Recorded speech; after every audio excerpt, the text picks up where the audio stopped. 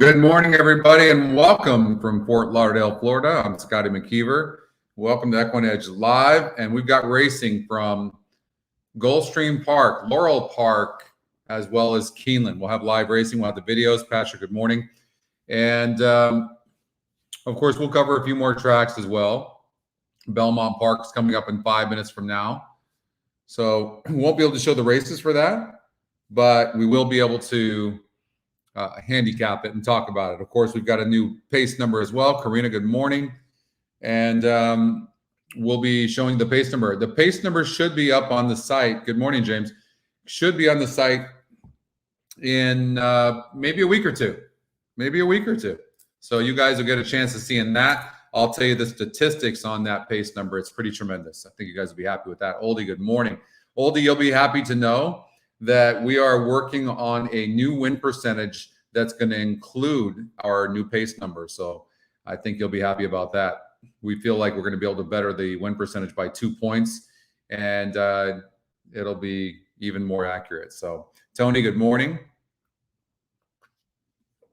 And or afternoon, it's 12:30 here. Good morning to you on the West Coast.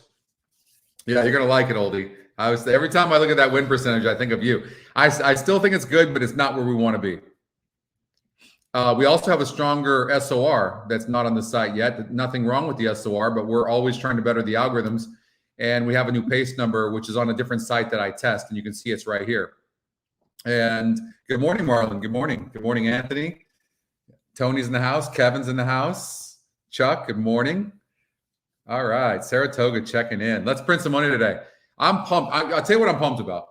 I'm so pumped right now about this new pace number. You guys aren't going to believe it. So let me tell you the statistics on it.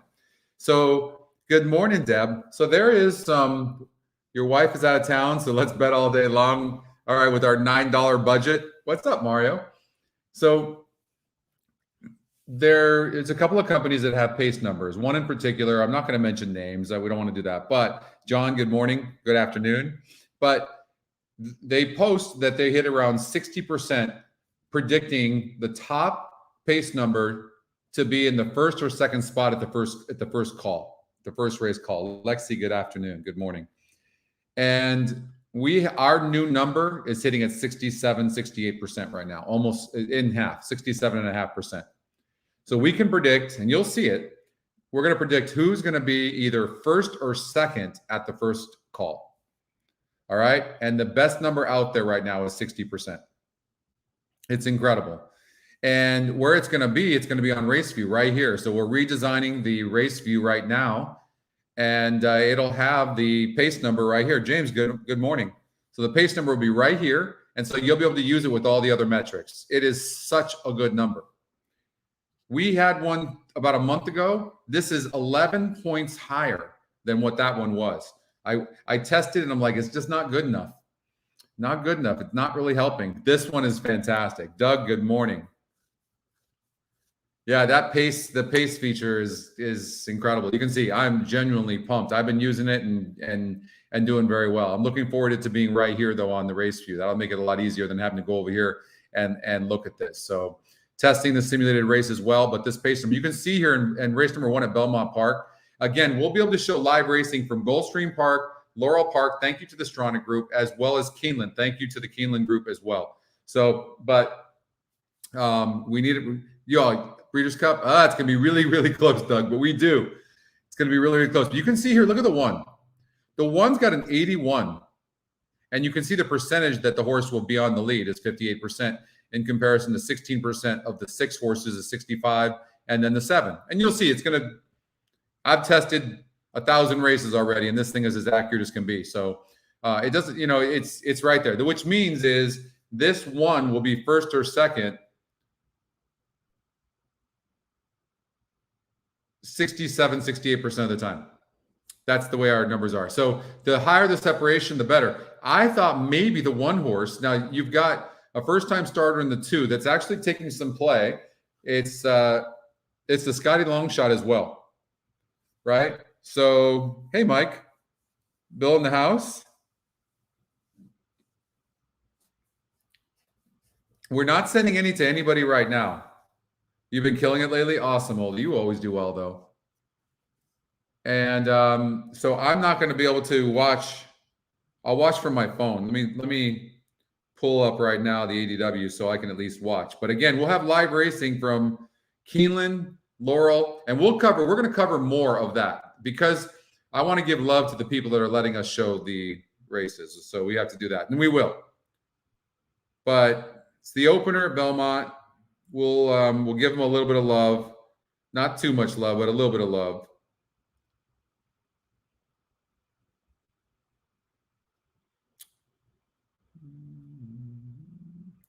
So I'm just telling you, you can see my notes up here. The one horse is 3-1 right now, motion to strike, and it's got the fastest pace number.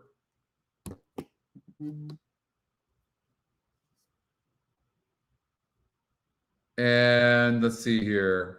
The first time starter, I thought the 4 horse, you could probably key a horse like the 4 in the 3rd spot. Seriously. Like, right? Can you see that? I thought the 7's going to run good for sure.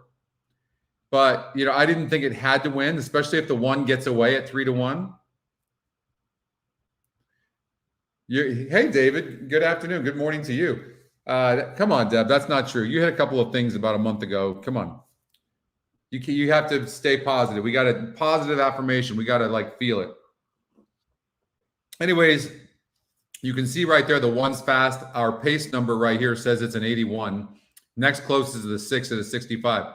Now, we don't know how fast the 2 is. Now, we are giving pace numbers to first-time starters. By the way, not only are we hitting at 67.5%, that includes giving first-time starters number that probably aren't as accurate. No one else gives numbers for first-time starters. So it's just tremendous, the things that we're working on right now. Probably by the end of the year, well, next year for sure. Wait till you see what's in store for EquinEdge. Foreign races and all sorts of new stuff. You're going to be able to save your tickets, and it's going to, hopefully multi-tickets will be up. So pretty excited about that. If the 1 clears early here, it could be tough to catch. 3-1 right now. Okay. And then we got to get over to Laurel as soon as they go. We got to get to Laurel. Give Laurel some love. By the way, I think it doesn't always work out this way, but I really like the Laurel card.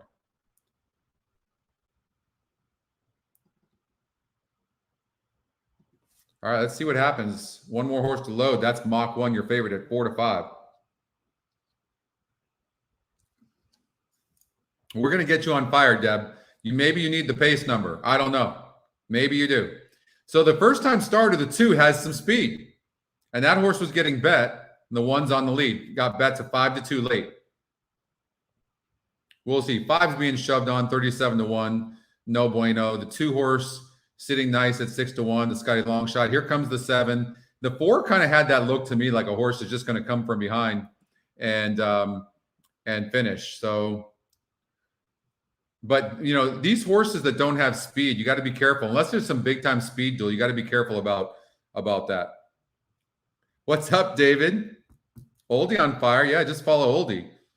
It's the Mach 1, the 7 horse is just running easy right now, right? It looks like it anyways, but the 1's running pretty good too. Let's see how much the 1 has left.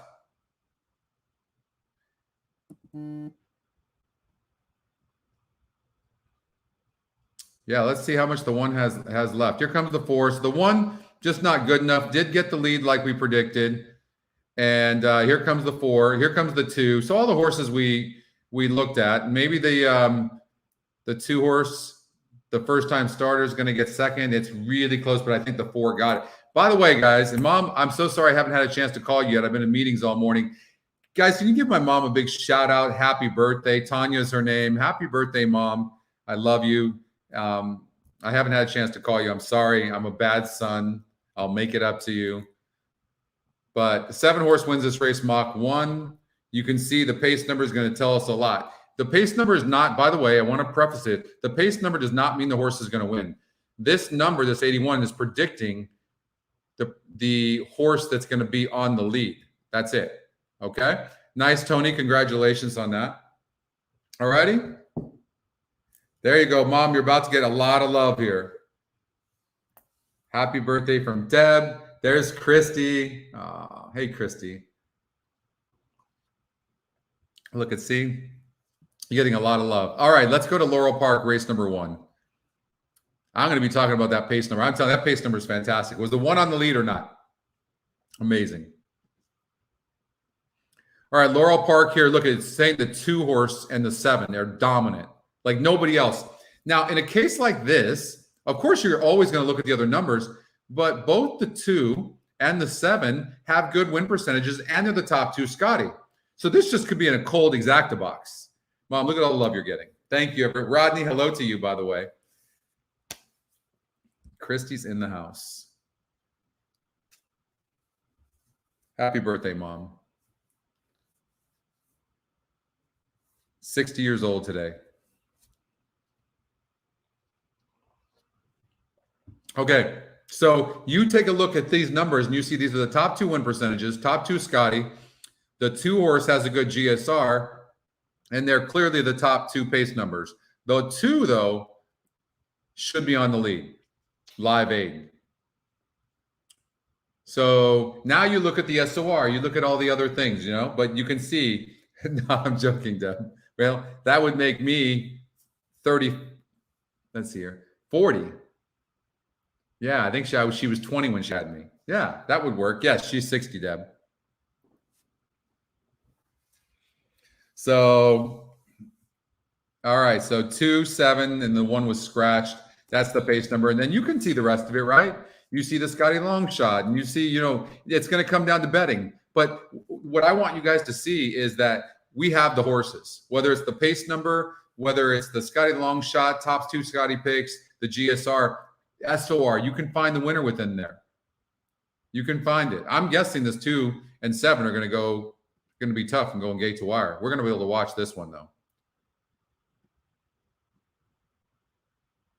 Bet yet. Ortiz Pratt riding typical here today. Snowbird went up there and all right. Good luck, everybody. 3 is a sleeper. Scotty long shot. Golden Grant.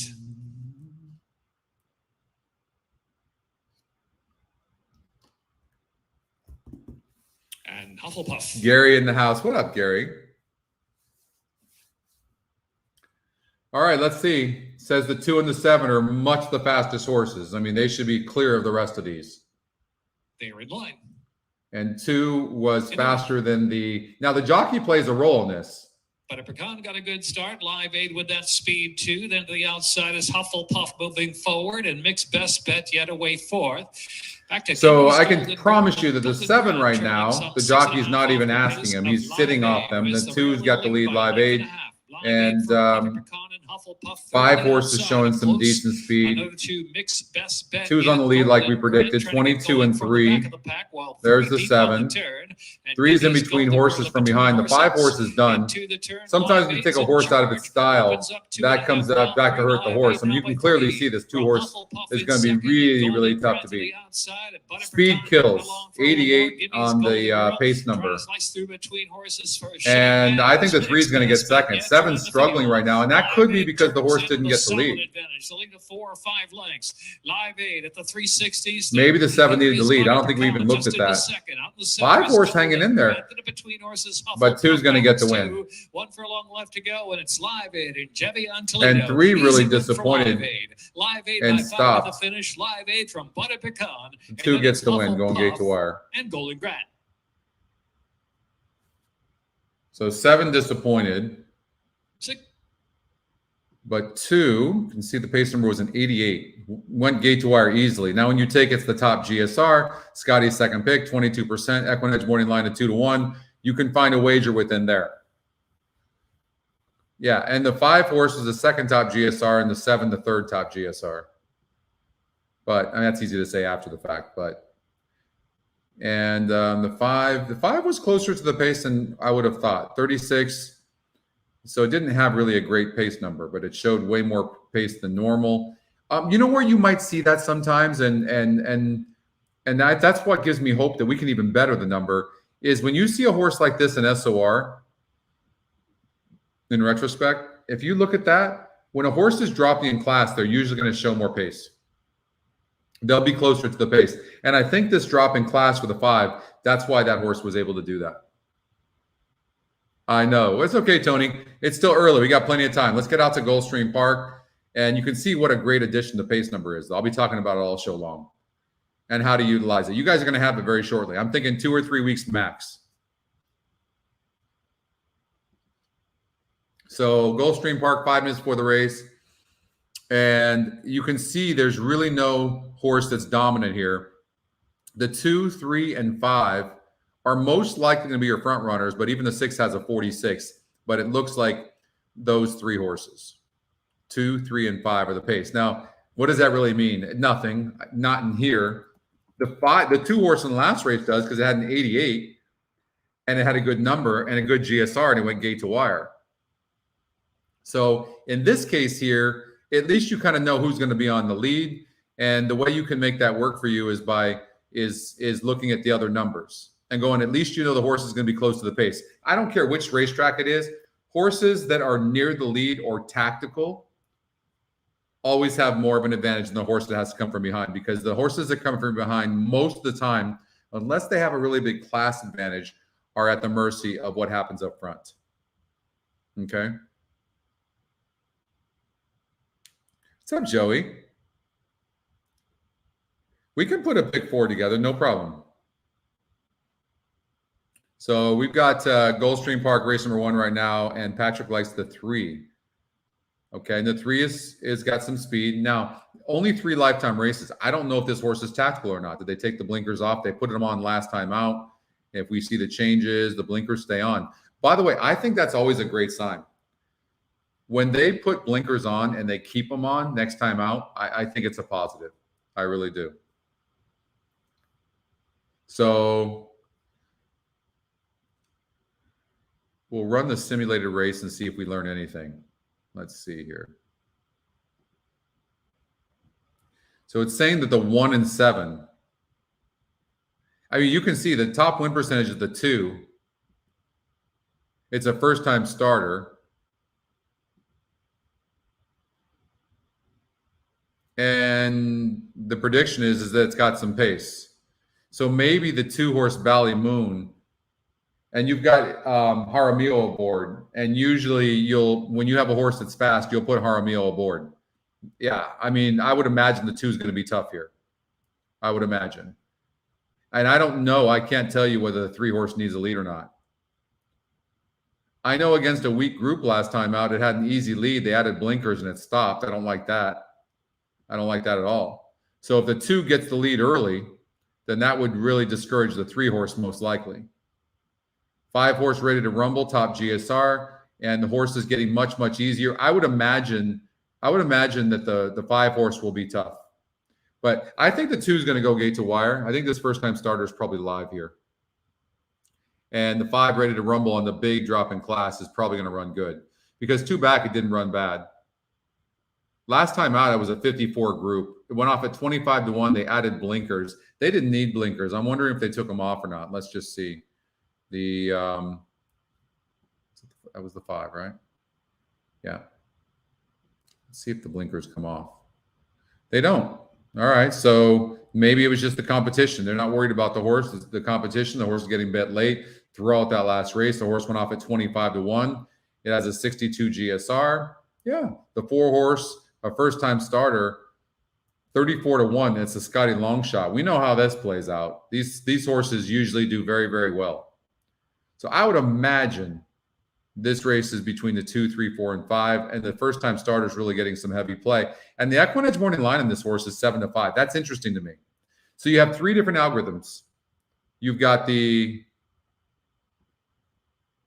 just want to make sure we don't miss the race. You've got the top win percentage, top Scotty pick. You actually have the second top GSR, and the EquinEdge morning line 7 to 5. And then you have the top pace number in the race.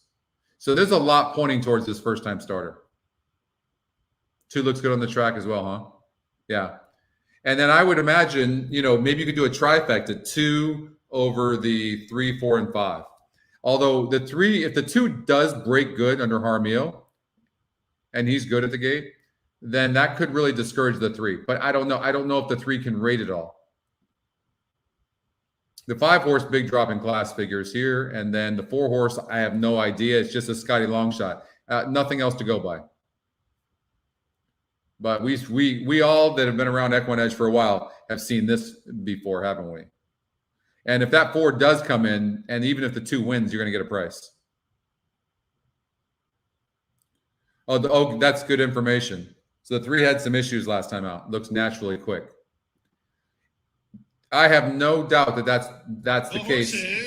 The problem is, Brandon, though, is that if the 2 is that fast, we don't know if does the 3 need the lead. I don't know. That's the problem. Because it's losing ground in every race that it's run. We'll see. It's fun to go over this. The pace number just, I don't know what you guys think, but it adds a different dimension, doesn't it? It really does. We'll see. Not necessarily in this race, but it does a little bit with the first-time starter being a 58, saying, hey, this horse probably has some speed. We'll see what happens, though. Exciting. We'll see. H5 right now on this first-time starter.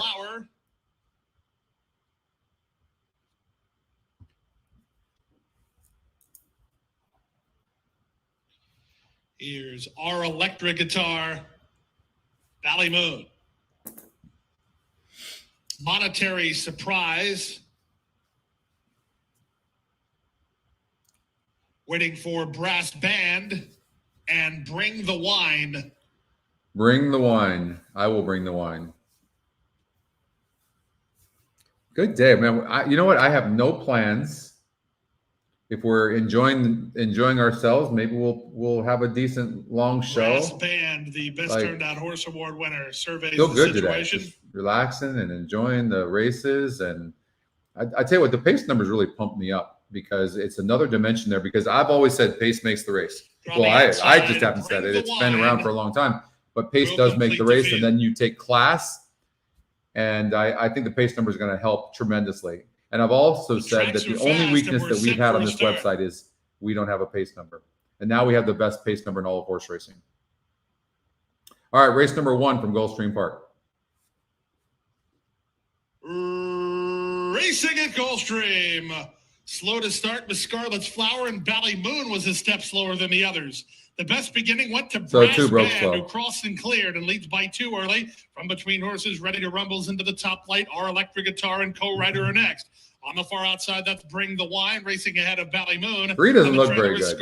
You see the way that the tail is, and looks really uncomfortable. Leads by a length and a half, ready to rumble. Tries to get after second, back to third. Monetary Surprise together with co-rider. Then our electric. I mean, clearly the 2 can run. It broke slow. Some significant ground far outside. Red Colors was 7th, now 3rd, and charging with a quarter of a mile remaining. Brass Band leads by a length and a half. Camacho and ready to rumble all in while trying to get by. Valley Moon on the far outside continues to sustain run from the back. 7 looks Flower is underway from last, like it's been caught by the 2 for sure. 5 is toast.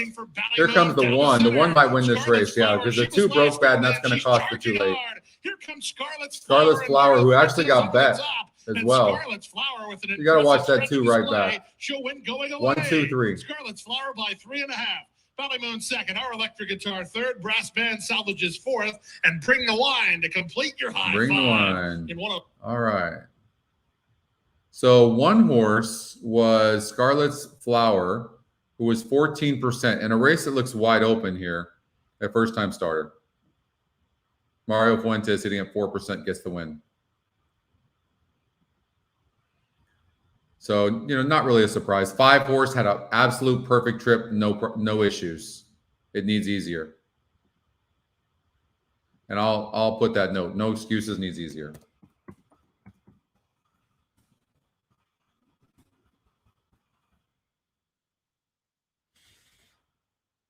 Oh, you're gonna have those pace numbers, Deb, for sure. All the way through the Santa Anita card, Anthony. Yeah, we're gonna win today. I have no doubt about that. Just whatever you do, make sure you're betting. You take your bets. I feel the energy too, Doug. Take the bets. Make sure you spread them out. As strong as you feel about something, make sure you're careful. Okay. Like over at Woodbine, the 5 is tactical. Let's see the pace numbers. It says that the 5 horse will probably have the lead. Let's see. There's in the 5. Oh, and the horse is 64% to win. It's 7-5 right now. And the horse doesn't need the lead. It looks tactical to me. So the 5 is going to be really, really difficult to beat. All right, but we're going to get to Keeneland, okay? So let me know how this race goes off, but I would imagine the 5 is going to win. And I'll run the race for you for those of you that are going to bet this race. Let's see. 5, it says over the 6 and 1. Okay? 5 over the 6 and 1. What's up, Cindy? I hope you're feeling good. Same with you, Gary. I didn't ask you that. I hope you're feeling better as well. All right, let's get out to Keeneland, okay? Keeneland race number 1. And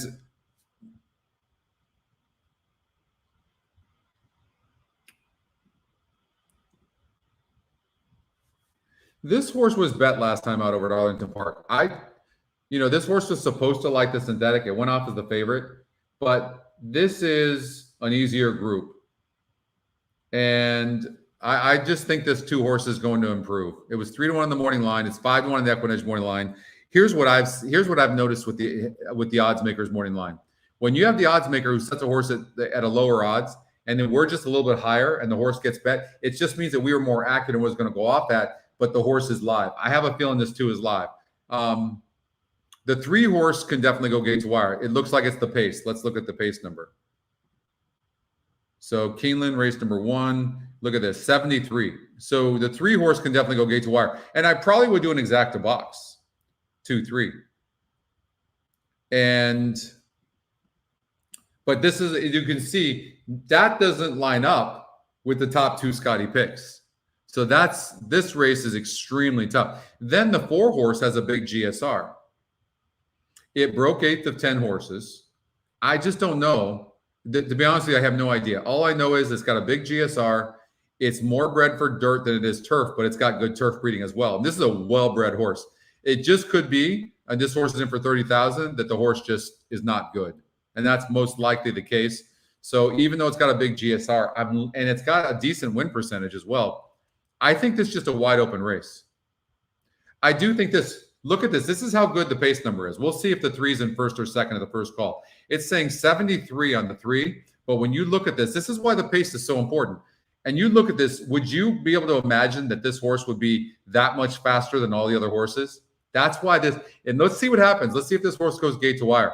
I'm leaning more towards a 2-3 exacta box. I think the 2 is better than what it looks. 4, the same sire. I can always count on you for that stuff, Karina. Always. There's Kevin's pick 3. Keeneland pick 5. You got it, Gary. Hold on here. Pick 5. Let's see here. I'm taking a risk. I'm leaving out the top 2 Scotty picks and the top GSR. I mean, I got to be nuts to do that. But I think the 1 could come out running here. But oh, no, never mind. The 1's scratched. 3 might show some speed on the drop. We'll just throw that horse in there. We'll lock it. Let's see here. 12 can run, but the pace, no bueno. We might want to just try to beat this horse because of that. 4, this is what he wants to do, expecting a good effort with the 4. I'm going to just add the 4. I'm going to add the 12. And then come over here. Ward takes over Flores. Ridiculous win. What is this Flores win percentage, by the way, too? Look at this guy. Where'd he go? Is he scratched? Andrew McKeever. He must be a good trainer.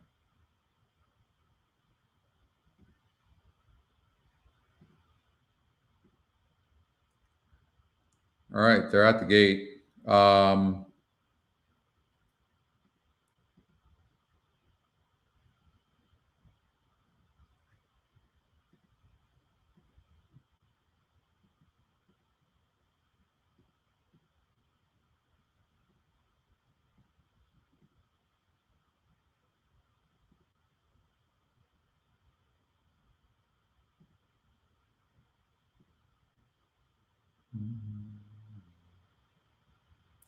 So I would,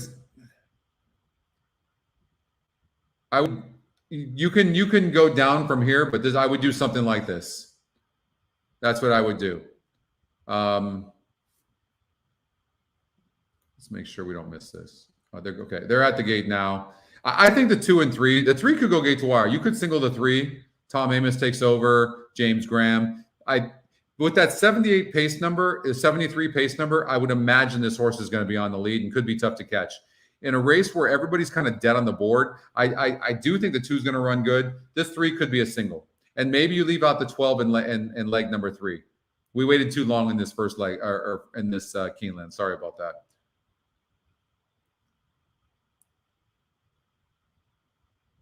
Come on, be nice, Ray. All right, race number 1 here from Keeneland. It's an exciting day today. We're going to have some fun. We've got racing from all over the globe today. Woodbine, Keeneland, and Gulfstream Park and Laurel will be our focus. We've got some Belmont. You guys ready to go? We're going to have some fun here. Let's see the 3 horse gets the lead and goes gate to wire. Catherine in the house. Good to have Catherine. And I think the 2 is going to run better. Maybe the 3-2 exacta would be really good. Let's see what happens here. Race number 1 from Keeneland. Now back in the line. Ready for a start. And they're off. Devil's Tower in those green blinkers right out running for the early lead. Freer comes away in second. Gundus is away in third. Jovial fourth up on the outside. Commodore Perry is away running in fifth. Lofty Adjudicator is sixth. And Scat Shack is last of the 7. Devil's Tower leads. Devil's Tower on top by 2 lengths to the far turn. Freer is right behind the leader now in second. Then a gap of 3.5, 4 more lengths back to Jovial in third by 2. Commodore Perry fourth ahead between horses. Gundus to the inside. Lofty Adjudicator to the outside. Scat Shack at the back, 22.18 seconds for the opening quarter. Here comes Freer trying to draw alongside of Devil's Tower. That's the battle for the lead. They're stride for stride off the turn. Jovial third, still 5 lengths away at a gap of 5 more then. Back to Gundus, Commodore Perry, and a wide Lofty Adjudicator. It is Devil's Tower, the leader. Devil's Tower at the 8th pole. Opens back up here by 1.5 by 2 lengths. Freer still trying, but has lost some ground at the stretch. Jovial third, Lofty Adjudicator fourth. Devil's Tower kicking on for the finish. A 16th to go. Devil's Tower on top for James Graham. Back to Freer in second, then Lofty Adjudicator. Devil's What's Tower up, Steve? opener. Freer home second, Lofty Adjudicator, and then Jovial. What's up, Charles? Ascot, very nice. Showing some speed yes. today. 3 horse going gate to wire. You guys enjoying the speed number at all? This stage. You guys probably don't want the pace number, not the speed number. It's not a speed. Speed is time. You guys know me. I don't believe in time. You guys, you see how dominant this was? 73. When you look at these past performances of the 3 horse, do you see this horse going gate to wire? How do you get that if you don't have this pace number? Then you come over here and you look at the 3. It's 15%, right? It's got a good number, 7-2 on the EquinEdge morning line. It's good stuff, right? That's why I'm pumped. All right, Belmont Park race number 2, and we'll do a pick 4 here. Let's see what happens here. $48. We'll do 60. You guys can cut back if you want. So let's see here. This horse, we'll get rid of that. Not getting bet, low numbers. Here's what you have here. If you don't think the 5 is a single, then you might be covering everybody, correct? Hey, hold on 1 second.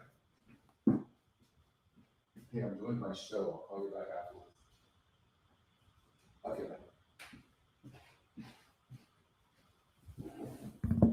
Okay. So, right? And it's saying that the 5 is a single. Well, let's see if this horse can go gate to wire. The 5 horse has 42. So it's look at the 10 horse looks like it's going to get the lead. Who's the 10? 10 right now is 12-1 from a 15-1 morning line. It's the top GSR. This 10 could go gate to wire on the turf. And there's some turf breeding. Look at the GSR goes up 7 points. Right now, this horse is 12-1. And the 7 horse is who I just eliminated, not getting bet. Here's the thing. That's all fine and dandy that I did that, but the GSR changes from 47 to 57, and the SOR is going from the same. SOR is the same. It's a strong maiden state bred race, New York breds. Remember I was telling you that a lot of trainers, first-time starters, they give them the race. It's 38-1. Chances of winning are very low, but here are the pace numbers. 73 on the 10. That's dominant. Now, the 10 would be, if I'm playing at a tournament, it's the 10. That being said, it might not win, but there's maybe a good chance this 10 horse could be first, second, or third. So you have to figure out how to bet it, right? Have to figure out how to bet it. I put a note that I thought the 5 was the horse to beat because this horse had a 64 GSR, 63 today, 52 SOR group, broke last at 5-1, and that was really a good effort. To only lose by a length and a half, you're a nice horse. Luis Saez aboard. So, maybe something like a 5-10 exacta box, or just in case the 10 wins, because the 5 is probably going to be first or second, and then do like 5 on top with 10 with all, and then do like 5 on top with all with 10, and you're covering the 10 to be first, second, or third. Something like that. What's up, Anna? Right? Something like that. John, you like the 1 horse? What's the pace number? 53. So it's got a tactical. It's tactical in here. Nobody really stands out. It's a first-time starter. I don't know why you like that horse. Maybe it's just because it's Chad Brown, and that could be good. Hard read. Hard read. Remember what I said? I would just say this: to be at the first-time starter at the rail, going 6 furlongs is not easy. Not easy. Having that start under your belt is really, really important, and then the 5 has that. And the 5 breaks good, could be very, very tough. If you don't think the 5 can win, watch this. Boom, you get rid of that. And now look at the race now. It's wide open. It's wide open. 8 horse is a third-time starter, and it had some issues. It was wide. And it's 12-1. It's Scotty's second pick. The 9 horse Cricket West. This horse is Scotty's long shot for a reason. And it's 7-1. What about a 5, 7, 9, 10 exacta box? I don't know. How about a trifecta box? 4, 5, 7, 9, 10. Or maybe do the 5 over the 4, 7, 9, 10. You think the 5 wants longer? Cindy thinks the 5 wants longer. Let's see here. I mean, it might want longer, but it's still got one of the top GSRs in the race, is the way I look at it. Aside from this 870 yards, which I don't know what that is, 9 furlongs, 8.5, 7.5 mile, and 70 yards. So I think this family, depending on the horse, can probably do anything. So I don't really. This horse just ran huge first time out, and first time starters a lot of times break slow, especially on the turf sprinting. So there you go. All right. So I think the 5 is the horse to beat, but I'm curious to see how far the 10 can take them. Let's see.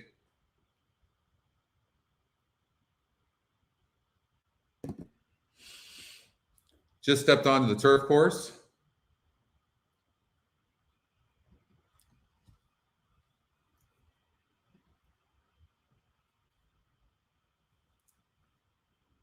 Maiden special weights purse of $75,000. You know what? I don't know how they can figure out how to continue to make these purses higher, but if they want to gain owners, they better raise these damn purses. That's kiss of death. If I owned a racetrack, the very first thing I would do is raise the purses. I don't know how I would do it. I don't care. I'd make no profit, but I would raise the purses. Because if you can't make this profitable for the owner, you have no game. None of us do. The bettors don't have a game. None of us do. The 1 horse souvenirs, as Dave Weaver would say. I don't know if you guys have a hunch, but I found that horses that leave souvenirs right when they're going in the gate don't usually run well. If they leave souvenirs when they go on the track at first, they have some time to warm up and get those nerves gone. So, and then the ones on the rail and sprinting, I think I'm going to watch the 1 run, but I would watch the 1 next time out. That's just me. I'm really looking forward to 11-1 right now on the 10. You guys are betting the hell out of this horse. I'm curious how far this 10 can take these horses. And 5, honestly, 5 looks like a sprinter. 5's not going to have a problem sprinting at all.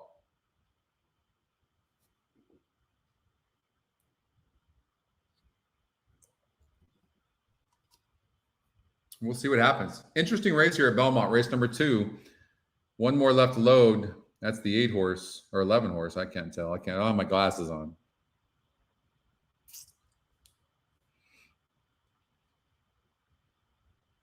There's the 12. Let me get it. That will be the last to load. All right, let's see what happens here. Come on, 10. Gate to wire. 10-1 now on Queen's Dancer. Top GSR. Pace of the race by far. It is a maiden race, though, so a lot of these first-time starters or second-time starters might show up running. I will say that. We'll see. I'm just really getting a feel for how the pace number is doing with the first-time starters, because no one has ever given a pace number to a first-time starter, or a win percentage for that matter.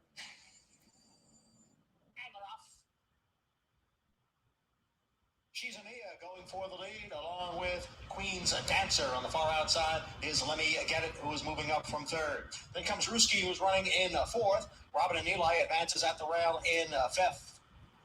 As they move up the backstretch, it is Queen's Dancer, the leader, over Let Me Get It. Robin and Eli down at the rail running in third. She's Mia is in between horses. On the outside is Ruski, along with the fabulous Mula. And then we come back to first-time starter. This 12 horse was really live, it looks like. I mean, wow, this horse ran good. And unfortunately putting pressure on the 10, which just stinks. But nobody's really coming that I can see. Come on, 10. It's Queen's Dancer and Let Me Get It. And they are 1-2. She's Mia runs in third. No, they're going to start coming on this horse. Unfortunately, the 12 put a lot of pressure. Somebody from behind's coming. Here comes the 5. 7 at 62-1 was live. Come on, 5. Get up. Nah. Get up, 5. The 1 ran huge. Watch that 1 next time out. 7-1-5. Wow. Wow. 62-1. Wow. 5, no, I didn't see any excuse. I was looking at the 10 the entire time, so I didn't see any excuses. Dueled for sure. The 10 dueled. I'll put that down there. 7 horse, I'm guessing. Second time starter, first time on the turf. Oh, that's the one we talked about. GSR change. Holy crap, 62-1. You have to look for that. Oh my God. Did not take that horse that seriously, did I? Look at that. That was the one we talked about. That was the GSR change. Look at this. From 49 on the dirt to 62 on the turf. And look what happened. Oh my God. Insane. 62-1.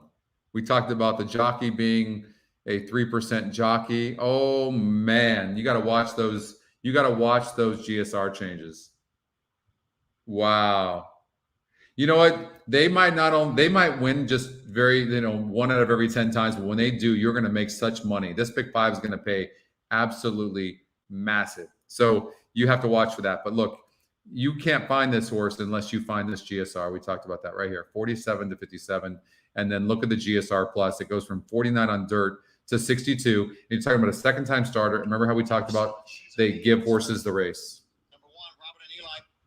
Wow. Oh, you had the 5, 7, 9, 10, Doug? Wow. Wow. You know what? I wish there was somebody that said, boom, I had that 7, but I'm really excited. And it just goes to show you this comes down to just playing properly, just playing the right way. All right, let's get out to Laurel Park, race number 2. Damn, we talked about that horse too. 62-1. You have that. Oh, you should be shitting bricks. Tony, send us your ticket. You should be shitting bricks right now. Wow. Wow, wow, wow. That's insane. Watch for the GSR change. Unbelievable. Unbelievable. I think we have this on something I'm testing right now. Let me see. No, not there. Let me see if it shows it. I'm curious if this horse would have popped up on something I'm testing. Let's see here. That was Belmont Park. Oh, no. We got to go to outstanding horses. Let's see here. Today is the 16th. Happy birthday, Mom. Belmont Park. Race number 2. I wonder if let's see here if this. So race number 2, only the 5 popped up. Okay, the 4 and 5 were the pace of the race, and now they've scratched. So we'll look at the pace number to see what the pace is in here in Laurel Park, race number 2, and it's the 1 and 2. And when you have that kind of dominant pace, I would imagine, and you're the top 2, Scotty, top 2 win percentages, it's these 2 horses, most likely, unless they need the lead. The 2 doesn't need the lead, neither does the 1. They'll be cruising, and it'll be those 2 horses, I'm guessing. All right, Tony, you need to send us your ticket. That's amazing you had that. Why did you have that 7 anyways?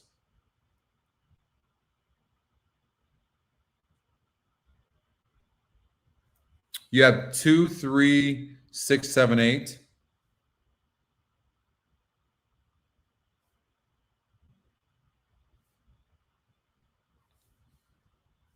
With 1, 2, with 5, 6, 7, 8, 9, 10.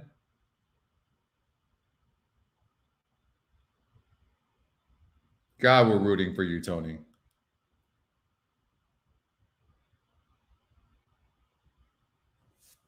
Okay, David says, oh, he just always plays the 7. That's my favorite number as well. What's up, Lou? 5 and 10, what? Wait, did you play the pick 5 or pick 4?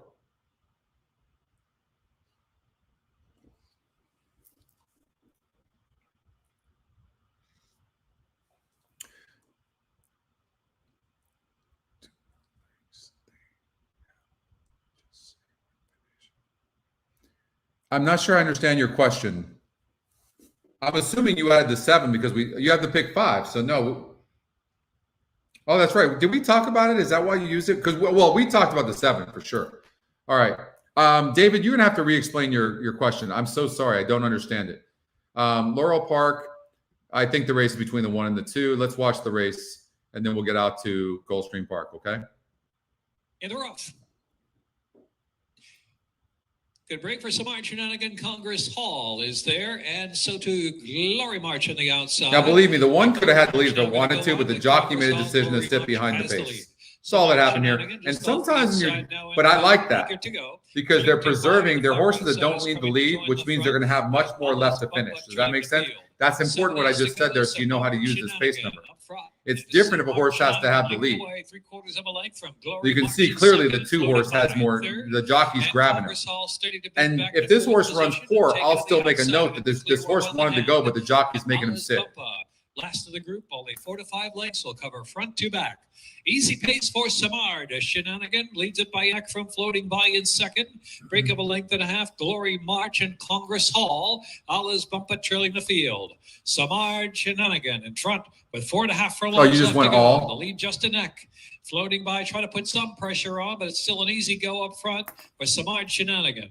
Here's Congress Hall, just 2.5 lengths off the pace now into the far turn run as Allah's Bumpa tries to quicken from the back of the pack. Sometimes jockeys just get too cute. They need EquinEdge is what they need. And Samad Shenanigan floating by. The 1 horse for the lead surprising the heck out of me right now. The 2 is going to win the race. Congress Hall sneaks on through as Samad Shenanigan drifted. But the 7 was loaded with horse, and the 1 horse just, I don't know what he did. Just wasn't good enough. Home from Congress Hall down to the inside. They're away now by some 3 lengths of the drifting Samad Shenanigan in third. Up the rail comes Congress Hall as Floating By gives it a good battle on the outside, and Samad Shenanigan is third. Floating By on the inside, Congress Hall.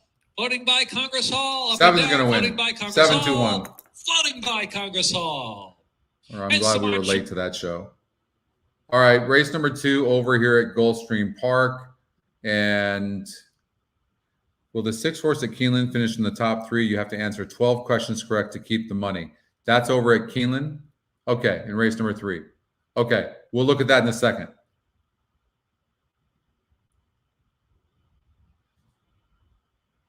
Gulfstream Park race number 2, and the pace in the race, it says it's the 3 horse, the 1, and the 4.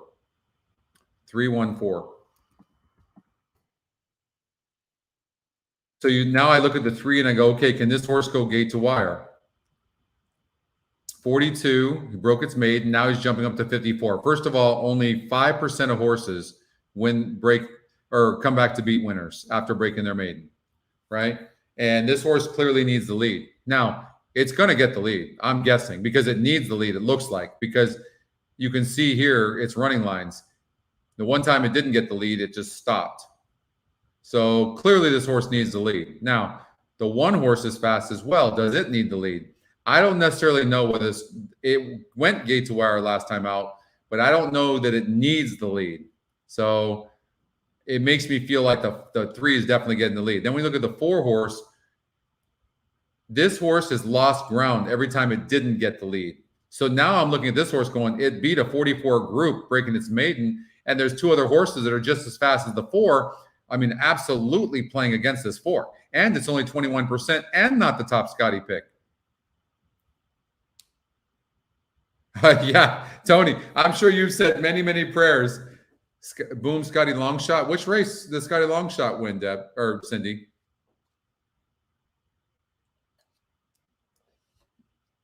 Now, there's an old saying, I've told you guys this, speed kills speed. So if the 3 is the fastest horse in the race, then that would kill the 1 and the 4, which would leave the 2 or the 5. Top Scotty pick, top win percentage, top GSR is the 2. Second time starter. Horse can rate. But the problem with the 2 is that was a 30.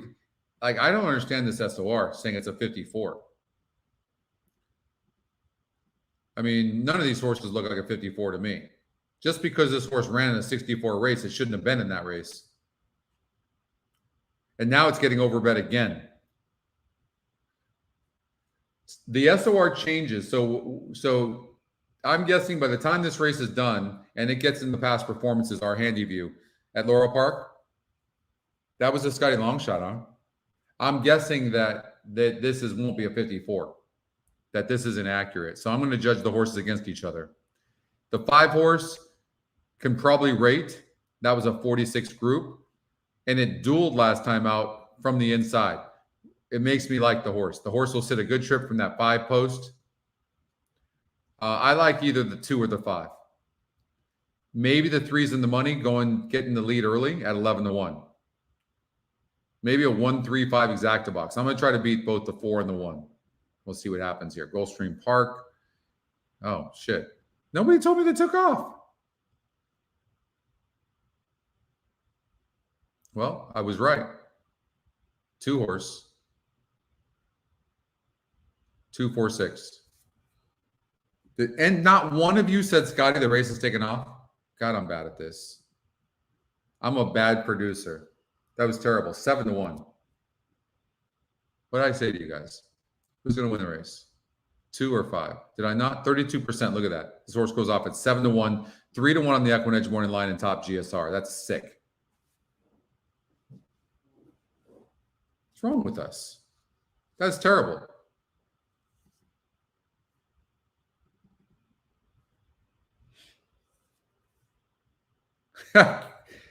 You guys are fired. Nobody said one thing. Hey, Scott, they're going into the gate. Nada. Nothing. Zip. Zilch. You guys suck at this. I'm firing you guys. Thank you, Cindy. All right, Woodbine, pick 5. Let's go there. 6 is the horrible breaker. 10-9-1-3 is the pace. If I put 4 horses down there, that means that the pace is, there's not much pace in the race. That's what that means. And you'll see that here. Well, no, maybe things change. The 10 has a 76. So 10 could go gate to wire. You know what I noticed over at Woodbine? I don't know what this is. Have you guys seen this? The tactical horses are winning. Horses that are getting the lead at Woodbine are not winning. By the way, the 10 horse is 8-1, 7-2 on the EquinEdge morning line. It's got a very good GSR, and it's the fastest horse in the race. And 22%. I mean, how'd they catch this horse? And it's dropping in class. Just saying. Can it get 8 furlongs?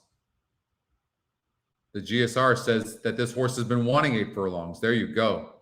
That's not a bet. I don't know what is. 6 is a horrible breaker, but it doesn't even matter because he's scratched. She's scratched.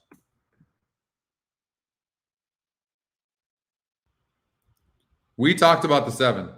You can't blame me. You guys didn't play the 7. Well, it comes down to betting. I didn't play it either, so.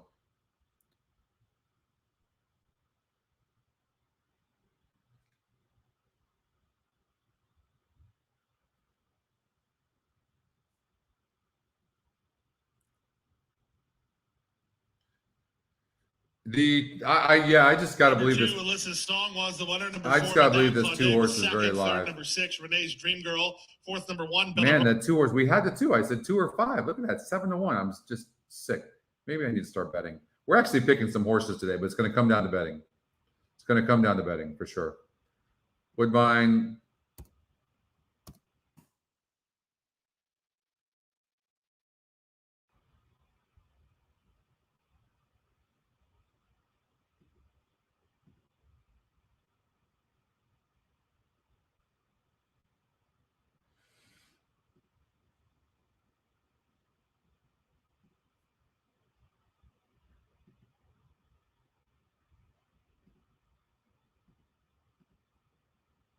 Woodbine, race number 3.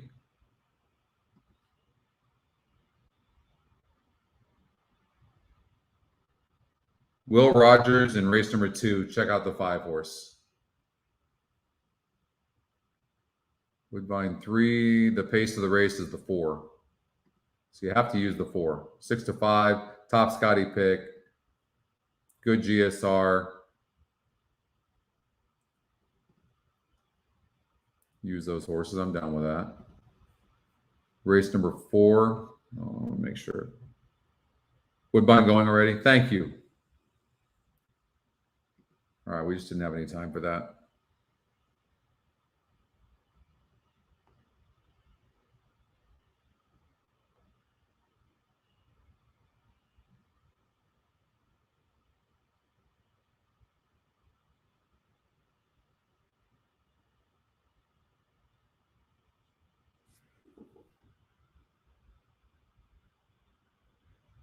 Fighting back on the inside, and Finula comes for the lead on the rail. On the outside in second, Super Luna. Finula showing a little bit more. The 4-5 over at Woodbine. Was the 10 on the lead at any point? Finula a half a length. Super Luna 4-5-3. 6 lengths away third. Mia's Authority followed by La Princesa Polly. So top 2 Scotty picks. 7:33. All right, yeah, let's get out to Keeneland. Race number 4. Pick 4, $60. 3 might show speed on the drop. Let's see here. This is my note.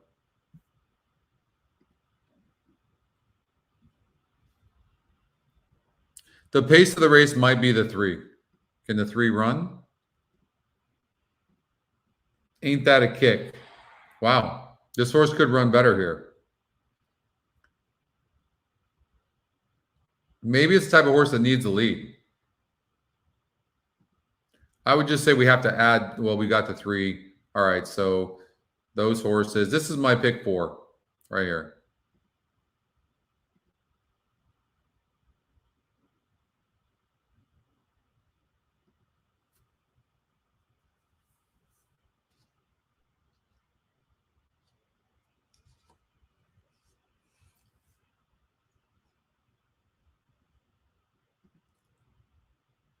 Oh, thank you. Thank you. The 6 horse. Fighting CB. Let's run the race. Thank you for the reminder, David. Sorry. The simulated race says the 6 is going to win. It's the top GSR. It's got the top SOR. It's 30% and top Scotty pick. I would suggest yes.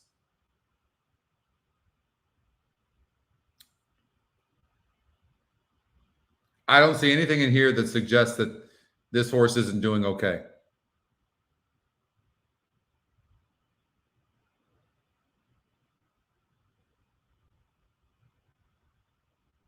Hey, Keith. You're welcome. All right. Feeling good today. I don't know why. I'm pumped. It's the pace number, I'm telling you. The pace number's got me so pumped up because pace is such a huge part of horse racing. Not time, but pace. And you mix that with the other metrics that we have. I know it's hard because you guys aren't, it's not here on Race View, but when it is, you guys will see what I mean. You're putting a $1,000 bet that finishes in the top 3. I mean, who knows? It's horse racing, David. But if I'm betting one horse to be in the money over all of them, it would be this horse for sure.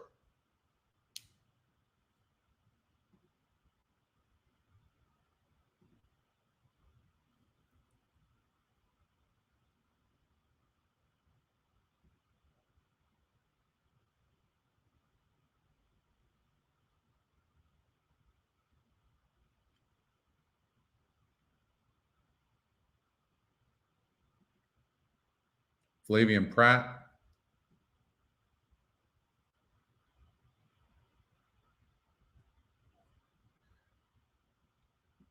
Firster. Keeneland race number 2.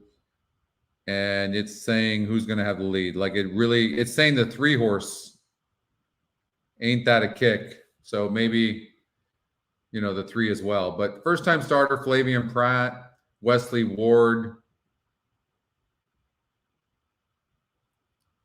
Probably going to show something here.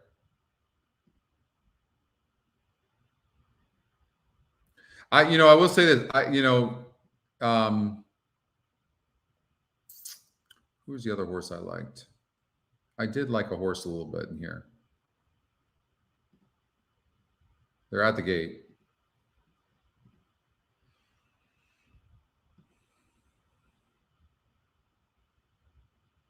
This horse is getting bet as well, too. The top GSR, second Scotty pick. But I thought this 8 horse, this first-time starter, might be able to run some and be in the money. But Gran Muchacho or Muchacho could run as well. The connections are getting the 6 horse bet, but it is in for $50,000, but I think it can run.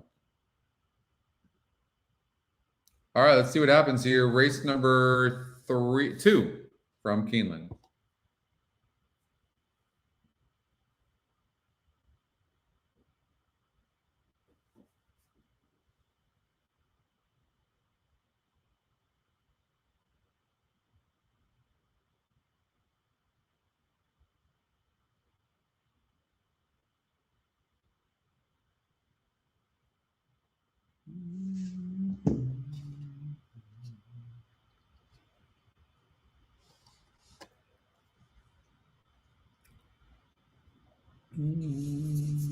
They are at the post.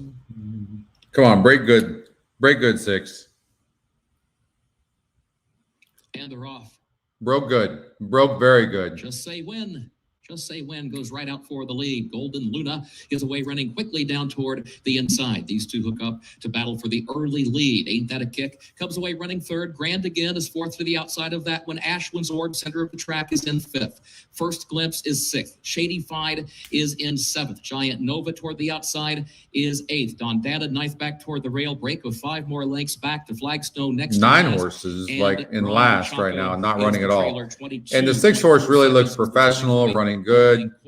Looks at this point right now is running very good. Grand again is 3rd. Ashwin's Orb wide around the turn. And the other 2 horses are going to have to go wide. 2's done. 6 has got the measure of the 2 6 lengths from the front. Shady Five for sure. Wide 8 lengths off the lead. Just say win the leader. All right, one time for David. Come on, Flavian. Come on, Flavian. You just need to be 1st, 2nd, or 3rd. Then ain't that a kick back toward the inside. Followed by Giant Nova. And he's got nothing to worry about. Nothing to worry about. There's David. Going to win this race. Flavian Pratt's going to get this horse home. 6-5, and the Scotty Longshot does get 3rd. Look at that. 6-8 or 6-5-8. Nice. Very nice. Ain't that a kick for 4th, I believe.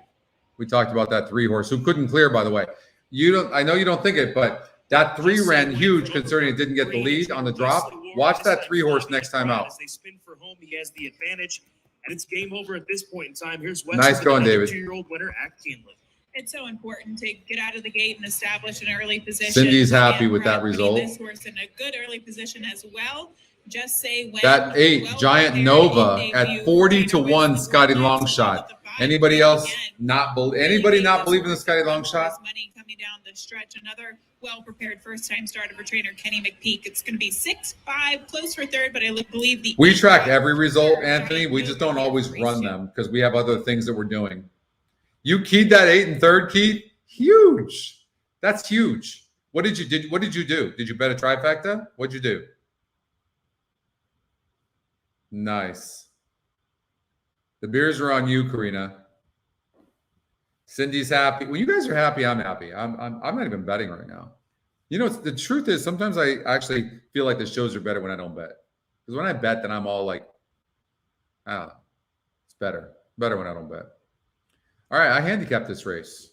Belmont Park, race number 3. I'm not going to let any track, though, come in the way again of Gulfstream Park, Laurel, or Keeneland, because we need to show love to them for the reason of letting us show the race, these races, the live races. You had the try in that? What'd the 5 go off at? I missed that.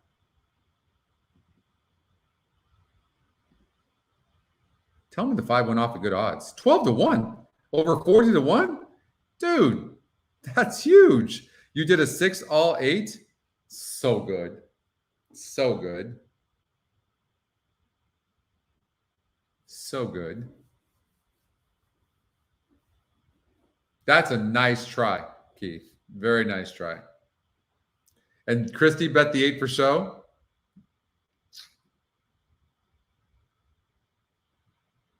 That is awesome. Guys, it's not the most fun. Like our chat, everything. Like I've actually missed it. When I was doing 4 shows over at Del Mar, that was a little much. By the way, they did ask me to do the simulcast over at Del Mar for this fall meet, but not. I was a little bummed out, but it's not their fault. But I was a little bummed out. They don't want. We're not doing a simulcast though for Breeders' Cup. Unofficial results. So I was a little bummed out about that. 6 just say win was first. 5 Grant. But the show, the simulcast show, was really good between John and I. We had a good connection. Same, Catherine. Right back at you. All right, Belmont Park race number 3. By the way, if you're wondering what I'm drinking, I don't know what made me do this. I don't have anything. I have water and wine. I have nothing else in this house. I'm like a bad bachelor. Very well. I'm not a bachelor actually anymore, but I'm not very good at making sure I keep. And the thing is that I don't bring any sweets in here. Nothing. If there's sweets in here, they'll be gone. They will be gone. I have no chance. So I had wine or water, and water sounded boring, so I'm drinking wine. So if I'm slurring a little bit, I apologize ahead of time. What time is it? Is it too early for wine?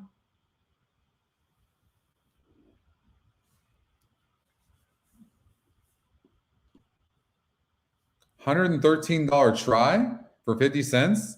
That's amazing. Nice going. Belmont Park race number 3, the 9, 2, and 7 are the pace. Here you go. Anybody want the pace number or no? If you guys don't want the pace number, that's fine. You let me know. I'll keep it for myself. It's never too early for wine, Cindy? Okay, good. Cindy's the authority, so she says so. It's good. 9, 2, 7, no slurring. I know. What's up, Aaron? It's always good to hear from you, Aaron. Always, brother. You guys remember when Aaron was first on the show? I thought Aaron was a woman, and I'll never forget Aaron's reaction. I'm not a dude! Exclamation point! Exclamation point! Exclamation point! I was like, oh shit. One of the funniest moments on the show for sure. Did you guys see this, by the way? How good is this? Look, Mike created this. Shout out to Ruben and Mike. Watch.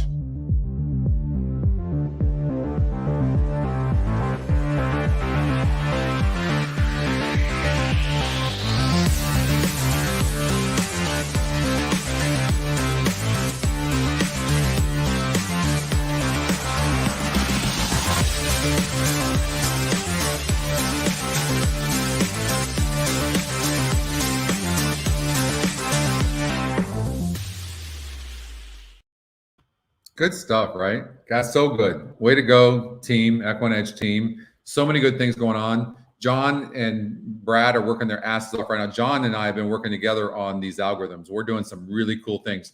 The win percentage algorithm is going to be off the chain.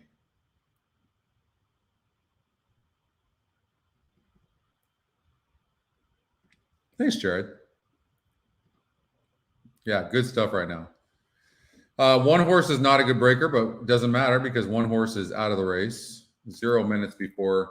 It's such a pain in the ass not being able to show the races live, but we can't at Belmont. So I'm not going to do that. I'm going to stay focused on Laurel, race number 3. What's up, Joe? Joe in the house. 6 going to be tough. Clear vision. I love the 6. You see my look at my note. Cindy and I agreeing? We agree on a horse? In great form, tactical, may be the horse to beat. The 8 is a money-burning son of a bitch. The 9 is going to be on the lead. The Scotty long shot, which is always dangerous, but has burned money as well. The 2 horse, Smile Brian, could run a good race. Going to run better than what the form suggests. So watch out for the 2. I like the 6 over the 2, 8, 9. One of those. But I like the 6 to win. Agreed. I agree. Stop copying me, Cindy. Stop it. Win percentages, Oldie. They're coming. Win percentage. Oh, Oldie's on the 7. You want the pace number at Woodbine? Woodbine what? Race number 3?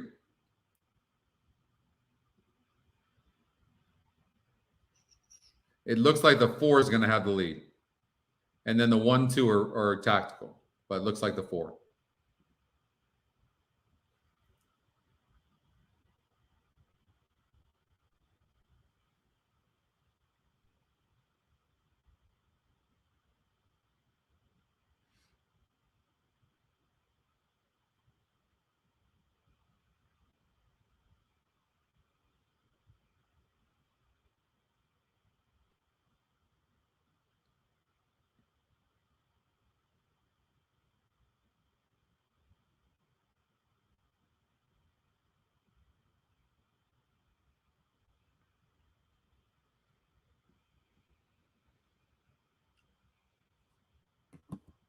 I honestly didn't think the 6 was going to be on the lead over at Belmont Park. Wow. On Smile Brian in 4th, then Artemis Bridge, Bourbon and May, and how about the 6 at 4 to 1? And Cindy and I together as a team. Cindy, we need our own show. We need our own show, Cindy. Our own show, Cindy and I. 5-length lead. Easy. Done. Here comes the 2. Who called the 2? Did I not say 6-2? 6-2. Get up 2. No. Stay up. Oh. Bourbon and May, top GSR gets second. 2 is third. What are you thanking Cindy for? Why don't you thank me? Look. She didn't put it down in writing. In great form, tactical may be the horse to beat. Thank you, Doug. I'm not talking to David anymore. Laurel Park, race number 3. 6th length winner, Cindy and I. What a team. What a team. That's true. That's true, David.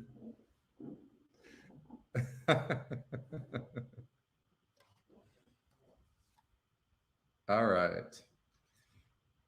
I feel a little buzzed. Will Rogers, race number 3. Watch the 3 horse. Will Rogers, race number 3, the 3.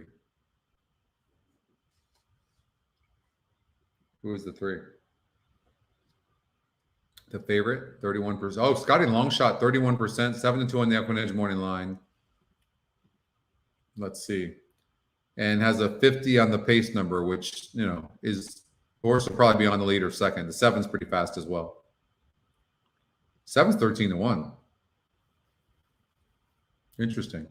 870 yards. What about an exacta box? I don't know. Maybe 3-7. But win on the 3. Yes. All right. Keeneland. Well, we're going to do Laurel first. No Keeneland yet, just yet, Jared.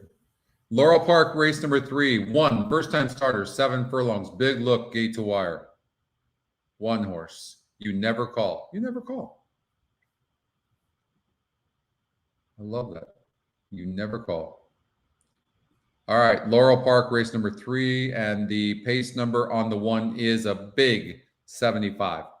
You guys want? You don't want the pace, do you? All right, that's it. I'm not giving it to you guys. Forget about it. That's it. I'm gonna keep it for myself.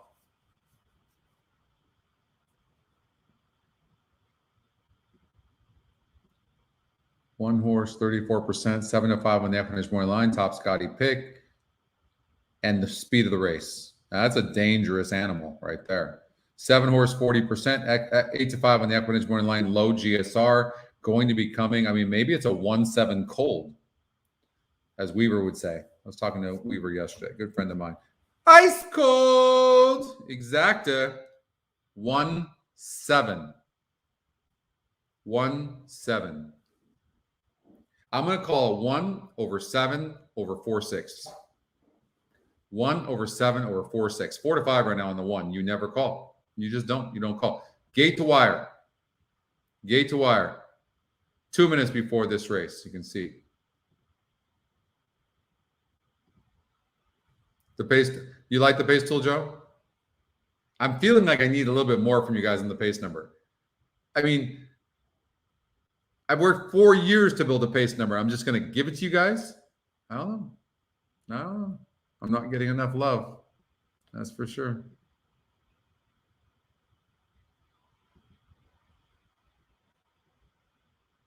Let's run the race and see what happens.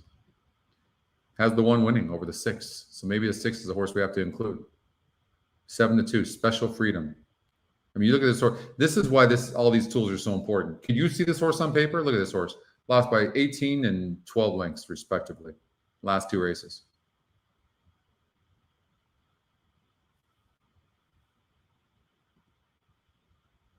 Maybe the 6 can run. Maybe the 7 won't run. The 6 will run. The 7's kind of dead on the board, to be honest with you. What about this? Do a saver bet, 1-6. 1-6. Oh, Cindy says 6 wins. No, you're not beating my 1, Cindy. This is not happening. Pace makes the race. You're right. Pace makes the race. It does. You take pace, you take an accurate pace number, and then you take all the tools, the class, because this is a class website, not speed, not time. 1-6 cold, ice cold. No, I said 1-7, didn't I? I'm going to say ice cold exacta 1-6-7. 1 was 6-7. Can you do that? If you've had wine, you can. How close would the 6 be? 6 has no speed at all. Either the 7. Look at that. Look at how dominant. 63% the 1's going to be on the lead. And then the rest of them are, the next closest is the 3 and the 8 horse at 11%.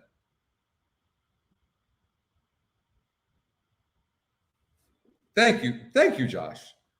You guys are stubborn. Like, you can't, nothing. You never call El Milagro. Your anniversary is tomorrow. Joe, happy anniversary. Humming the funk. All right, 1 horse, gate to wire. I'm calling my shot right now. And then we're going out to Gulfstream Park for 4 minutes from now. Stay committed. What have I changed my mind on? I haven't changed my mind on anything.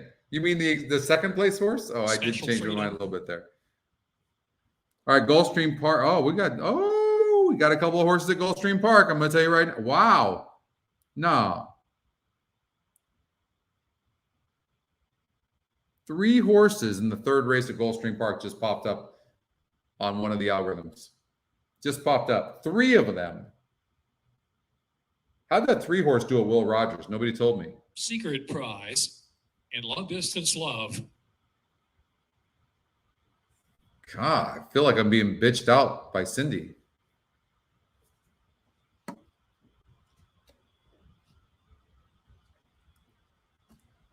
Okay, they're off. Long Distance Love, but El Milagro, and You Never Call. Showing early speed on the inside. You Never Call now grabs the lead from El Milagro. Long Distance Love back third to the outside, and Special Freedom is next, and Secret Prize. Humming the Funk, and Ella Rouge trailing off the inside, about 11 to 12 off the speed of the favorite. You Never Call. You Never Call leads Long Distance Love a little more than a length, and El Milagro is in third, and Special Freedom is in fourth. Then a break of 4 or 5 lengths, and Secret Six Prize. is much closer to the pace than I thought it would be, which makes this 6 horse very, very dangerous. No doubt about it. 8's going to slow down, I would imagine. But the 6 horse, third is Special Freedom. Secret Prize then inside is in fourth. Really close to the pace. Dropping back rapidly, and then it's back to Humming the Funk. 8's running good.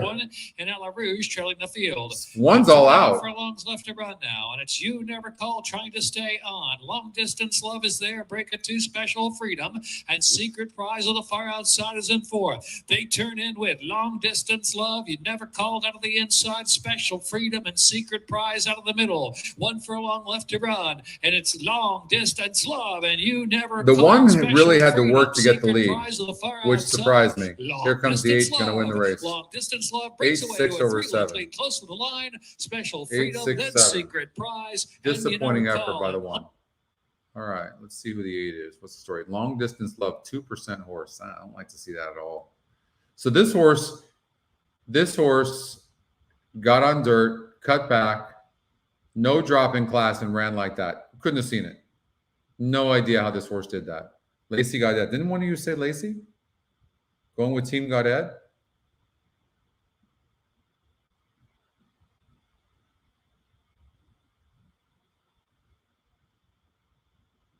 Remind me, David, when Keeneland's coming up in 13 minutes, okay, beforehand.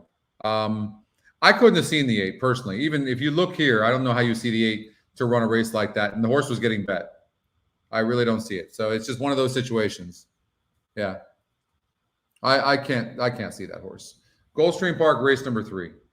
That doesn't happen too often, but in that situation, it did. All right, Gulfstream Park, race number 3. As far as the pace goes, let's see what happens. Wow, it's like there's no one horse really. It looks wide open. I mean, you've got the 3, the 4, and the 7. Probably one of them are going to be on the lead. Approaching the gate.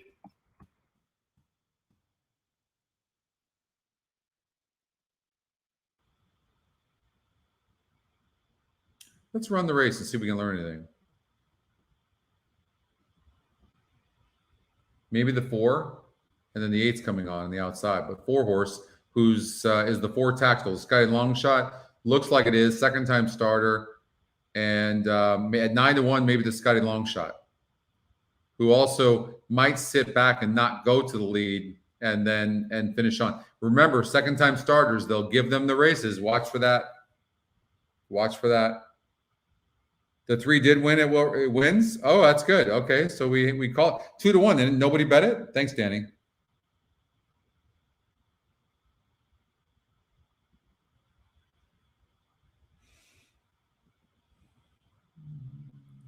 Good call, Mike. Team Gaudet. You said it. I couldn't see that horse. Now, if a 2% horse is going to win, it's going to be a Scotty Longshot, EquinEdge morning line 5 to 1. And a second-time starter, and then the top win percentage is only 22%. I mean, let's look at the favorite, who's dead on the board, has done nothing. I don't know why this horse has got to win this race. There's only 14% to win, 7 to 2 on the EquinEdge morning line, and dead on the board. The 8 doesn't have to win this race. Danley, the 1, broke bad last time out. Gets on the synthetic. Wide open race. I mean, I would definitely not. I would take a price for sure. Top GSR is the 1 Danley. Maybe the 1-4 Exactabox. And 7 is part of the pace and has a 22%. I do a 1-4-7 Exactabox. That's what I would do. Let's see what happens. El Rocio, Miguel Vasquez for Oscar Gonzalez drawn the outside gate. They're in the gate.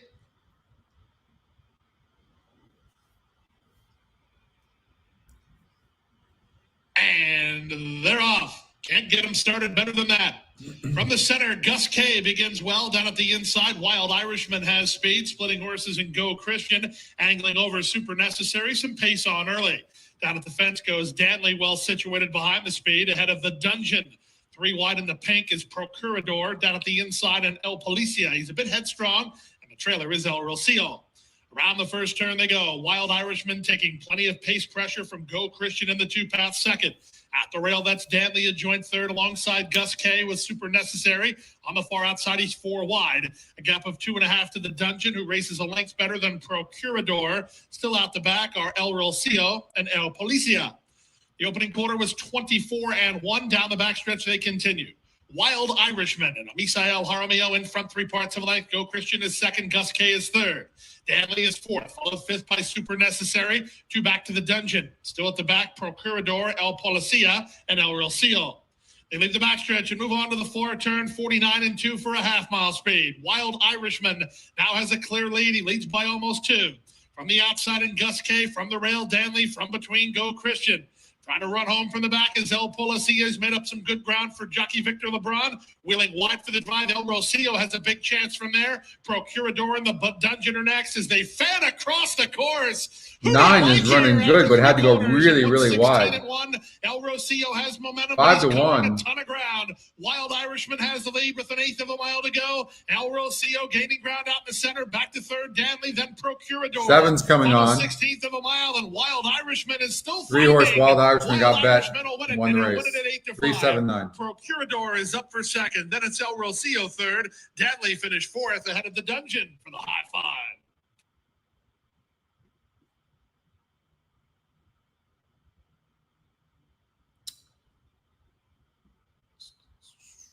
Keeneland race number 3. All right. Okay, David, who are you asking about? What's your question?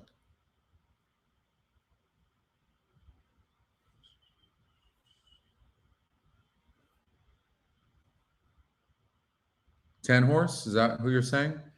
Grand Sonata, top Scotty pick, 3-2 on the EquinEdge morning line, top win percentage, and has the second top GSR. Okay, let's take a look. 5 wide.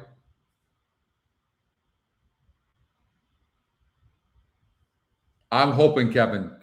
I'm hoping.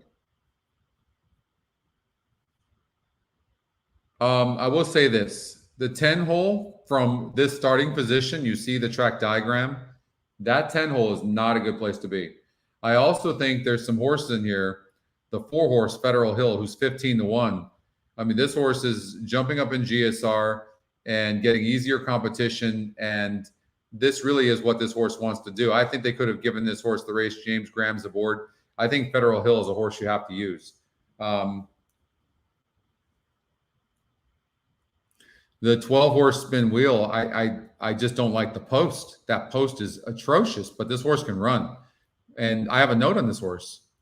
Watch next time out. There you go. There's your answer. But it's Drew the 12 hole. That is not a good place to be. Either is the 10 hole. What about the 1 horse at 24%? Scotty's second pick, third top GSR, Heston. I mean, couldn't this horse improve? The GSR is the same as it was last time out. And if you've got the 2 top horses in the race that should be the toughest on the outside post, wouldn't you give a lean towards the 1? Verbier, somebody like this horse, a first-time starter for Brad Cox, Laurel Park. Second Scotty pick. Dead on the board. 7-1 is dead on the board. 8% only.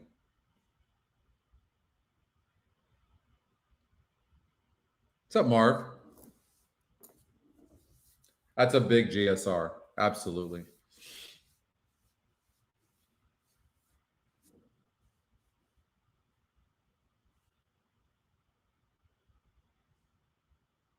I would agree with Nick that maybe this is not the race to play, the 10. Because of the post. Win or lose, don't kick yourself. Doesn't matter. It's just from that post. And the 12 is a player. I mean, 12 can run. Let's look at the pace numbers. It looks like the pace of the race. Wow, there's just not much pace in here.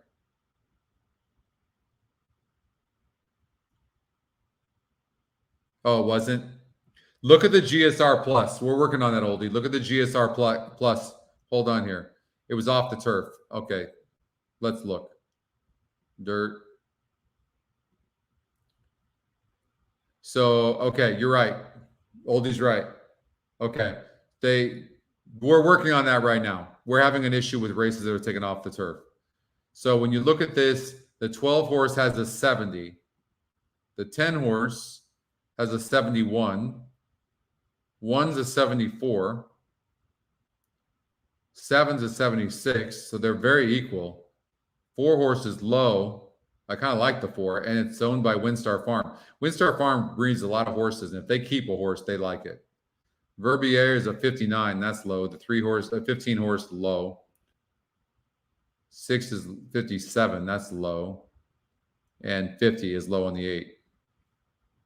So I'm going to get rid of the 4% and 8%. No reason to keep them. 15 is that no bueno as well. Now, there has been a lot of horses scratched out of the race. There's 1, 2, 3, 4, 5, 6, 7, 8, 9. There's only 9 horses in the race, which means that the 12 horse and the 10, maybe it won't be so bad. So the 12 is not going to be in the 12 hole. That changes the game. 9 has been scratched.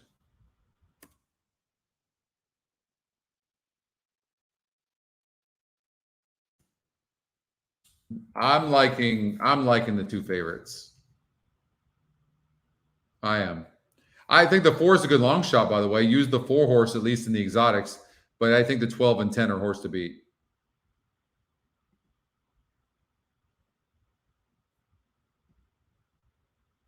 Here's a decent long shot as well, the 7, right? It's got a 76 on the dirt GSR here. 76. So it's going up 6 points, and it broke 11th last time out. And the race before that, it ran good, and it's getting easier competition. The 7's 22 to 1. It can run. Absolutely can run. Yeah, no. We're working on this. Right now we're working on some admin stuff, and so we haven't addressed this yet. But when races are taken off the turf, go to the GSR Plus to confirm. This is accurate.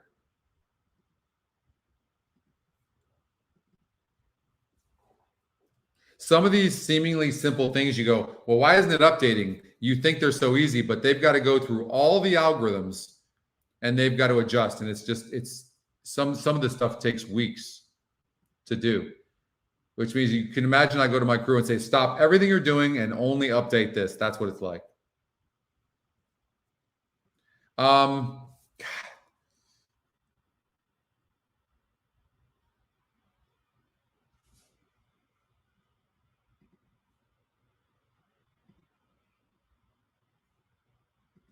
There's no reason why this 10 won't run good.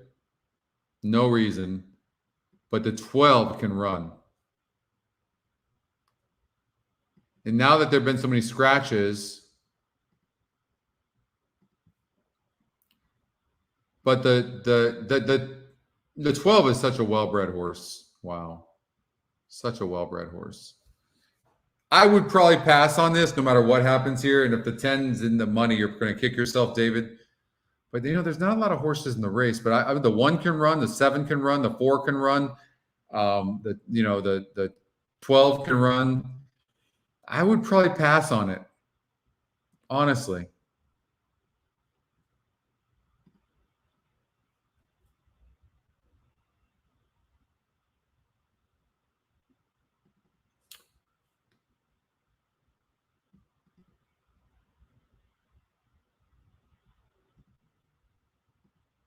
Yes, but he's still got dirt breeding. But yes, that makes sense. Money back. If I'm doing the money back race, my play would be on. It would be on the. If I had to bet this race, I would bet the 10, Grand Sonata. I would.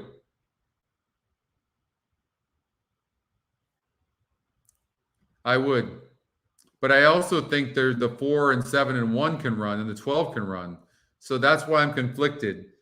I'm being a scared little, you know what, right now. All right, let's see what happens here. David, did you pass or did you do it?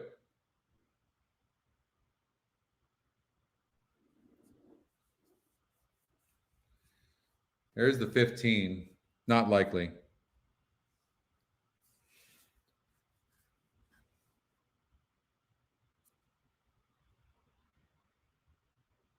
Okay, I'll take the 10 now.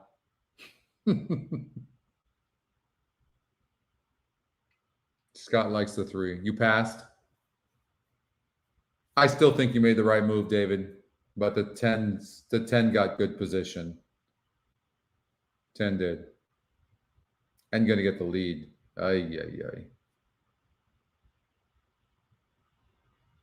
We'll see. I think the 7, look at the 7. Jockey's just standing on the horse right now. The 7 can run. That's why all these numbers, like metrics, not these metrics lined up, are so big. I hope the 7 runs good because I actually really like this 7.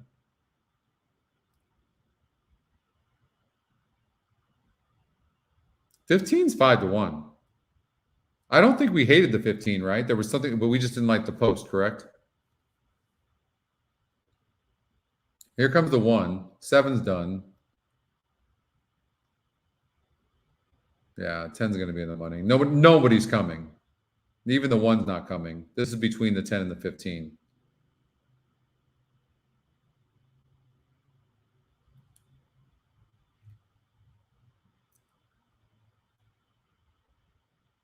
The 15 looks to have the measure of the 10. No. Now the 10's coming back. No, 10's going to win this race. You're not catching the 10. You can go around again, not catching the 10.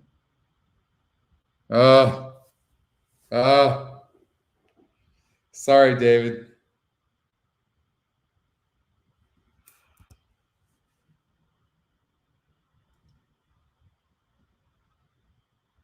I don't know why it didn't.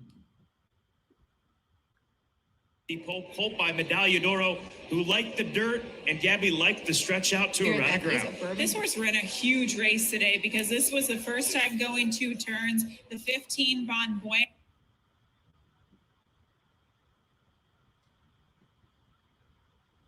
Will Rogers, race number 4. Watch the 1.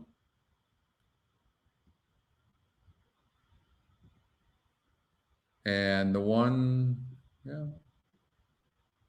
Just a horse to watch. Belmont Park, race number 4. Maybe it's time for me to start betting.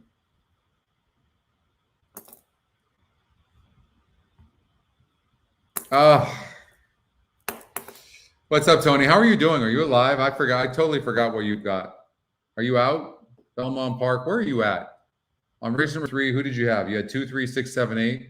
Oh, you had the 6, so you're alive. Okay. Who do you have in this race? Just the 1 and the 2?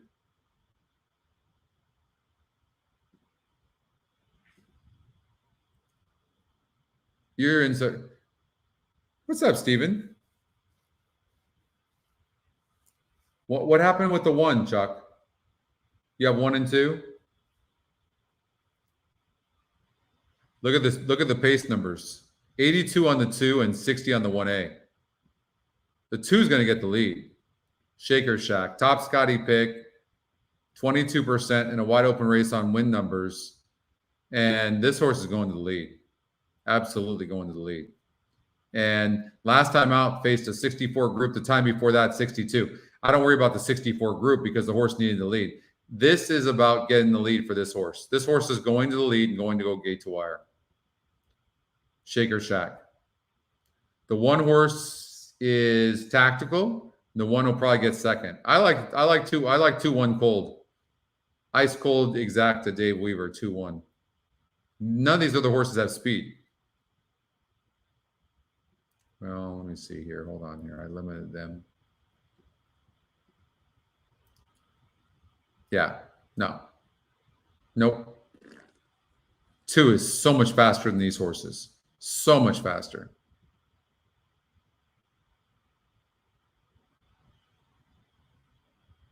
Yeah. I'll buy in right now. How much was you? Well, hold on here. I will buy into your ticket right now for how much do you want for 50% of your ticket? I will buy into it right now. The Will Rogers race number 4, the 1 and the 2 are live. Will Rogers. Let me know what happens. 1 and 2 are very live. Who are they? Get rid of this horse. 1%. This. 2 favorites. They're both live. And their speed numbers are what? The 2 is going to maybe go gate to wire. 2-1 right now. 37% top Scotty pick. Well, it's a quarter horse race. What am I talking about? Gate to wire. I think 2 is going gate to wire here. Shaker Shack. Gate to wire. That's what I think.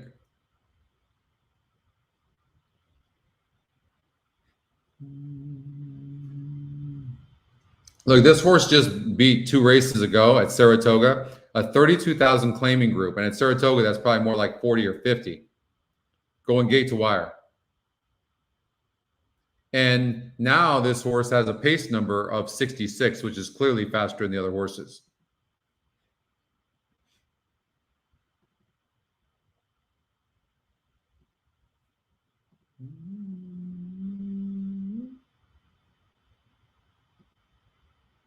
You want to do it? Well, we're not going to do it now. We have plenty of time. We have a lot of races we're covering, and Belmont doesn't give us the ability to show races. So we'll show it, but 3,300 on the pick. Wow. I mean, 1's a player. Look at 6-5 on the EquinEdge morning line on this one. 6-5. I just think with the 2 scratches, the 2 horse just is really difficult on the lead.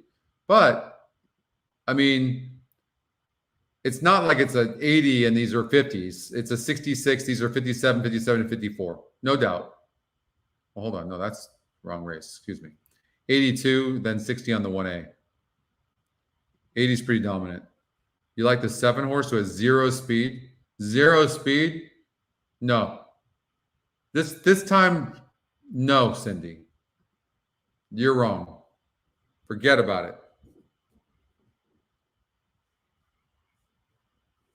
You're fired. But we know when Cindy and I agree, we're deadly. 1 is trash. Damn. It's Peter Walder. Irad Ortiz. How's the 1 trash?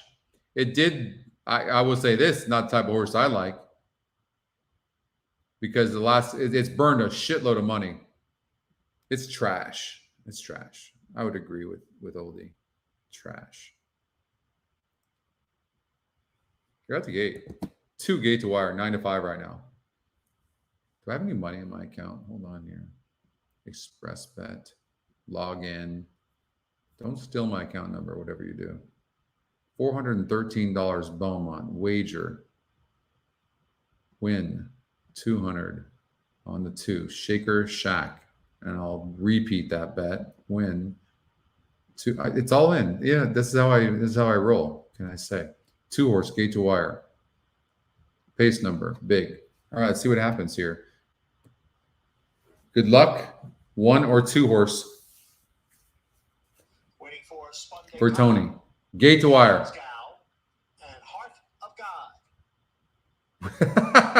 Lou. 2's going to go gate to wire. It's going to be very, very tough to beat with that pace. And the horse has the class and top Scotty pick. Javier Castellano on the lead. Gate to wire. Really nice guy. If he wins, he's even nicer. If he doesn't, I'm going to be very upset. Breakout good, Javier. Castellano is... Oh, beautifully. Okay, come on. No, no, no. Who is this horse? Who? No. Who went to the lead? Oh, 2's done. Now the 1A looks really tough. Javier lost. Javier never thought he wasn't getting the lead. I guarantee you. Never thought he wasn't getting the lead. Okay, come on, Tony. One time, get this 1A. Who's a 7? 2 needed the lead. 2 can't run not being on the lead, I don't think. Up front, it is still Sunday Tar, the leader here. On the extreme outside is Heart of God. As the field comes off the turn and enters the stretch, Sunday Tar has the lead around the half mile. Sorry, Tony. 7. What a good ride by the jockey on the 7. Oh my God, who's that? Manny Franco, Michelle Nevin. This horse never showed that before. New trainer, all of a sudden the horse goes to the lead. It was a drop-in class. Oh.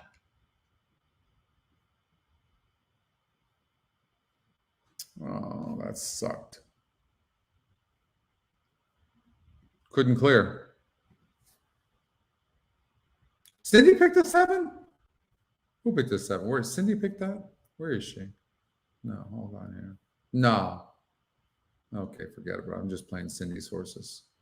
I don't see it.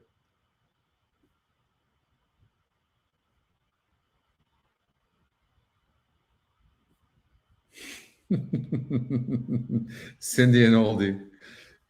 What happened to Cindy and Scotty? You know what? That's why you have to watch for trainer changes sometimes. Look, at this horse has never been on the lead. Look. Never. It was dropping in class, though, so you have to watch for those drops in class. Damn. Couldn't get the lead. Put a note on that. Couldn't clear. When that happened, the horse was done. You could get this horse next time out, believe me. And you could get a price because of that. No, but I didn't know the 7 was going to get the lead.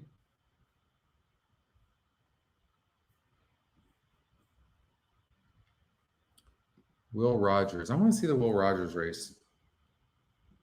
1 and 2. We need the 1 and 2. What else do we have coming up? Laurel. Okay, we'll go there, but I want to see Will Rogers.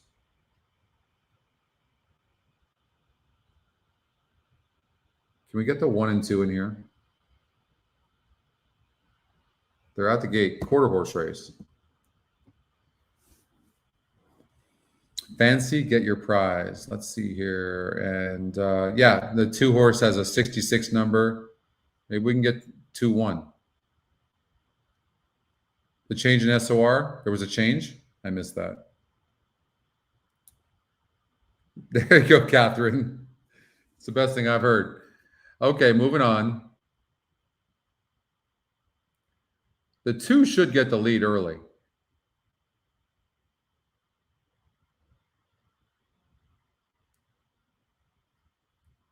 All right, Will Rogers. 1 horse is going to win the race, I think. Oh, it's close for third. I think it came in 1-5-2, but the 1-1 at 4-1. I think the 5 might have got second, though. But the 1 did win at 4-1. All right, we're getting Laurel. All right, Laurel Park, 6-10-2. Let's see here. Who has the pace over at Laurel Park?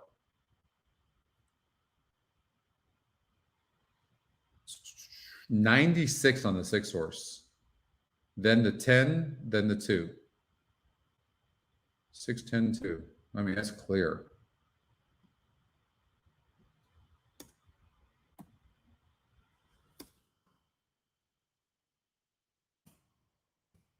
Six is your front runner. 22%. Top Scotty pick.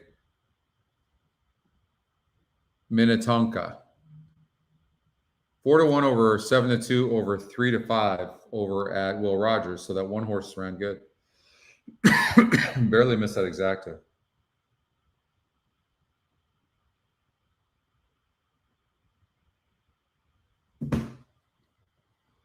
Minnetonka, the speed of the race.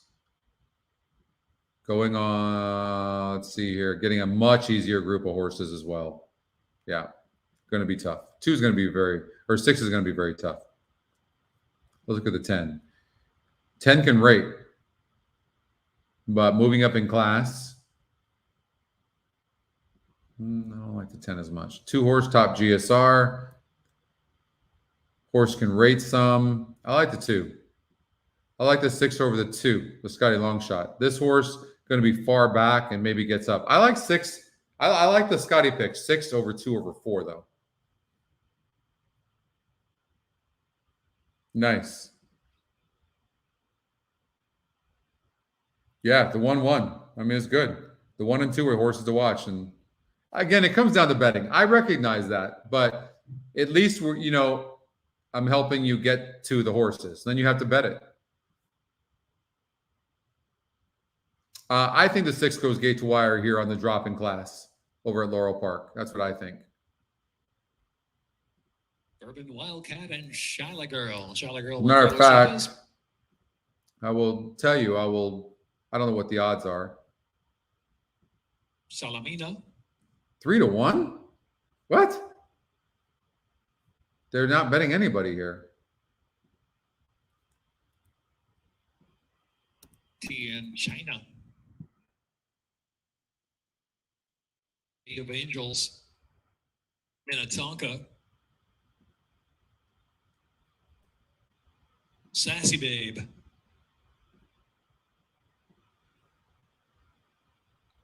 I mean, I'm betting the 6 to win. And the horse is kind of dead on the board, so I will say this. Maybe they're making a mistake.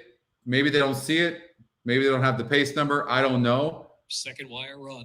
6 is dropping in class. Rail 35 feet. And is the speed of the race. Wow, that 9 horse is freaking out.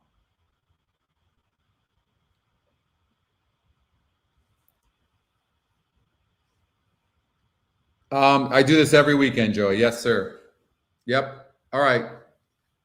Let's get this 9, the jockey back on the 9, and let's get the 6 go gate to wire. Class drop and the speed of the race. 2 deadly things. 3-1 right now. Whoa! 9 horse acting up and the 10 horse. The assistant starter did a really good job holding on to that 10. Now, if you played the 6 horse like I did, you're liking this right now. Mike's all over the 2. 2, 4, 6 bucks. All right. Some nice settle. T in China. I mean, 6 horse clearly is the pace, right? Yeah. These horses, the jockey just fell off backwards on the 5.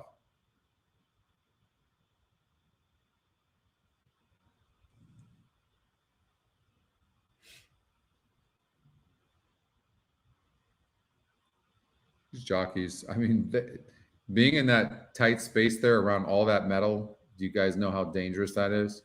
These jockeys are so brave. Restless. Angel Cruz off for a moment. All right, Angel Cruz is good to go. Horse is rank, head up high. Gate's about to open, and hopefully the 6 is going to end up on top.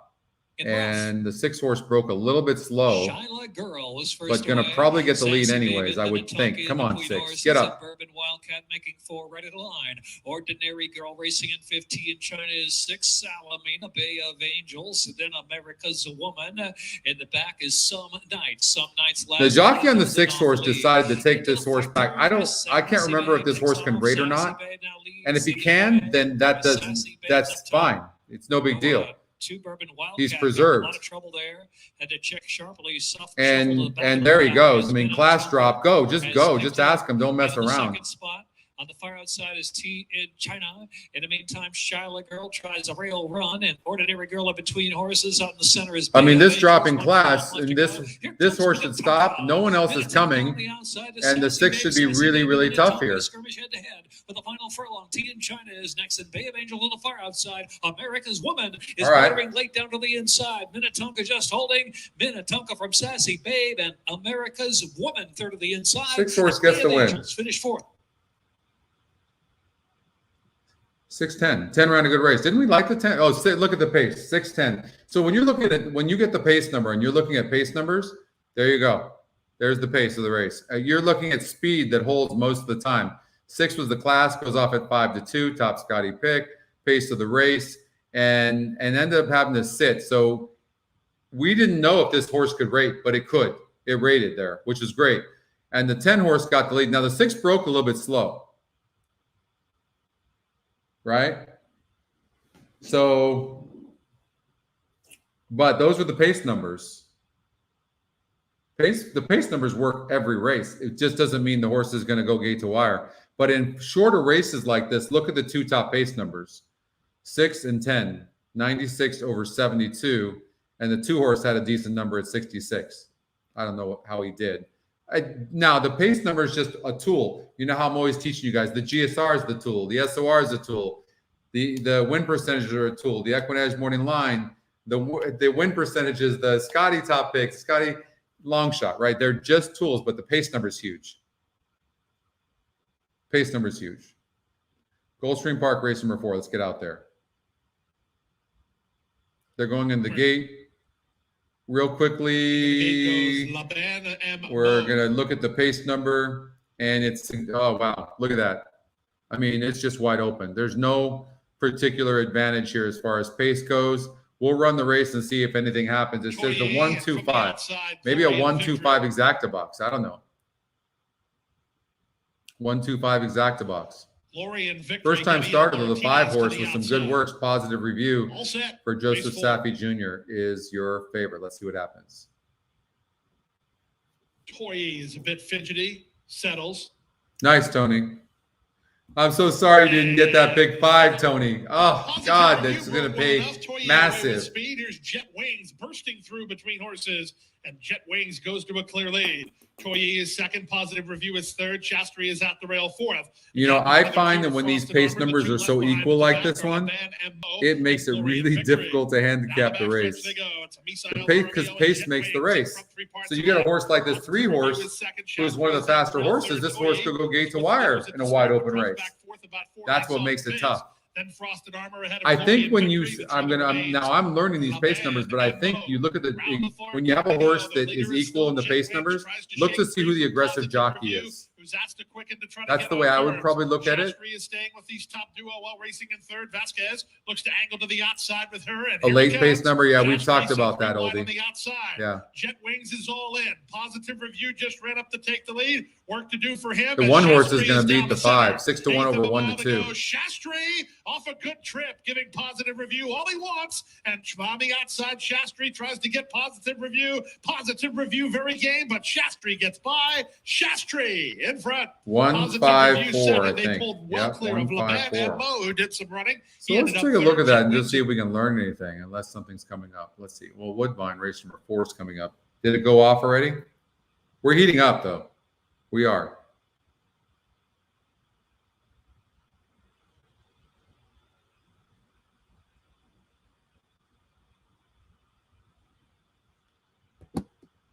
So they haven't gone off at Woodbine. So why don't we just go to Woodbine then? We've got 9 minutes before Keeneland.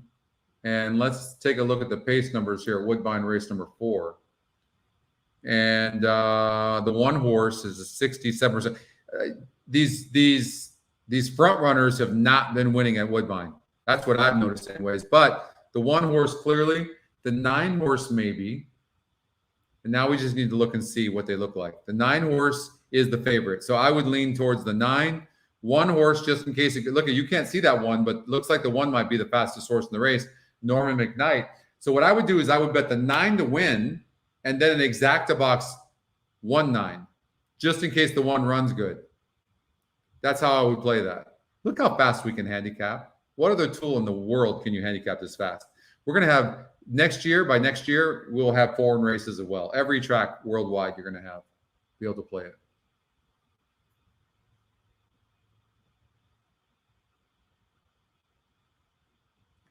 The 4-horse, the problem with the 4, here's the thing. In sprint races at Woodbine, you can't come from too far back. The reason I don't like the 4 that much, the 4 has the numbers, but look at that pace. 4 is going to be way back, and that's very, very difficult. 9 is tactical. How about the 3? 3 is tactical and has a good GSR. It's 43-1. Wow. Cuts back in distance after showing speed as well. So you'll be able to use the pace numbers at certain tracks so you know horses can't come from that far back. 11's got a 43. That's not bad. And there's a price play. 9-1. Broke 10th last time out from the 13 hole. The 11 is likely to run better here. There you go. All right, let's watch this. 9, 1, 11, 3. That's how I would call it. in 30-second handicapping.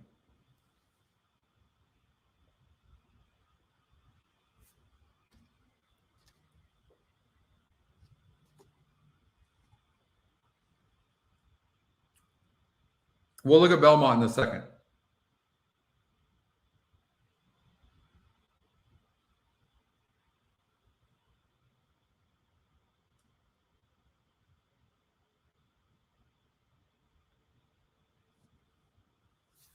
Nine horses 5-2 right now, and the EquinEdge morning line is 8-5, 3-1 on the odds makers morning line. Top Scotty pick, top win percentage, and the horse has the second top pace number.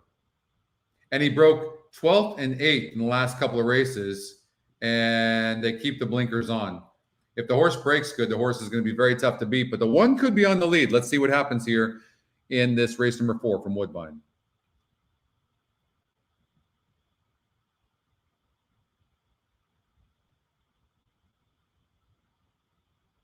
And 9 broke beautifully, beautifully.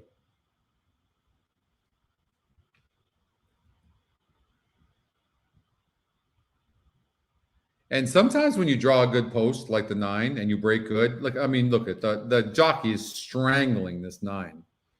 And you're going to get 2-1. And you're going to get 2-1. I mean, that's just, maybe the 3 and 11 will come up and get second. And the 11's right there. Look how good the 11's running. The 1 showed speed, but going to probably stop now. How about the 11? Wow, wicked Mia.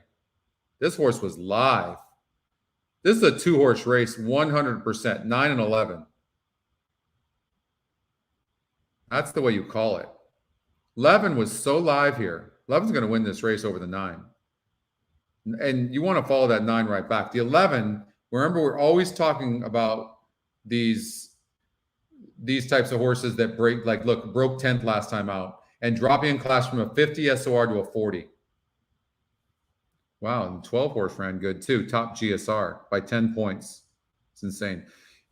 Now, it's easy to say after the fact, I know, but these horses, they and the 12 horse probably should have been a play as well. And the reason is it's the second Scotty pick.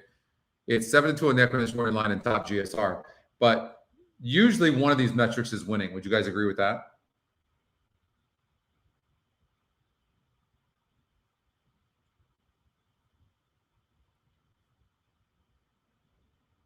One just stopped. So we just know that, yeah, the 1 horse was fast, like the pace number suggested, but just not good enough. All right.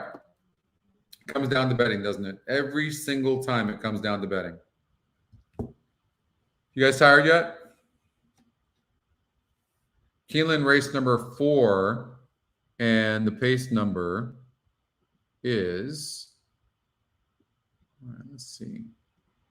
How much money do I have? All right, I made a little bit of money. All right. Pace number over at Keeneland.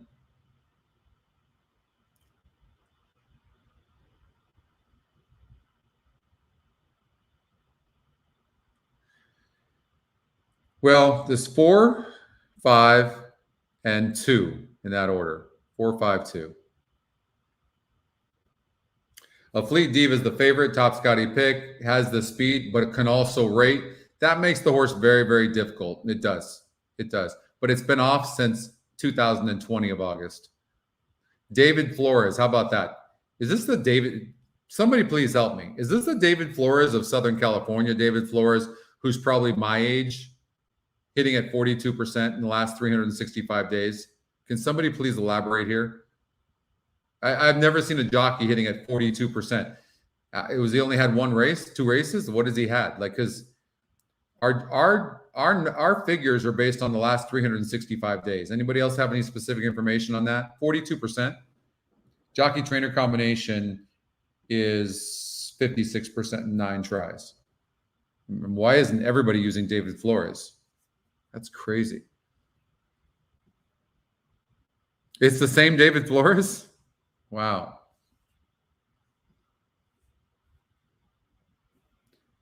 So, I mean, the 4 has the pace at 70, but 67 is the 5, and then 2. So, but the 4 can rate, but the 5's on the outside of the 4. And the 5 does not need the lead either. So who's got the more class? Well, based on that last race, it would be the 4 horse.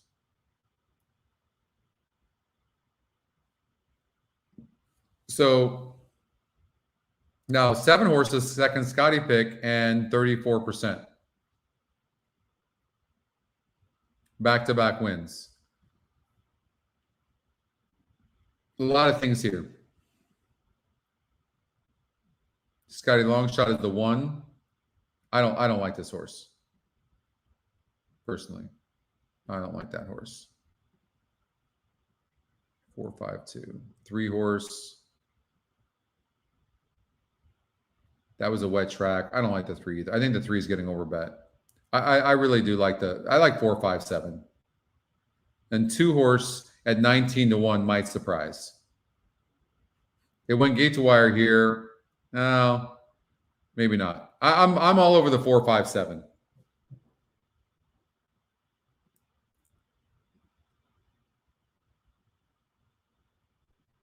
That's the GSR drop is ridiculous, isn't it? Wow. Sprinting on dirt? No, throw that out. But it's a Scotty Longshot. So, you know what I mean? That makes it tough.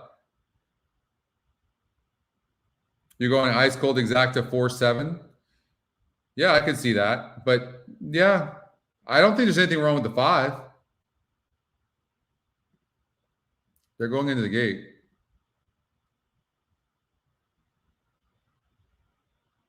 You know, maybe an exacta box 4, 5, 7. I think if I can get it in, that's what I would do.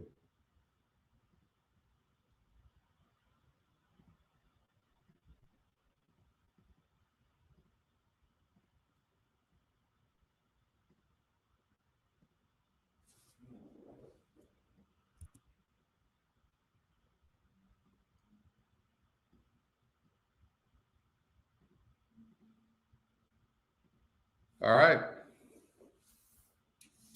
Tom likes the 4. At the post.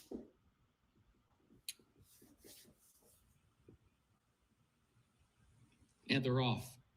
A Fleet Diva. 4 did get the lead, and that's going to make the 4 very, very difficult. The jockey on the 5 decided to sit. We know that the 5 has more speed, but you see the jockey, which could be good or bad. The horse can definitely rate, but maybe the horse is going to finish. We'll see. Fleet Diva, the leader. But you can see the jockey sat on the horse. On top for David Flores, 3/4 of a length, unheard of. Or this could just really set it up for the 7, who clearly has more horse. I don't know why the jockey on the 5 did that, but I would imagine he's going to finish. I don't know how good the 8 is. 24-1. He seems to be toast. 7's got some horse. Here's the 2 we talked about at 29-1. Here comes Fine Prospect. And here comes the 5. 5's going to go on the outside wide, though. Or the 7's right there, too. The 2's making me a little nervous, but here comes the 5. The jockey maybe made the right decision. Maybe he didn't. I don't know. I don't think he did. I think the 3 is going to get second. Or maybe even beat the 4. Cupid Doll running after a Fleet Diva, but the wire is coming. A Fleet Diva by a length. Cupid Doll runs on. Here comes the wire. A Fleet Diva, Cupid Doll. Oh! Either Cupid Doll or a Fleet Diva. That could be a dead heat. That could be a dead heat. 7 disappointed. This one gets as close as it possibly could as Cupid Doll. Diva, using her speed away from the starting gate with David Flores in the saddle. We didn't run the mock race. Maybe we should have. Cupid Doll is looking to run down a oh. 7-5 versus. Remind me to run that next time out. It's got the 3 winning over the 5 or the 5. The 4 he didn't even have. As it possibly can be. So that's a different algorithm. Like this horse to be your first horse, and Whit Beckman. Obviously, this is, I think, one of his first runners in his career, or his first runner in his career. And it's going to come down to a photo finish. I would be on pins and needles here watching this stretch run. I still can't tell. Let's take a low angle look at it. 4 in front, right at the wire. That reveals nothing. That doesn't show anything. That angle's bad. In their hands. Here's another look at it. Still with a length and a half, maybe 2 lengths, really. to make up is I think the jockey took the 5 way too far back, and I think it was a mistake. And here's the thing. It's really important you guys know that this horse could come back and win next time out at a price because the jockey decided to sit this horse back 7-8 lengths. That's not a good angle as well. I don't understand why they keep giving us angles that absolutely make no sense. 4-1 it. Based on the head bob there, I would agree with you. Yeah, put a note on the 5. These notes make a difference. The 2, by the way, you might want to put a note on the 2. The 3 came in on the 2, and the 2 had to check up and then finished huge. 4-3-2. I'm going to put a note on that.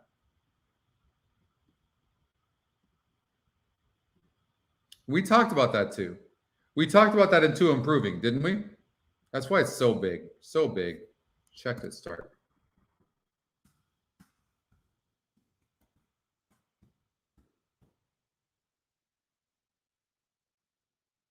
This jockey did a horrible job. Look at this horse's style. I want to show you. Do you know how good that 5 ran? Look at this. Always near the lead, and the jockey grabs him.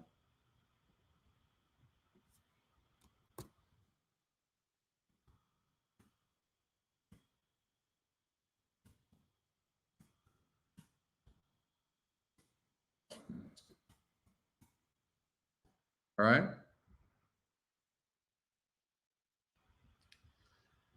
All right. Let's see here.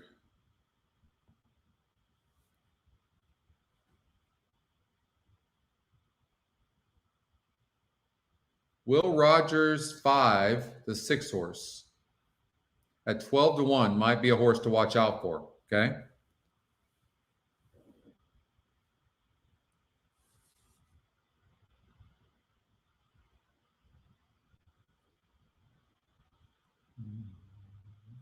Let's look at the pace.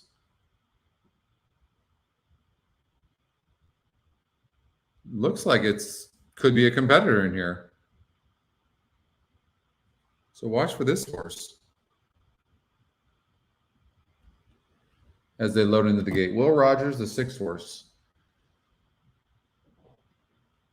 And it's the Scotty second pick as well. It's 9-1 right now. 1-6. I'm gonna do a 1-6-3 exacta box, and maybe the 8 in there.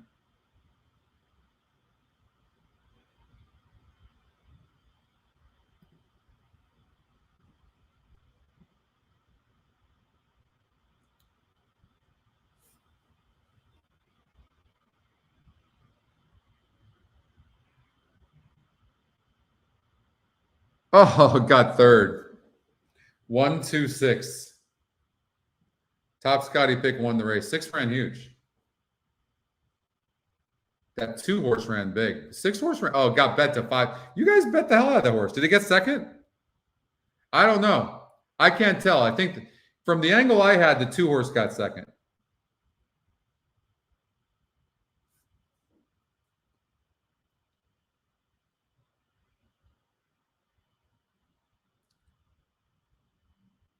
That's tough. I think the 2. That's too bad. Got bet late. Man, you guys bet the hell out of that. Belmont alerts. Okay. Belmont it is.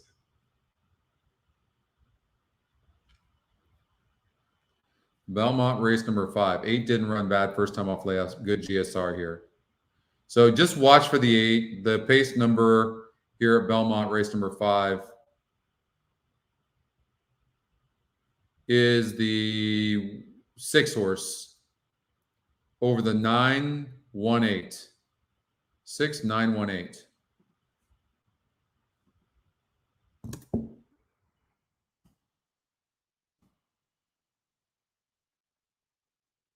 That's the pace, but 6 looked pretty fast. 7-2 on the EquinEdge morning line. Scotty's second pick, 6-1 right now. Get the candy, and you can see the horse is fast. Gets 7 furlongs. The GSR is 65, so there's nothing wrong with that. And when this horse clears, it's extremely deadly.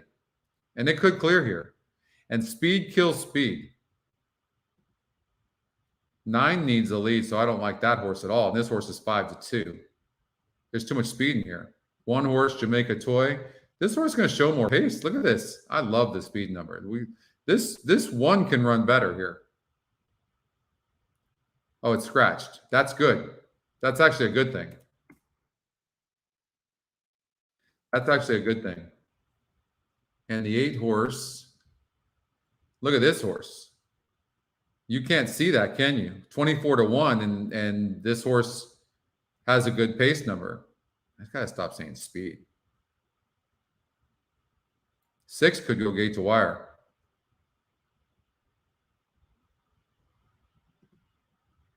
10 horse from that post, moving up in class. Why are you watching the 10? I don't like the 10 at all. Scotty Longshot is the 2. And there's some speed in here. If they duel the 2, the Scotty Longshot's going to win at 17-1. And it's a price play.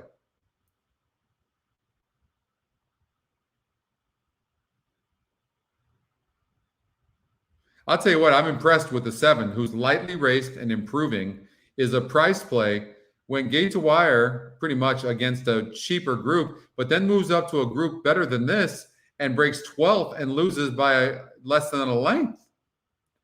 7 to 8 wide. There's some pace in here. Watch out for the 2 price plays, 2 and 7. We're going to have the horses here, guys. It's just going to come down to how you bet it. I'll tell you what, though. I think you maybe could see the 6 horse go gate to wire at 5-1. I'm not liking the 9. I don't know that this 9 can rate. It's fast, though. I could be wrong. Oh, no. 6 wanted to get the lead so badly it broke through the gate. That stinks. I don't know about you, but I'm guessing 5% of horses that break through the gate win. Okay, we got to find a price here. I could be the Scotty Longshot. But the 7 horse is brilliant, too. Actually, the 7 horse comes out of that same race and ran even better. 7-1 right now. I'm personally betting the 7 to win. It's just a hunch. Just a hunch. I'm gonna bet the 7 to win in place.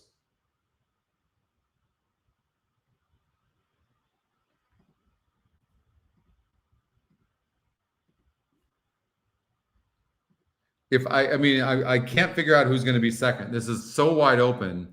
I don't know. Maybe the 5. Maybe a 5-7 exacta box. I don't know. We'll see. I'm gonna take a risk on the 7 right now at 7-1. Let's see what happens. I think the 5 is going to run good though. The top win percentage 27%. And of course, the 6 breaks on top, like we talked about. But and the 7 broke last. Yeah, the Candy has got the early lead. Uncle Jam running in second. Mashley Girl is next in third. Stimulus check far outside in 4th. Pace number is so money. Down at the rail in 5th. Happy Hill Lil is 6th. To her inside is Show Me the Honey in 7th and a break of 2. Right now, I would take the 5. If you said, "Hey, you get a free horse right now." Now, if it can get through, but it's just getting a really good trip right now. And the jockey is really, he's grabbing the horse right now on the 7. You guys see that? Why?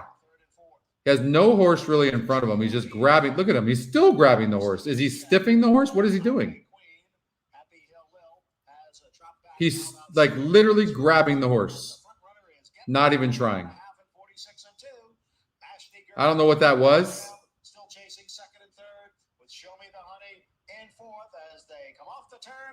Who's the jockey on the 7? Look at the 7 finish. Who is that? Dylan Davis. I don't know what he was doing. Show Me the Honey is going to win the race. 4-9-5. Wide open race. Kill me on that race. It's just ridiculous. Laurel Park race number. Oh, you know what? I do need to put a note on that.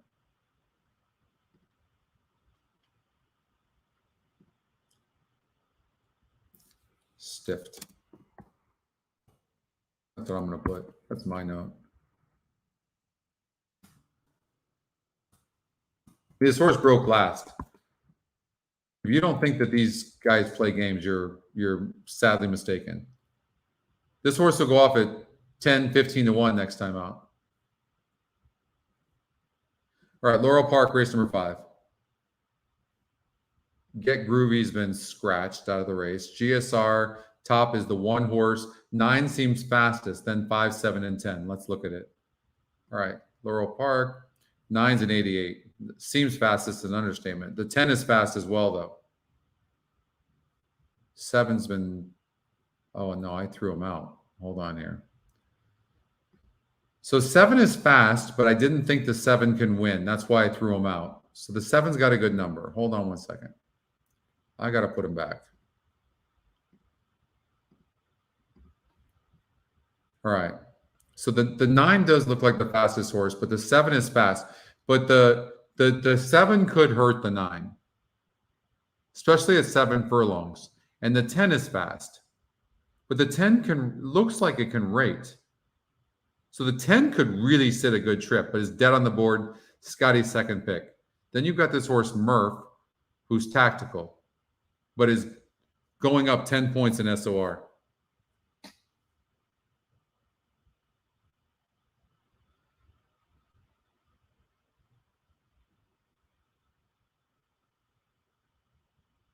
It does. It helps. To put good notes is really important.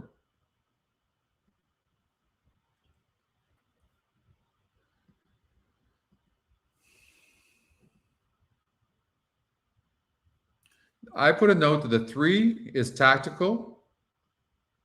It's moving up in class. Getting bet. Grand motion.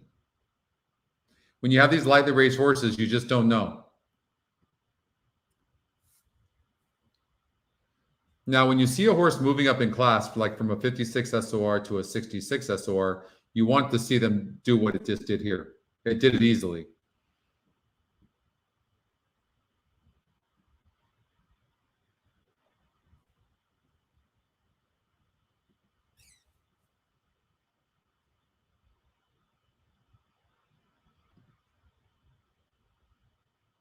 You know, I don't know. Here's the thing. 9 could get an easy lead here because the 10 doesn't need the lead. So the 10 could just sit off of the 9. I kind of like this 10, got to tell you. It's 5 to 1 right now.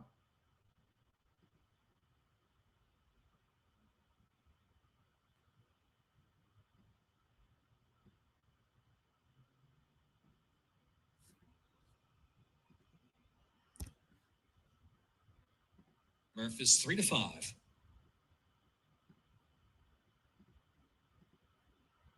I'm going to do a 10-6 exacta box, not a 6-9-10 exacta box. And Lanfrancophile. Lanfrancophile in. And they're off. But I would imagine the 9's going to be. Oh, 10 got the lead because 9 broke bad. I actually like that. Margarita trying to mix it up early. Olivia Darling right there with some early speed of Beneath the Stars. Here's Murph, the favorite on the outside, about 5.5 off that pace. In fact, a Splendid View and Dotada is the last runner. The 9 is done because the 9 needs the lead. Between horses moving forward. The jockey on the 10, I don't think the 10 needs the lead, so the 10 just sitting there, but letting those other horses go, I don't know what the strategy there is. And trailing the field is Splendid View. 8 lengths front to back with 4 furlongs left to go. Beneath the Stars now leading the way from American Bound, and Lanfrancophile is in third. 6 is running easily. Is fourth, and just 3 off that leader. Beneath the Stars just tries to sneak away with 3 furlongs left to go. And it's a break of 6 lengths. Olivia 25 to 1 is running huge. Then it's back to Dotada and Splendid View trailing the field. They're at the top of the stretch, and it's Beneath the Stars. Beneath the Stars, the leader by 2.5. American Bound is driven So too, Tranquifile. Murph to the center of the track, trying to pick up. It's still at an even pace. Here's Beneath the Stars. I don't know. Beneath the Stars, clear by 3. When the 10 gave up to the 4 and said go, here comes the 3, but 4 is going to go gate to wire. Big long shot. Olivia Darling. Here's Beneath the Stars and JD Acosta. They've got a 3-length lead. Tranquifile gave it a good run, but second to Beneath the Stars. 10 ran second. 4, 10, and 3. 6 disappointing. Olivia Darling, an American Buck. Disappointing effort there. Gulfstream Park, race number 5. Let's get out here. All right.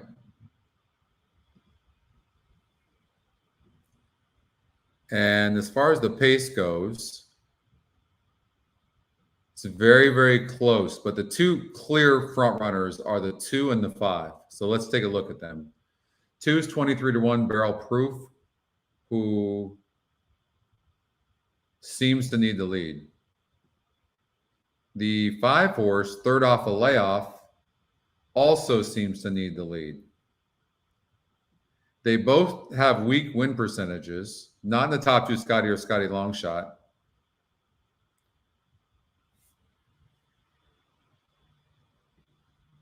Could you see either one of them going gate to wire? That's what you have to ask yourself. $100,000 guaranteed in the Rainbow Six with race 5 up next. Today's 5th race is the first leg of the Rainbow Six. We're just over 1 minute away.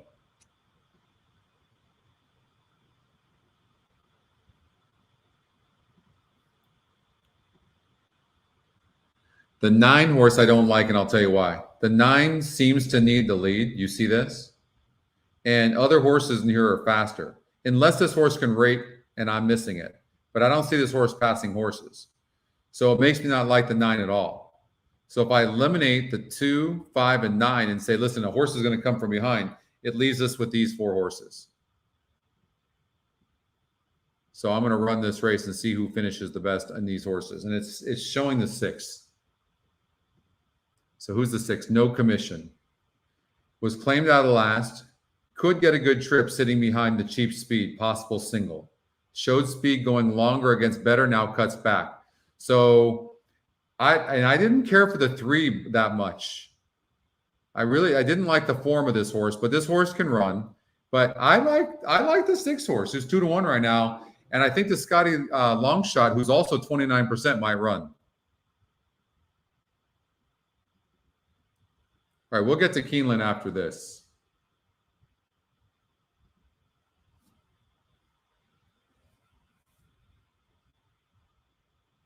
But I think there's some cheap speed in here. And that should set it up for the 6 horse to sit a very good trip. And off the claim, Edgar Zayas. Look at, for a trainer that's 0% in Pedro Garcia, nothing against Pedro, it's 0, he's 0%. Edgar Zayas jumps aboard. And Miami Chrome, this horse looks terrible on paper, but shows some speed, now is cutting back. And dropping in class to a 48. This horse broke its maiden against a 48 group. 6-5. The horses are approaching the starting gate. 1 minute. I like, yeah, no. It's okay. Yeah. How do you say,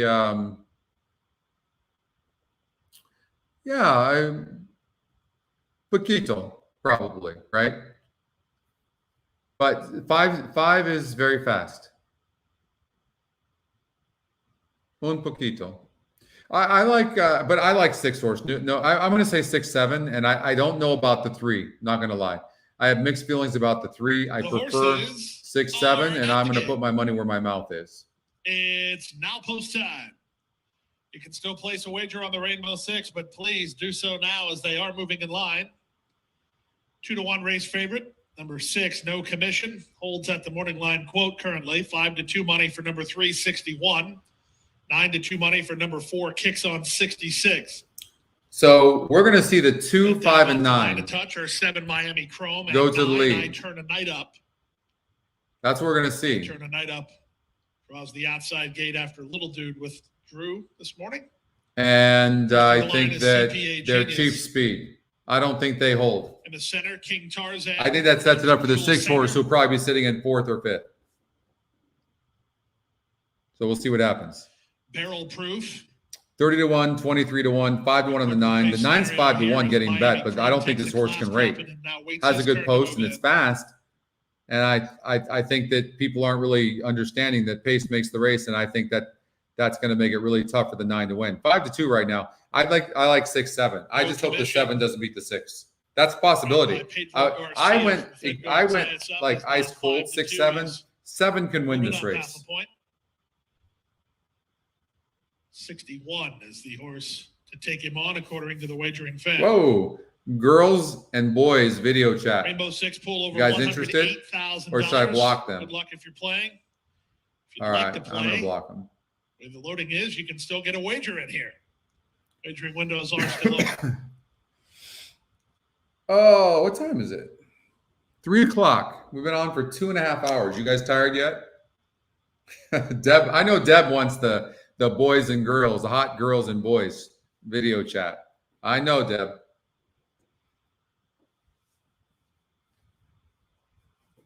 They got the 1 in. That's what all the holdup was.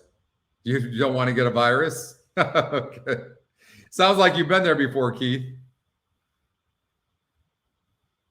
We can view some girls while we're waiting for the race to start. Yeah.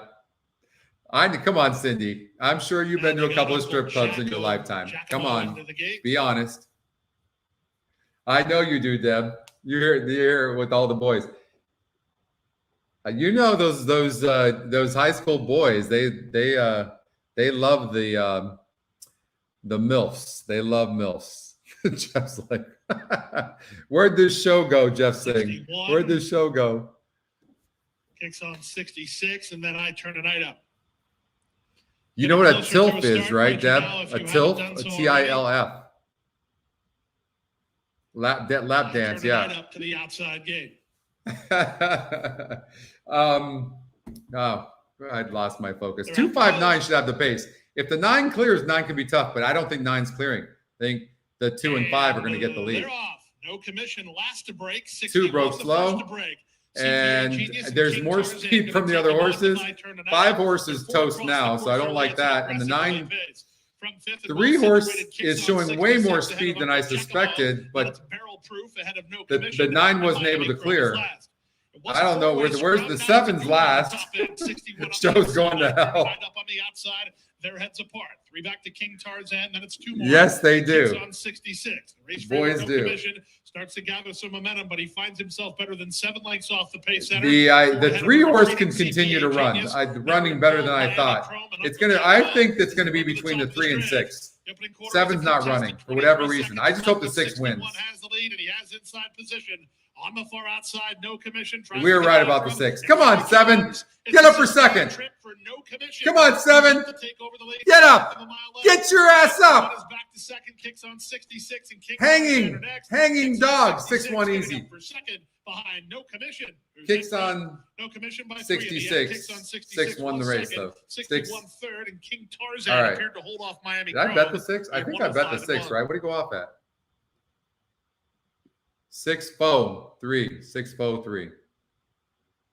Wager pad says I put a little bit of money, un poquito, on the 6. 6-7. 7 didn't run for shit. We called that though. Money. It's money. Number 6, easy. All right. All right. What do we got here?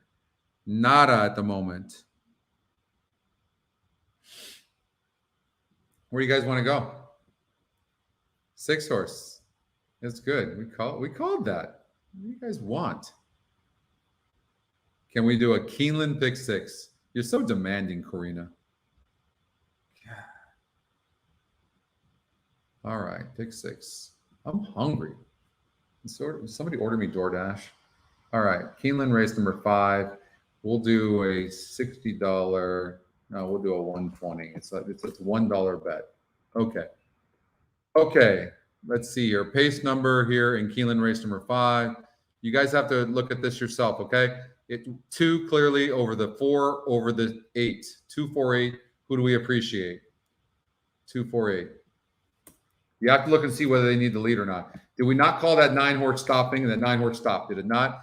Those horses. And by the way, I told you, I didn't say it on this show, but we are working right now, John and I, on an asterisk that's going to reveal whether a horse needs a lead or not. So if it doesn't have a good pace number and there's an asterisk, you're just going to cross that horse off. Eliminate. Done. That's coming. John's working on that right now as we speak. So the 248, 249 or 248? I put 9. 248. Why did I put 9? 248 need lead. Or no, not need lead, are the pace. Okay.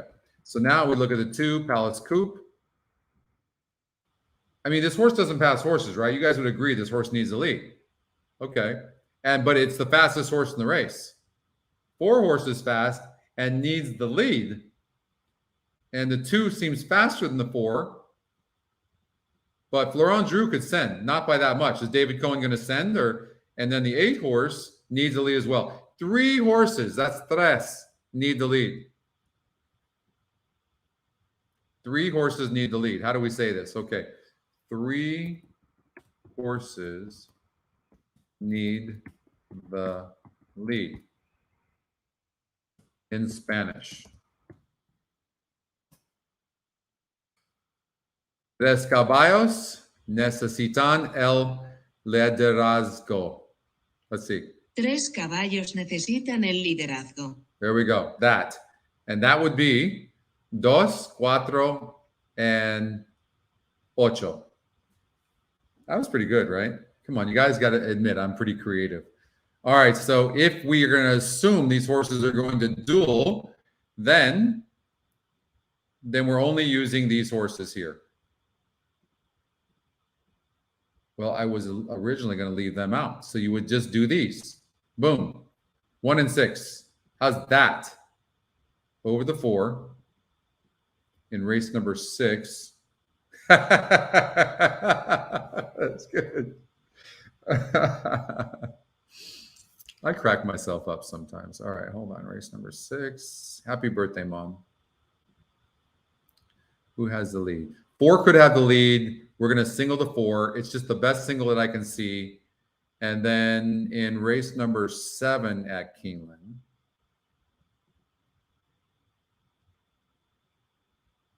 no advantage on the pace. So it looks like a wide open race, but I'm only using the 1, 2, and 5. 3 horses, 20%. Scotty Longshot. Maybe this is a horse that should be used, huh? Dropping in class. All right, I'm going to use this horse too.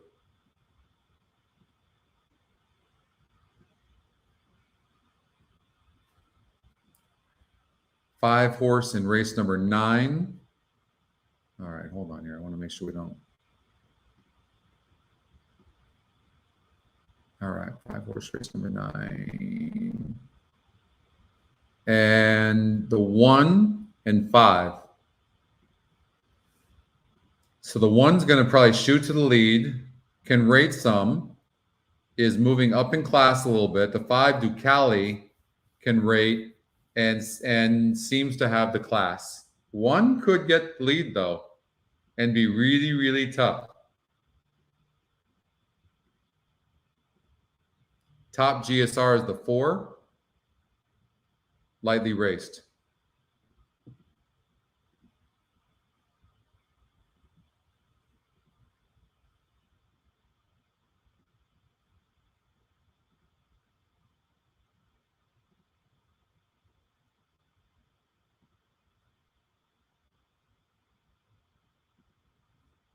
Race 8.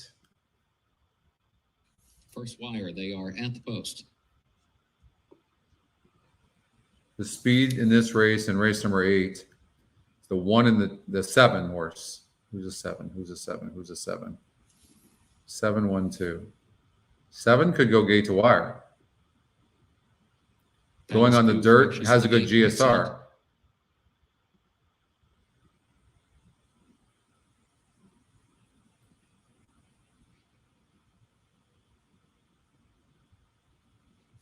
Palace Coup has been examined, approved to move back into line. David Cohen back aboard. Ready for a start. Yeah, I couldn't come up with one soon enough. And they're off.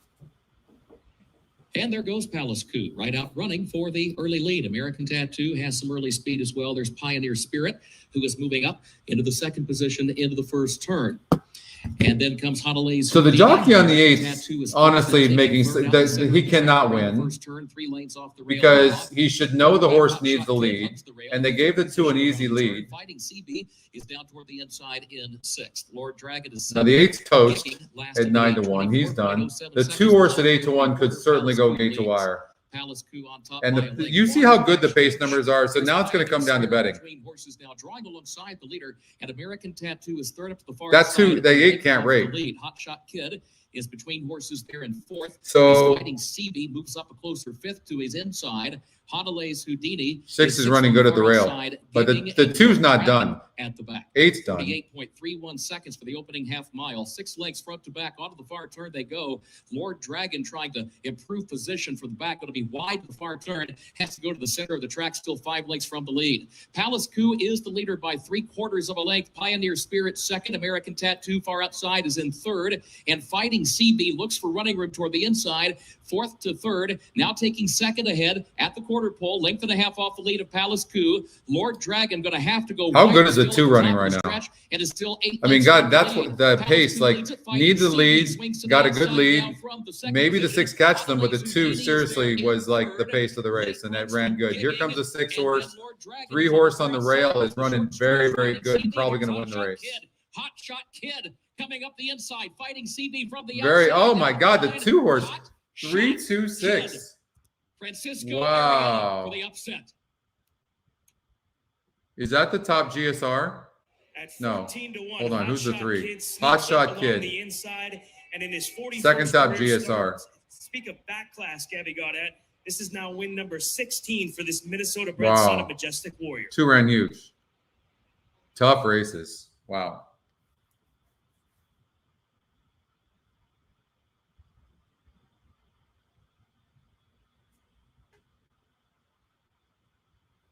You got the try? Wow. I don't know how you did that. That was all you. 3 Hot Shot Kid. You know, again, you can utilize the pace to your advantage and how it's going to play out. I was trying to fit this ticket in because it's a tough race, but you saw me initially. I was like about to go like this and go, okay, I'm going to, run this and then leave out this. But here's the thing. In this race, we saw that let's see here. Let's go in this race. That was race number 5. I believe it was the 2 horse that was the fastest, right? As far as pace.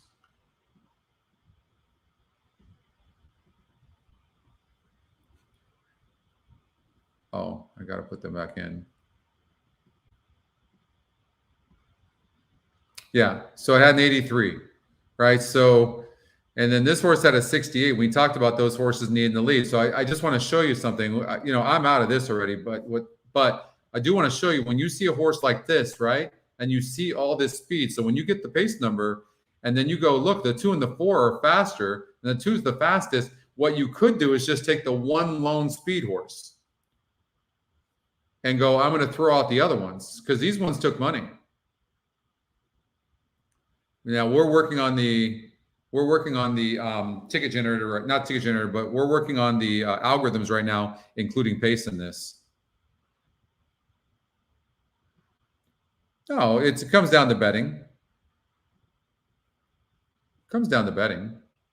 It's all good. I mean, I'm just saying you could have gotten to this 3 very easily by at least eliminating the 8 and eliminating the 4, right?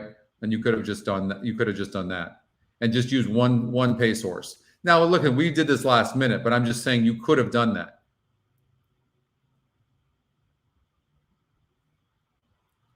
So we're kind of going race by race, and so it makes it a little bit tougher. All right, race number 6 at Belmont. I'll just tell you that you bet what you want to bet, but the pace number is wide open. You can see that right there. 1, 5, and 8 are clearly the pace, though. Unofficial results of Keeneland's And the 5 looks to be the fastest, barely. 5-1-8. 5-1-8 pace. 6, Fighting CB third. Number 5, Kicking fourth. 3-2-6-5. Unofficial. This pace number is really good. See you later, Deb. Thank you very much.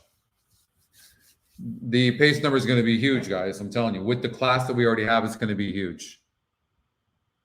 Really big. Trust me on this.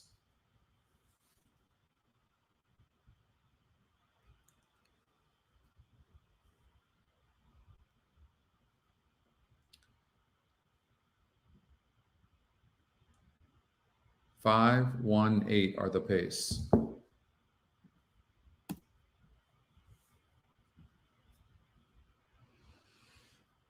No, I think not on top, Mike, but you could have the 3, knowing that with the pace that looked like a wide open race minus that. So you can utilize the pace to help you eliminate horses. Everything in my mind is about elimination. It doesn't mean that would be your top pick, but if you don't have a single, then you're really hoping you can eliminate horses through the win percentage, through the EquinEdge morning line, through a low GSR, through a low SOR. It's all about eliminating first. Then you handicap from there.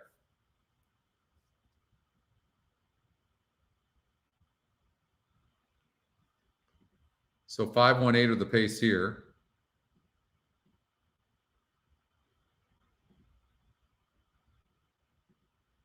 The 1 horse can rate, but the last time it ran good and won was against a 64 group. This is a 78 group. So we know it's just part of the pace. The 5 horse can rate, and it has the class. It has class. The 5 is good. 8 horse can rate. It's lightly raced, has broke bad. 8 can run at 11-1. Nothing wrong with that. The 1 is going to be part of the pace, and we'll stop. That will happen.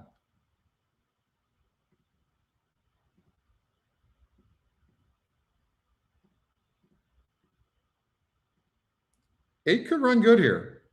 Look at that. Even the simulated race had the 8 winning. It's 6-1 in the EquinEdge morning line. It's a price play. I don't know, maybe like what about a 5-7-8 exacta box?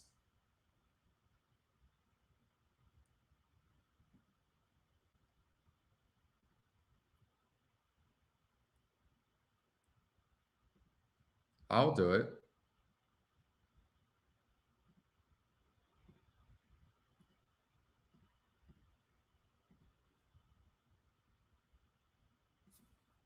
All right, they're in the gate.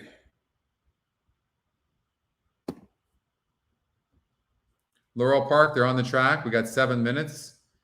And we've got, let's see what happens here.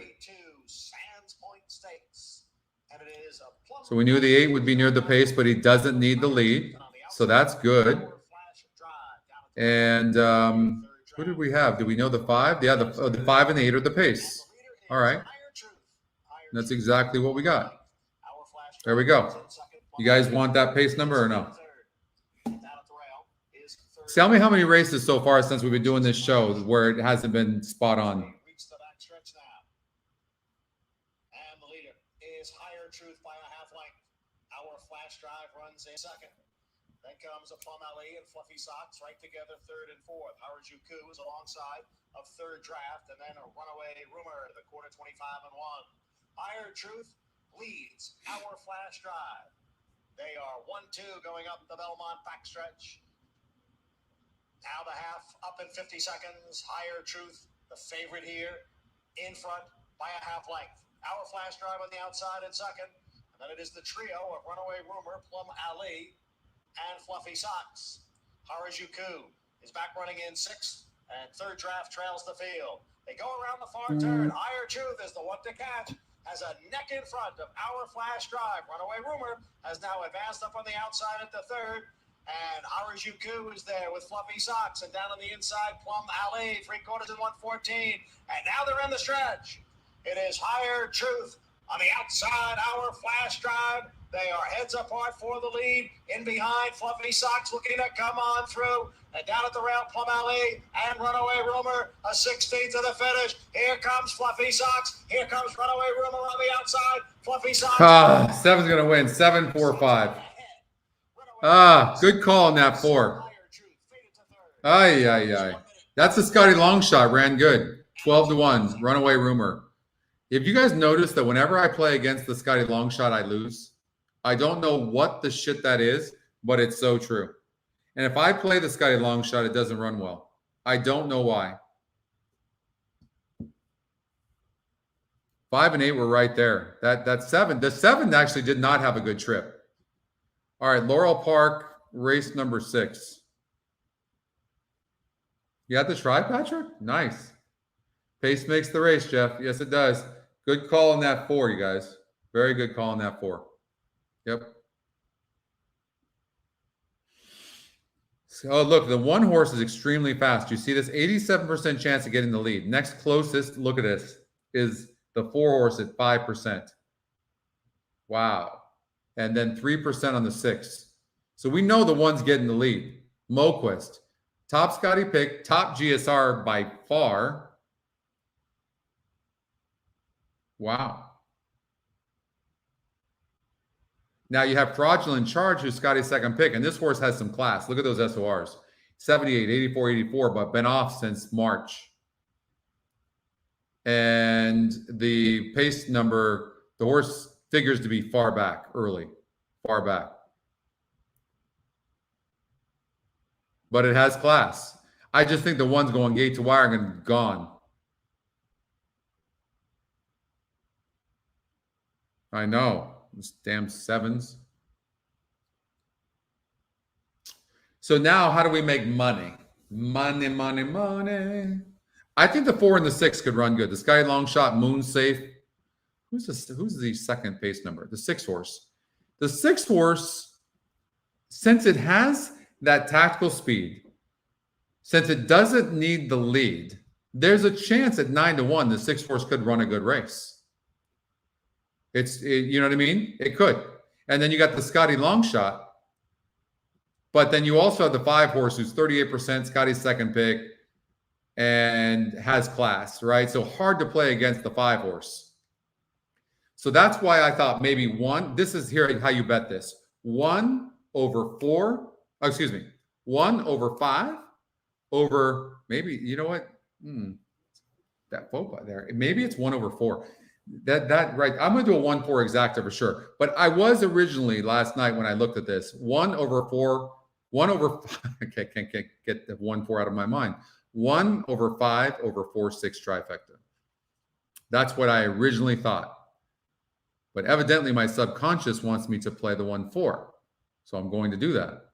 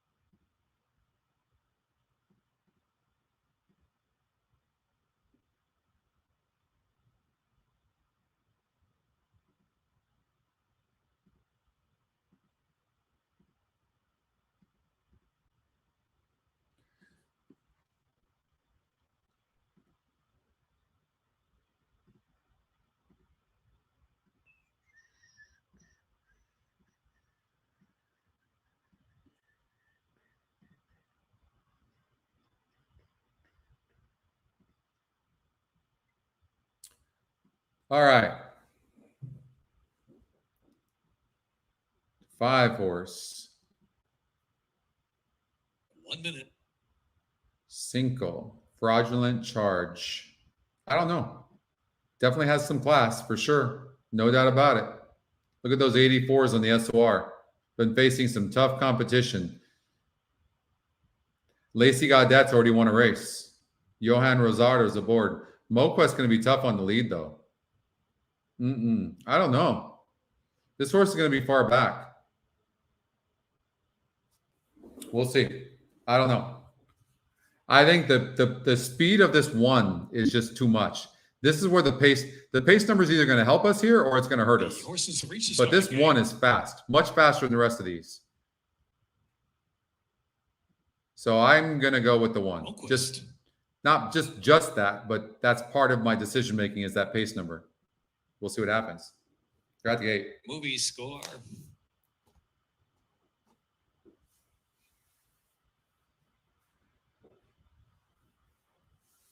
Belle of the North. Will Rogers, race number 7, the 4-horse.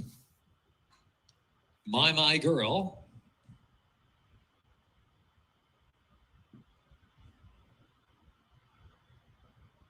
Miss Marley. I'm not going to lie. I hope the 5 stumbles. Just doesn't hurt itself, but just stumbles. That's what I'm hoping for. I want one. If it comes in 1-4, it'd be great. And Fleva's Dream.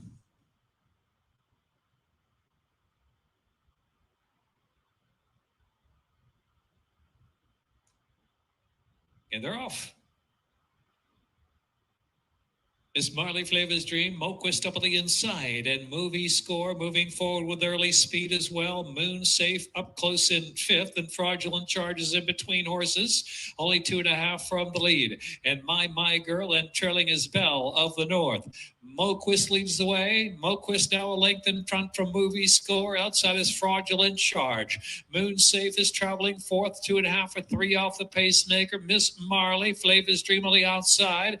My Girl saving ground has 6 or 7 to make up at this point, and Belle of the North trailing the field. Into the far turn, Moquist does it. Moquist going solo, length in front from Fraudulent Charge on the comeback run. As Moon Safe in 3rd position, Movie Score has dropped back a bit in 4th, and My Girl and Belle. Come on, 4. Stop, 5. Marley and Fleva's Dream trailing the field. Come on, 4. Don't you stop. Moquist who passes that quarter pole with a 2.5 length. Oh, 3's flying. Charge.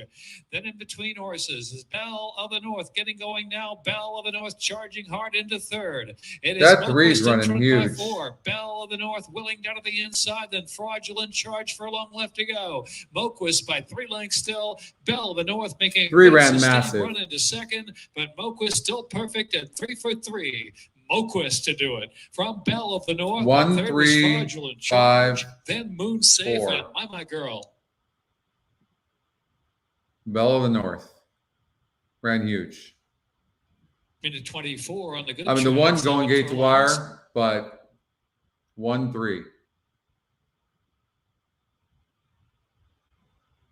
When you have these lightly raced horses like this, they can come on, and that's exactly what happened here. The horse broke its maiden and ran huge. 1 easy, no doubt about it. 1, 3, 5, 4. Moon Safe had no excuses, and this horse broke slow. So a note on the 3 is for sure broke slow, broke bad, 2nd 3 Belle of the and North, ran huge. 3rd 5 Fraudulent Charge, 4th 4 against a runaway winner, runaway favorite against a runaway favorite.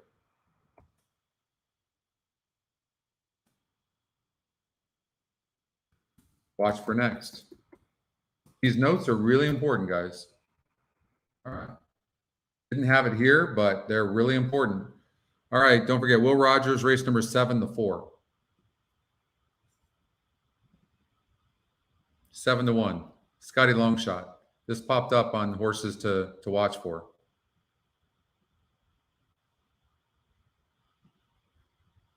What's the pace on this stuff? Let's see here. Will Rogers.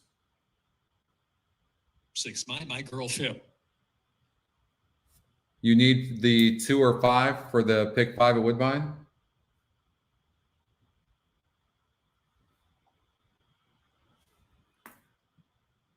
Okay, let's see here. The 4-horse 68. So it actually has the highest speed number here. The 4-horse.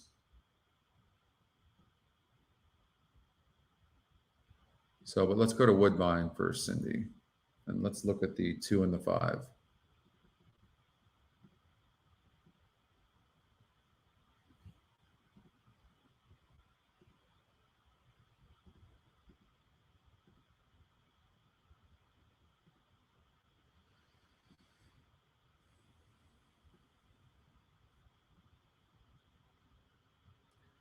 5. There's a lot of pace in here actually that are equal pace. First time starter.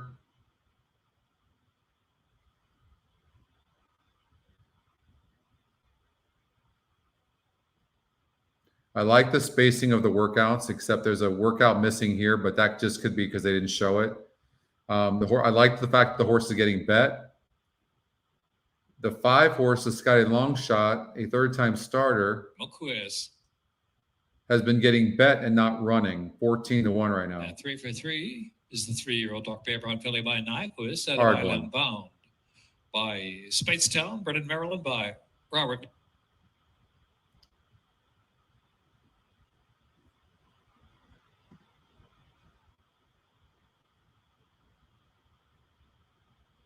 We're going to get out to Gulfstream Park.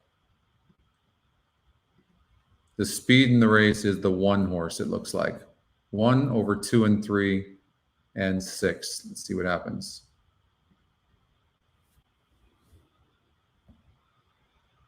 What up, Justin? My man. I'm glad we haven't seen you in a while. We miss you.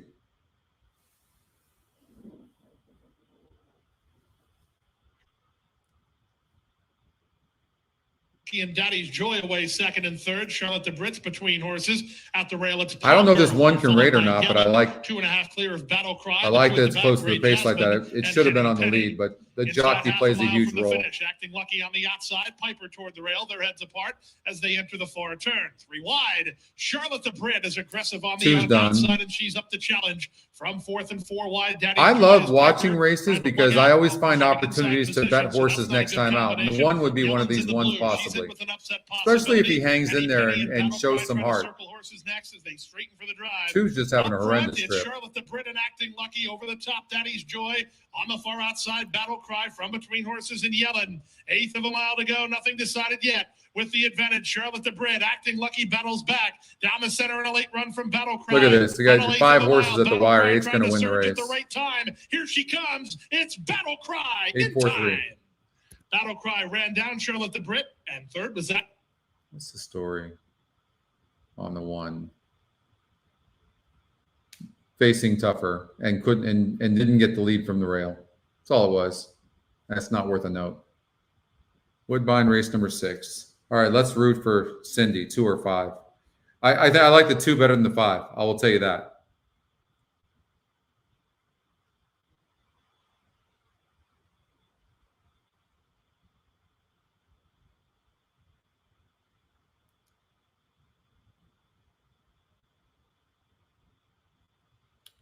I didn't love the 5 that much at 18-1 because it's just burnt money. Let's run the mock race and see what happens here at Woodbine. And then we'll go to Keeneland after this race. But we're going to support Cindy right now. 6-5. The 1 is in the inside there.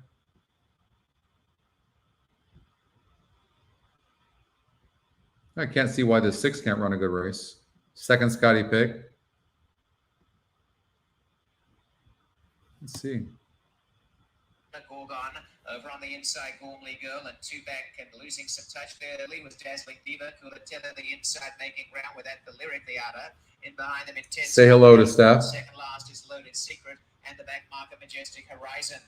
I'm looking forward to GP this winter. Absolutely. On the extreme outside under wraps, but on the inside still pushing for the lead Olympic Fencer.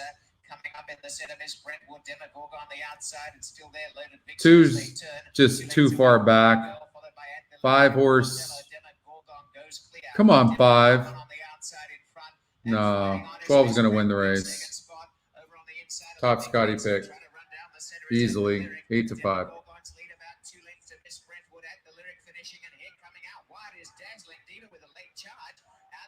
No. 12-9-8. 2, I don't know. The 2 ran huge being so far back. First time starter. Can run.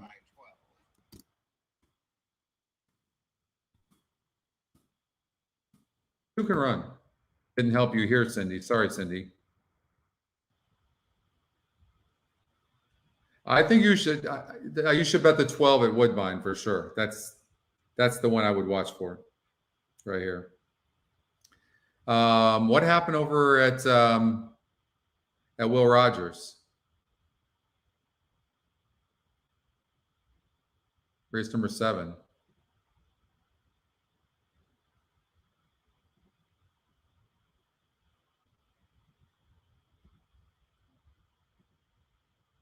And fourth, number 5. 9675. There's an inquiry. 9675. So I didn't see, but the 4 was the play, but didn't run. All right. 3 seconds. And ladies and gentlemen, please note the inquiry sign is also My man John Lees. I will see him down at Del Mar. Keeneland, 6 minutes. Let's get our butts up to Keeneland and see what's up and see if we can make some money on a late pick 5. All right. I want to play this actually with you guys. I'm singling the 4 just because I think the card is so damn tough. I think the system says that the pace number says the 4 is probably the fastest horse. Look at this. 64. Plus, I don't think it needs a lead.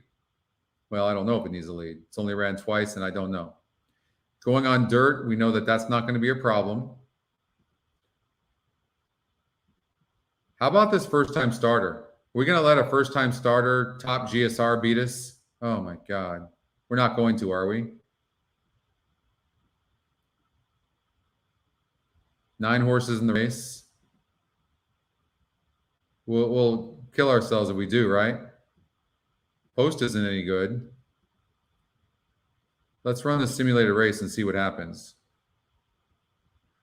All right, Joe. Happy anniversary to you. Same to you. 8-10-3. 8-10 and 3 as well. Scotty long shot. Got to use that. Got to use a Scotty long shot.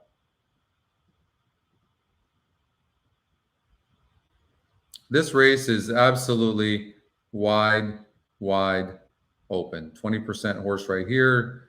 19% horse here. 9-2 on the EquinEdge morning line here. I mean, the only one you can really throw out is the 5, right? If you didn't single the 4. That's why I was saying that. Is there a better single? I don't know.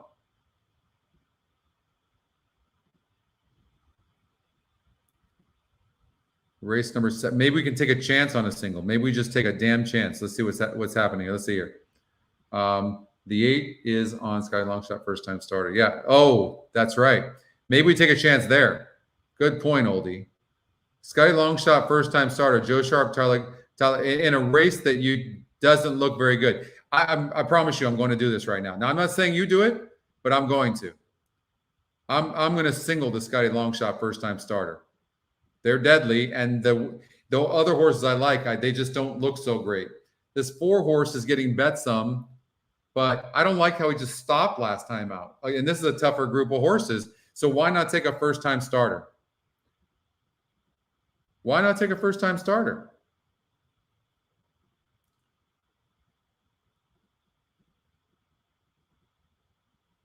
Just saying, we got to use the 2. Got to use the 1 in race number 7. All right, we're doing that already. First time starter here, 15-1. I'm going to use that. I'm going to use an all in here. I personally am going to use an all in here. Race number 8. I'm just going to run the simulated races as well. All right, what's that?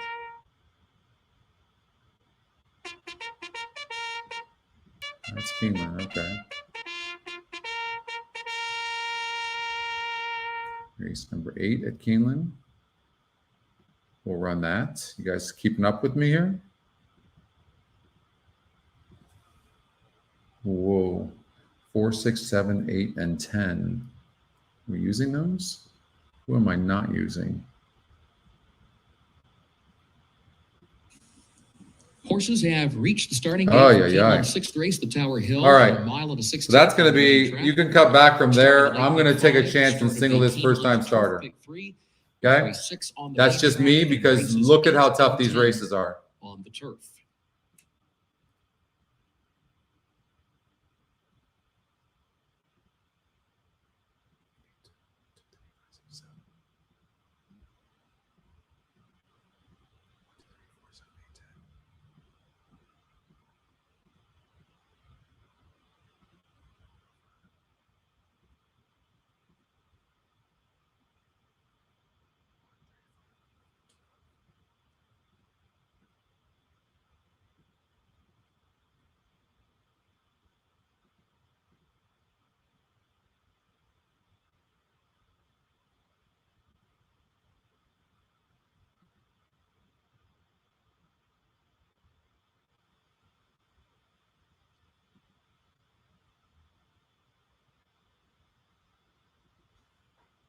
All right, I'm going to take a chance on the Scotty long shot.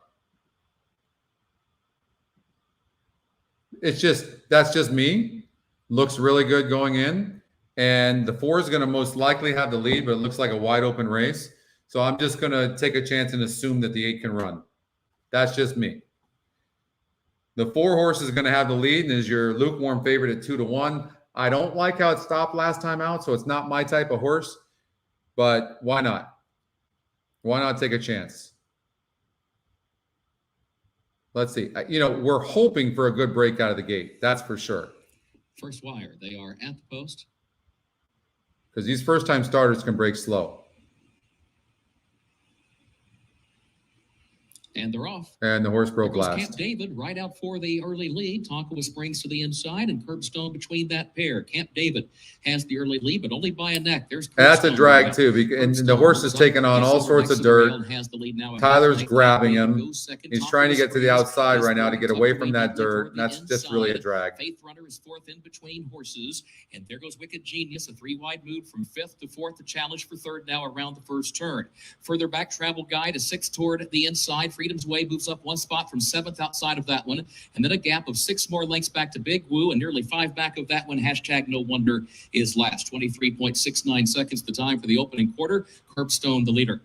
Curbstone is on top by 1.5 lengths. Up the backstretch, Camp David second by 1.5 lengths.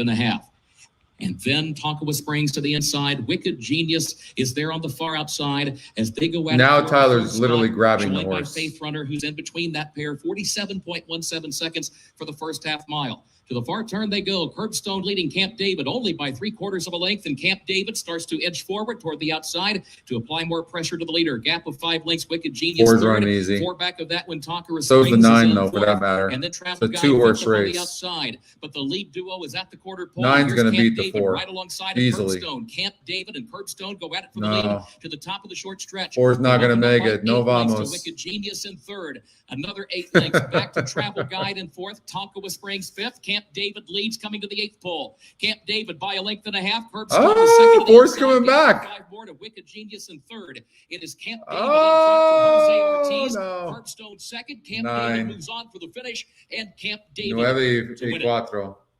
It was Curbstone across the line in 2nd. Wicked Genius was 3rd. And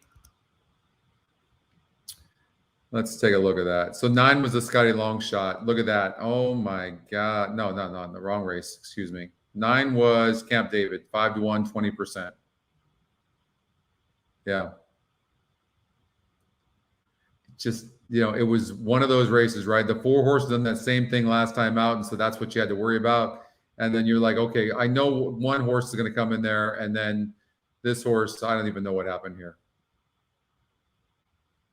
Broke horrible, and then jockey let off.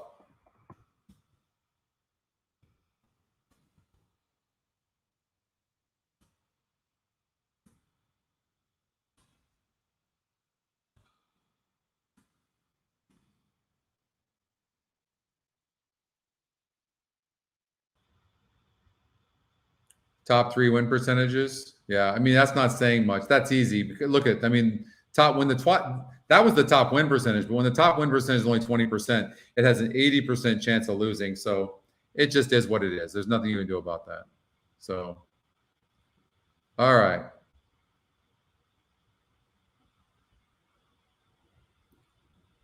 He was always just sitting close. Always was really close to the pace. Belmont Park, race number 7.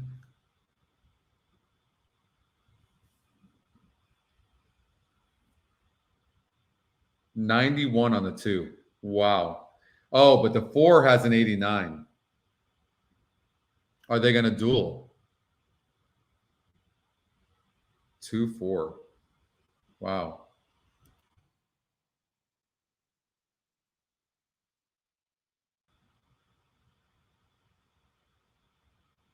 So against a 48 group, 6.5 furlong sprinting, the horse did not like going 8.5 furlongs. Twice it did, and it didn't like it, and it even dueled. They couldn't even get the lead doing that. And then it got the lead against a 44 group, winning by 6 lengths. This is a 48 group. All right. The top GSR is the 4, also the Scotty long shot. It needs the lead as well. So the problem that we're looking at here is that both these horses need the lead, and they're most likely going to be full line. Who's the best closer? Who's the best closer?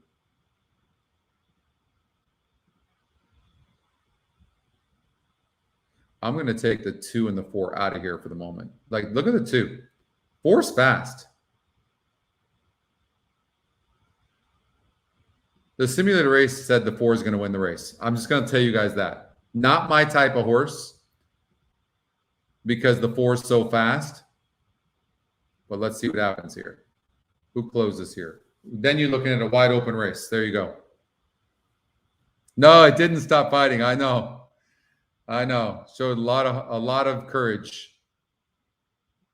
So now, cousin Andrew.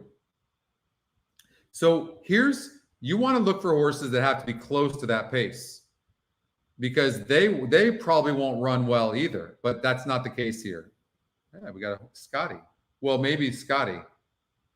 Don't like Scotty. Maddie Marander was finishing against a 42 group. So look to see a horse that was finishing a 42 group on the 1. This horse was finishing against a 46 group and was 5 wide. The 6th horse, litter box. So I like that. This one's dropping in class, I like this horse a lot. I like 6 and 8. 6 and 8. 2 and 4, the pace by far. Scotty will be in third probably. I'm guessing. What's the pace number?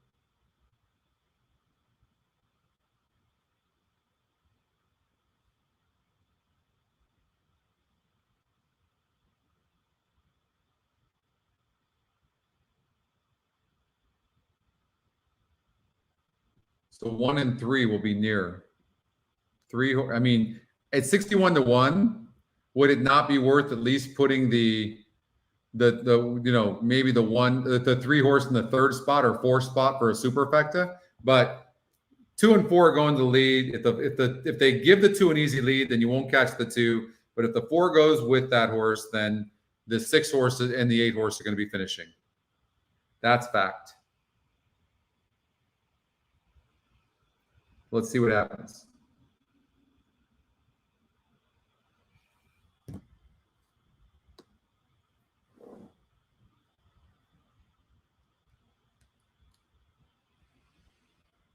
After this race, we'll go straight to Keeneland, Cindy. We'll go straight to Keeneland, okay? Well, we can actually look at this right now. Hold on so you can do it.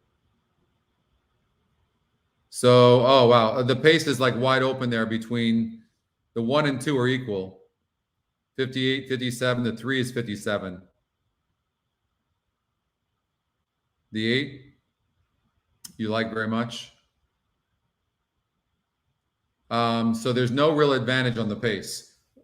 Here, the 2 and 4 are so fast. I'm going to bet that they're going to stop. So if I was playing a pick 4, I'm just going to use the 6 and 8. That's it.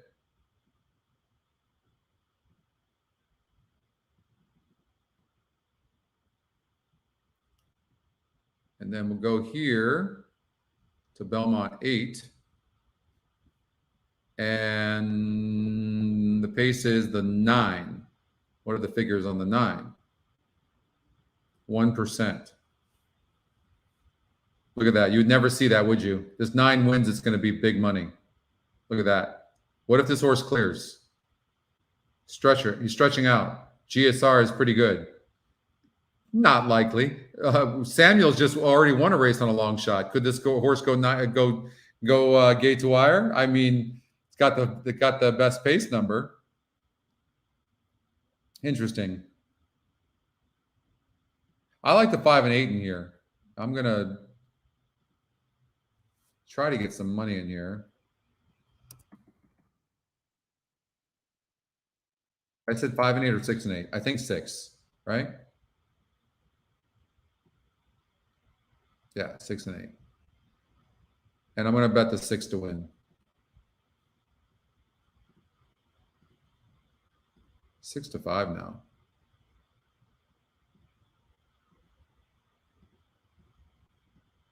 I'm going to assume the 2 and the, I didn't want to see the 2 get an easy lead. Come on, 4. Push this 2. Push this 2. Push it. No, the jockey's on the brakes. On the brakes.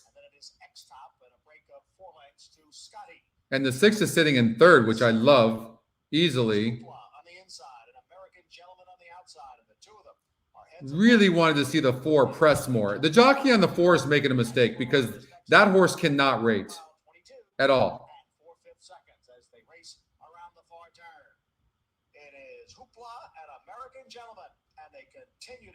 I mean, this race is so set up for the 6, it's not even funny.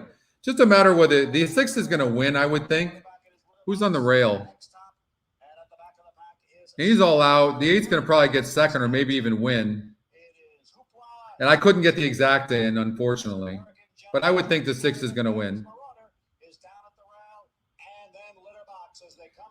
But look at what the jockey on the 4, did he make a mistake or what? He let the 4 clear like that. That's all that happened there.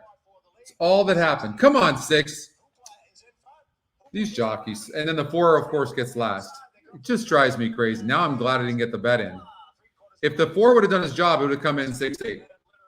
This is where pace makes the race. I'm not being sour. That's what happened. The jockey on the 4, of course,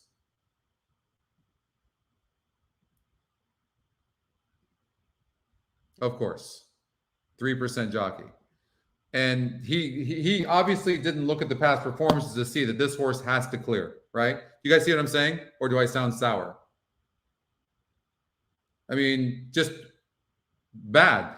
So you don't want to have to factor that in, but sometimes it's nice to just look and see if there's a good jockey in there and go, what he's going to do. This jockey did a shitty job there. I'm not saying he's going to beat the 2, but this horse has no chance of rating, none. And he was on the brakes early. If he duels with the 2 doesn't win that race, and the 6 wins for fun, and the 8 gets 2nd. That's true.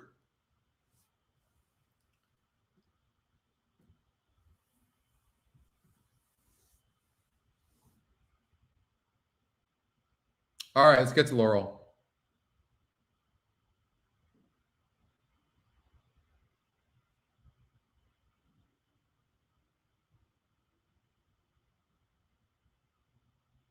Yeah, I feel like we saw that perfectly, but the 2 really had an easy lead early. And we talked about if that was the case, the 2 would go gate to wire and win. So we got to get a little bit lucky. But all right, let's go to Laurel Park, race number 7. I'm not even sour, really. It's just you get this is why the jockey's 3%. The pace here, you can see there's some pace in this race. 6 horse has an 83 at Laurel. Definitely the pace. But the 9's fast with a 76. So the 9 is the Scotty Longshot, 8-1. Good GSR. Top SOR as well. I'm hoping the 9 can rate. The 9's got a good post. This 9's going to run a good race. Look at this. 6 horse was a trick is the top. This horse needs, for its best, it needs the lead, especially being on the inside of the 9. I would imagine the jockey sending on the 6. And the 9's going to go as well. Has to be near the pace. And the 9 looks to need the lead, unfortunately. The 9's going to be right there. 6 and 9 are going to be right there. You have it for $1? Nice.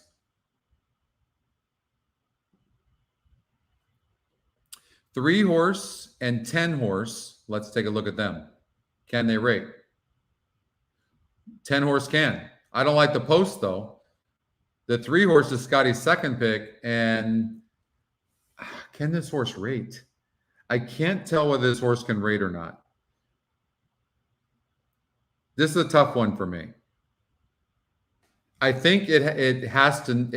It's 41% too, but I think it needs a lead, and it's not getting the lead. And so for that reason, I think I'd play against it. This 8 horse is going to come from behind, clearly, and there's going to be some pace up front. I don't think the 3's got a 71. You know that this race does set up for the 8. I will say that. How's the 2? Believe it or not, this 2 could sit a really good trip, but I don't know if it's good enough. I'm going to lean towards it's not good enough because you need class as well. You need class as well. I like the setup for the 8, and the 10 horse. Unfortunately, is going to be a little bit wide, but that could sit a good trip. I'm going to come back. I'm going to do an 8-10 exacta box and bet the 8 to win.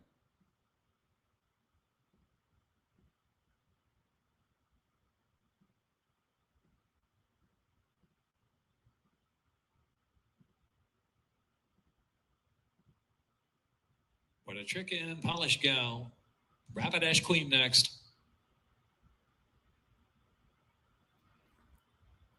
Now, I'm going to put an asterisk on here right now for you guys. Don't forget, if a horse is able to clear early, like the 6 or the 9, if that happens, you're talking about a sprint race on the turf. Speed holds, right? So there's always that. So we'll see what happens. I'm hoping the 9 duels with the 6 because they both seem to need the lead, especially the 9. But what if the 9 clears? You're agreeing, Roger? This is where when people say pace makes the race, it's dead serious. That's what it is. So, I'm assuming the 6 and 9 are going to duel, and even the 3 is going to need the lead and going to run fast. And of course, the jockey on the 6 is all out. 3 wasn't fast enough. I did not expect the 8 to be on the pace at all. Not my money, not on my watch. Racing side by side already. And the 9's on the lead. Damn. Dash Queen trailing the field into the turn. Pretty Lori fires. I'll tell you what. You gave the 6 is toast. I don't think the 6 can race. Autogetic is in 5th spot. 10's going to get the best trip. Money, not on my watch. The 8 does seem to have horse right now. Back of the pack. They reach the top of the stretch for the long run in. And here's Chrome Plated Heart on the outside. We know that the 3 needed the lead. So the 3's done. Come on, 8. 8-10. We thought the 6 needed the lead, and that was the case. Come on, 8. Come on, 8. Beat this 10. Yes. Yes. 8-10. Hold. 16 to go. Hold. Just in front from Chrome Plated Heart. Energetic is 3rd. Polished Gal. Polished Gal from Chrome. That's how you use the pace number. Energetic and Not My Money.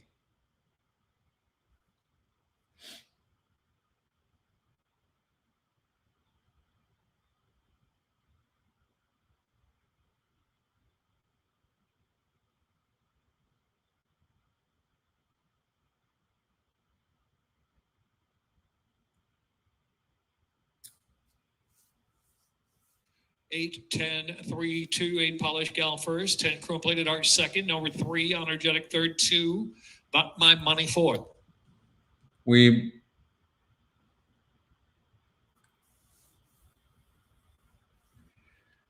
Let's see here.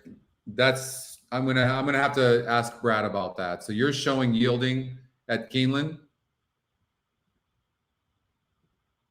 Thanks, Keith. You have the exacta. Nice. Cindy, we are probably off. Which race are we talking anyways?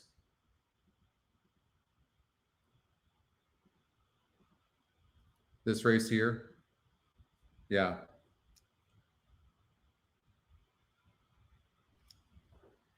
All right.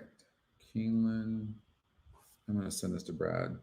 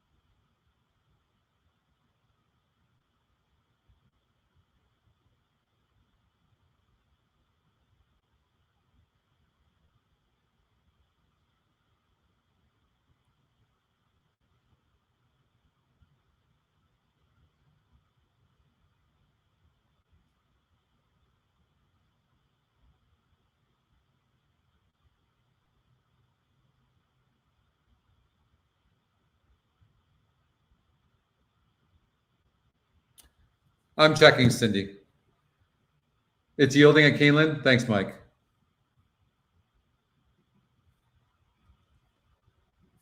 We got Santa Anita now, race number 1. Should have asked for that, Mike. We should have probably asked for that, but I'll at least give you guys the pace number on that.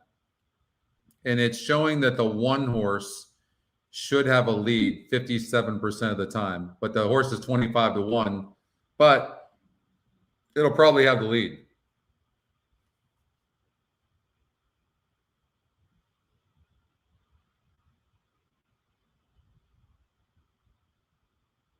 How good is this pace number? My gosh. Let's do the simulated race real quickly and see what it shows.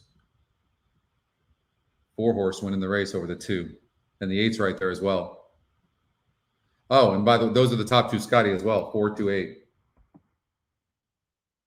1's going to show pace, but I don't see it winning over at Santa Anita. First race at Santa Anita, they're taking off right now. Frank Miramani has the call. 1 stumbled,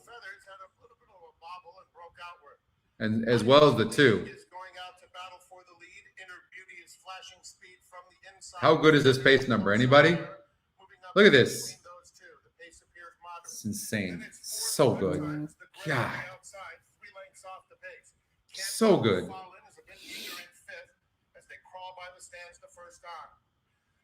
31-1 shot. Who looks like hell on paper. You could never see that this horse was going to get the lead. And the pace number said this horse would have a lead.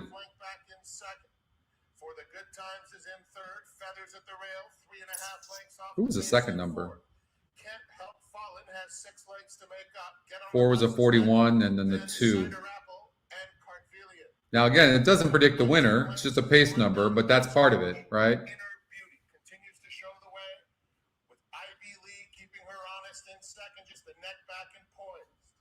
For the good times, a length and a half off the pace in 3rd. Feathers in the pink soaks at the rail in 4th. Can't help fall in is 4 lengths off the lead. Get on the bus is down at the rail. Has 5 lengths to make up as they move around the far turn. Cartvillian and Cider Apple. Ivy League on even terms now with a 1/4 mile to go. Inner Beauty has to dig in down at the rail. Inner Beauty, Ivy League. Feathers now tips out for the drive in 3rd. They're at the top of the stretch. And it's Inner Beauty digging in, trying to fend off Ivy. This 1 ran huge, right? Like if you're playing a superfecta, you wanted that 1, right? Well, it's not going to stand the superfecta, but it ran good. And it's going to be 4-2, just like the system predicted. And the 8, we said 4-2-8. The 8 got 4th. All right, let's get out to Gulfstream Park. That's good stuff, though. Thank you, Frank. Here he is 9-5 over number 5. And the gas is taking a ton of money. Pace number says that the 2 will have the lead here at Gulfstream Park. 2 over the 1 and 5 on the pace. 2-1-5. Small reason will be 2 is a Scotty long shot. Could this horse go gate to wire? Maybe. 1 mile the trip here. Start of today's late pick 4. The 1. Here's the thing. I think the 1 needs for its best. It can rate a little bit. Still behind the gate. Yeah. It can rate a little bit. Kicking the gas. 2-1 from a 15-1 morning line. 6-1 on the EquinEdge morning line. Stepping all right. I'm not betting this, but we'll see what happens here. 2-1-5 on the pace. From the outside, Big Treasure will complete the line. All set at 1 mile for race 7. And they're off. Pinch back at the break was Small Reason. Brett's World ridden hard for forward position. Far outside, Big Treasure has speed. Star Deputy won't be far away. And Converter with that big white face, he's into the top flight, kicking the gas. Had to angle for racing room. He's out in the center now while racing 4th, and he's in hand. Kurt's Keeper's in the blue down at the inside, racing ahead of Small Reason, who was inconvenienced at the break. And the trailer is Wild Texas Tom. Down the backstretch they go, 24-2 for the opening quarter speed. It's Brett's World in front. You see the way the 2 is running with its head up high? That's a horse that needs the lead. And the 2 could have had it because the 1 broke slow. Another 2 to Big Treasure ahead of Small Reason. He's at the rail. Second last Star Deputy. And so he really made an error. They make their way half a mile from the finish. Brett's World has had a pace pressure the entire journey. The trip's gone to the third horse, Kurt's a keeper, who's 5 is done. Inside. 3 Still is going to win this Camacho, race going away. Just sitting beautifully. Back to Small Reason, then Big Treasure, Star Deputy, and Wild Texas Tom as they round the far turn. Brett's World has not had a breather, and he's a neck in front. Converter is second. Now it's time for Kurt's the keeper to show what he's got. He's third and trying to angle. Small Reason comes alive here for Meneses. He's down at the rail. Wild Texas Tom underway from last. Meanwhile, well, no, one's one's going to pull away. 3 didn't have it. 3 looked to have a lot of horse. Now by 4. So the 2 pace numbers are going to come in first and second. Incredible. Brett's World is clear and finding, and he'll win it. 2-1 the off-time price on Brett's World for Leonel Reyes and Bobby DeBono. They went down the road to win by 4.5. Second Converter, third Small Reason, then Wild Texas 1, 2, Tom. and 6.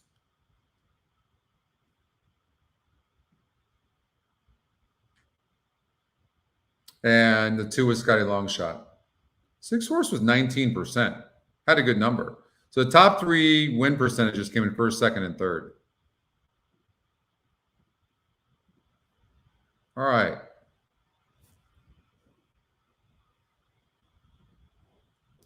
Guys want to check out Hawthorne real quick?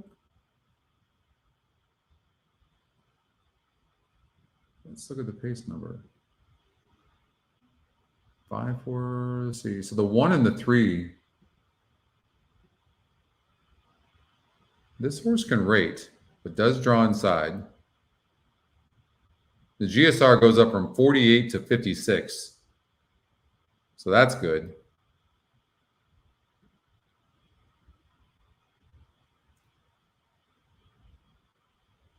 This one's facing easier. 40% top Scotty pick, and will be forwardly placed.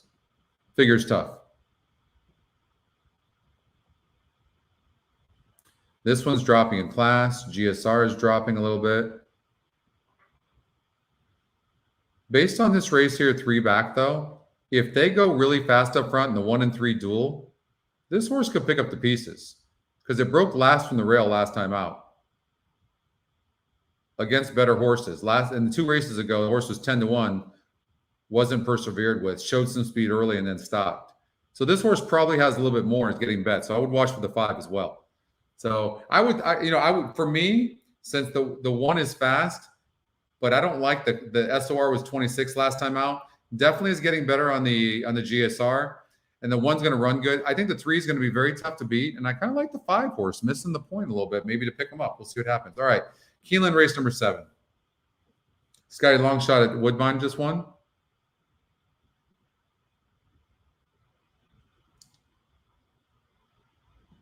I'm going to bet that. Let me see here. Over at Hawthorne. I'm going to do an exacta box 3-5.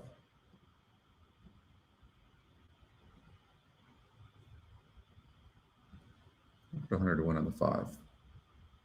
Kind of like that horse. All right. Keeneland, though. 4 minutes before the race.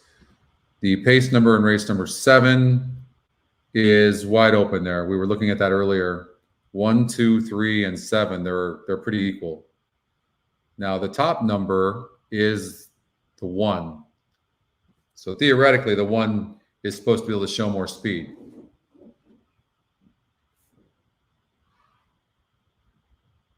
Bumped hard at the break last time out, and then pinched. That was against much tougher and still got second place. Now it gets easier.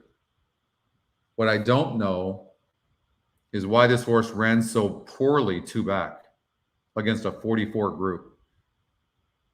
That's what throws me off. I mean, your second choice basically has run like crap in all 4 starts, essentially. It's a tough one. There's no advantage on the speed. Let's run the simulated race and see if we can learn anything from that.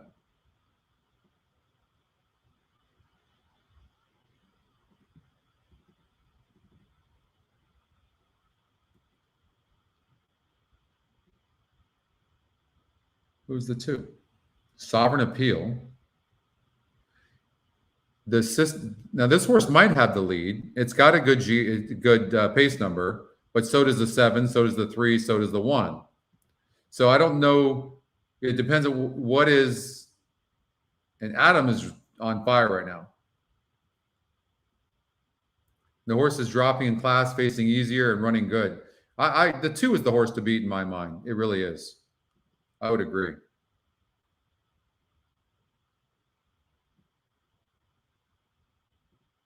Now, Berate broke last at 7-2 in its first start, and the GSR goes up. What are the changes? Distance, nothing. Jockey trainer combinations, nothing to speak of. GSR on the 5 is good. So the 5 horse has been this distance one time against a 54 group, and now drops to a 46 and got 3rd. And there could have been a runaway winner for all I know.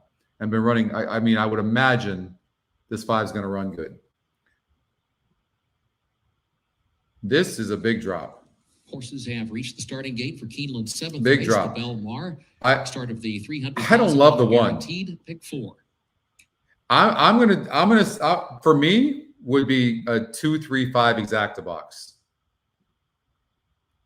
Because if it comes in, it'll pay good.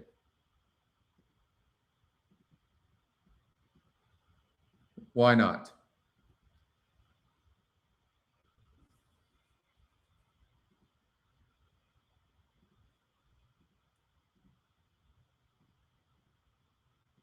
Now, I recognize I'm going against the top Scotty pick algorithm, who has Big City Mama. 6-5 on the EquinEdge morning line as well. It's just not my type of horse. That's all it is. But the system knows better than me. Catherine, man, what's up with your 6s?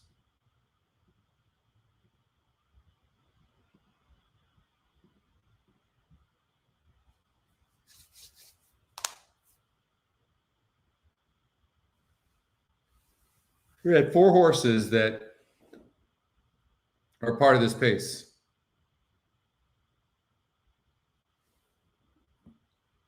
I'm leaning here towards the 5. Look how good that horse looks too.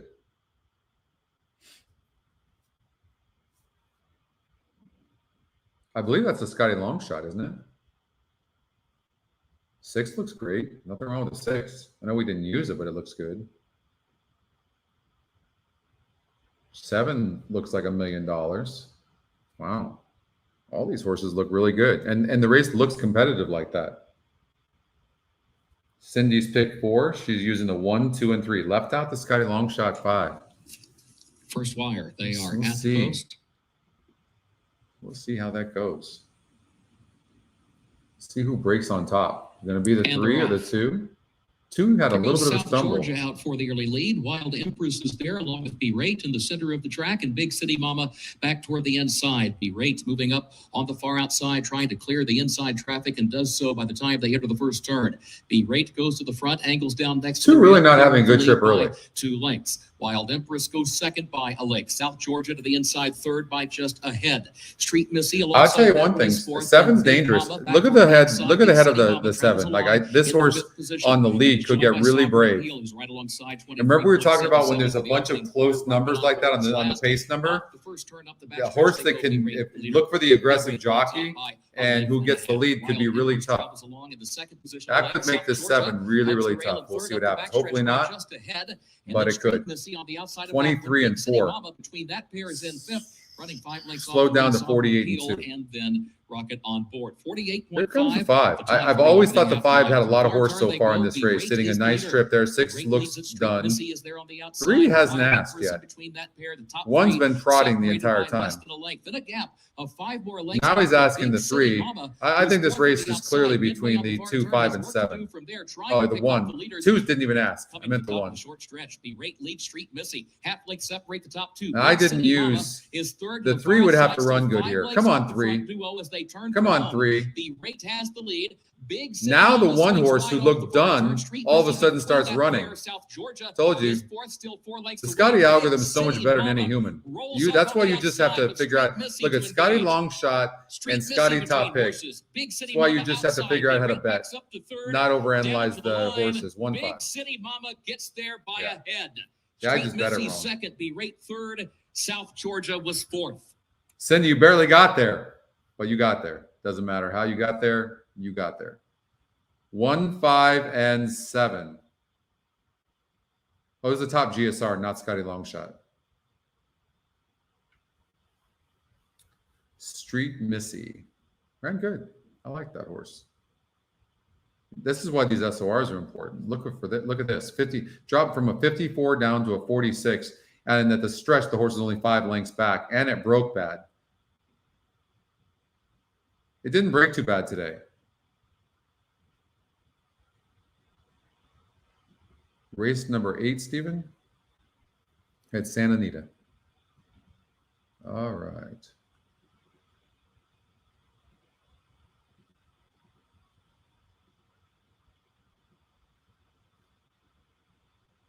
$365 at Hawthorne. Ah, we had the 5, huh? Damn. That's too bad. Didn't I do an exactor or something like that in there? Now I got to look.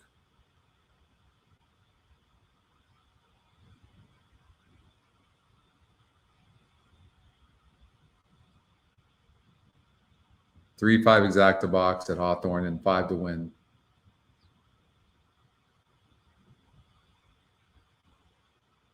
Nope, that's all that matters. That's right. That's all that matters. All right, we got a couple minutes. I'll be right back.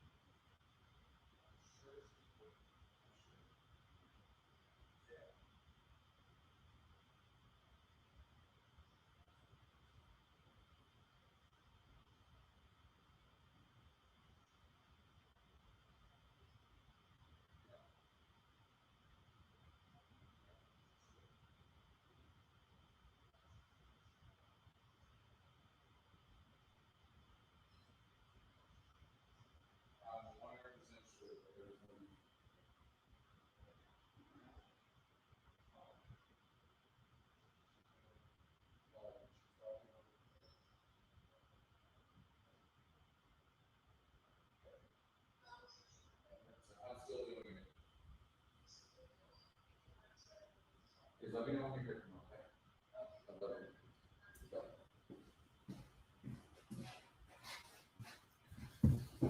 okay, sorry guys.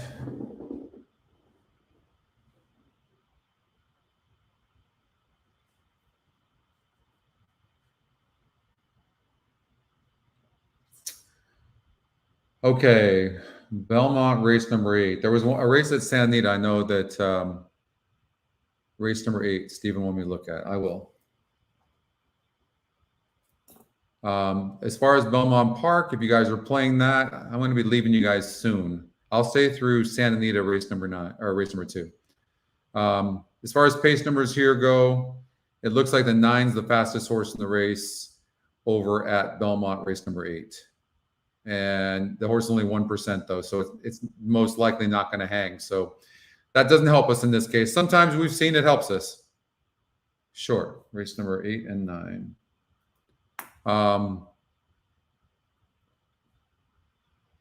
So we'll run the simulator race and see what happens. Boom, boom, boom.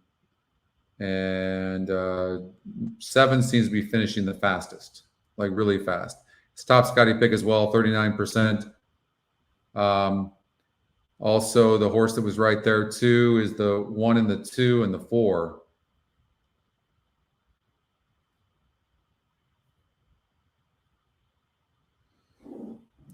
I just handicap the race like any other race. Nothing in particular at all. I will say this: horses that are good at 5 furlongs or 5.5 or 6 on the turf at Santa Anita do not necessarily run good at 6.5. Milers that show speed do very well down the hill. That's about the best I could tell you. 7 over 124 is what I'm going to do. I'm going to bet it. Oh, it went off. It went off already, huh? Now I want to watch it.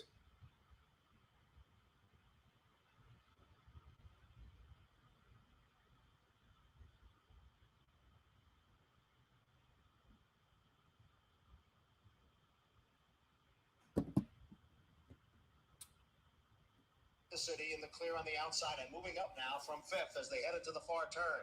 Half mile, 51 and 1. Infringement challenged here by Proper Grammar, and now the two of them are heads apart for the lead. Proper Grammar's on the outside. Infringement is down at the rail. And clear the 7 is running huge right now. I wish I had a bet on the 7. Followed by Summer in the City. Freedom Machine has made up some ground as the field now comes into the stretch. Look at that. It was a clear move. Now up to challenge for the lead. Gabby Square now up to take over the and if the 2 or 4 gets second, I'm going to be sick, but it's usually the way it happens. They're not. All right, 7-1 easy. 7, I think maybe the 6 got second. All right. Laurel Park race number 8. We'll do that. Let's do that real quickly. Big shout out to the Stronach Group as well, and the teams that are involved in making these decisions as far as approving us to do live races. You know, there's no other show that they allow to do that. I don't know if you guys knew that. And as well to Keeneland. Thank you to them as well. So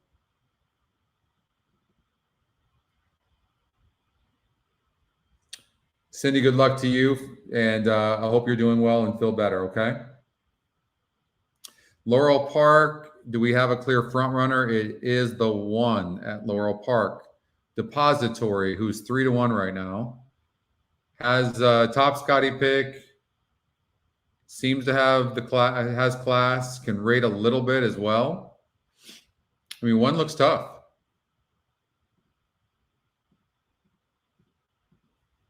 I don't know what it is, but I just feel like somebody's going to beat this one. But the 1 is fast.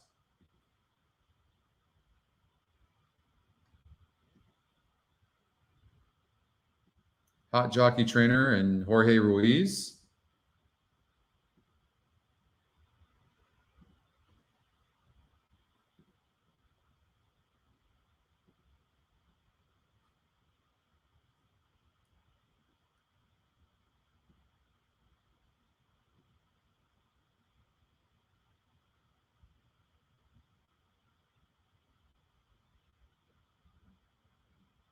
I'll tell you what, the form of this 4-horse, the Scotty Longshot, is so good. This form isn't that good, but this is a big drop on the 2-horse. So you can see where there's a lot of, but he wasn't running good against those horses. The 3-horse wasn't running good against those horses either. That horse barely won against a crappier group. I don't love the 6. I definitely don't like the 5. I think the Scotty Longshot could run good here. I'm going to say 1 over the 4. I'm definitely going to bet it.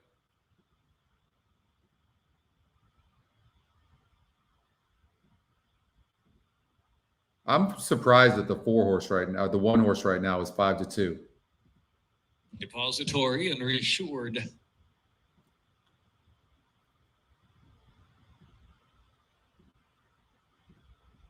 Royal Number.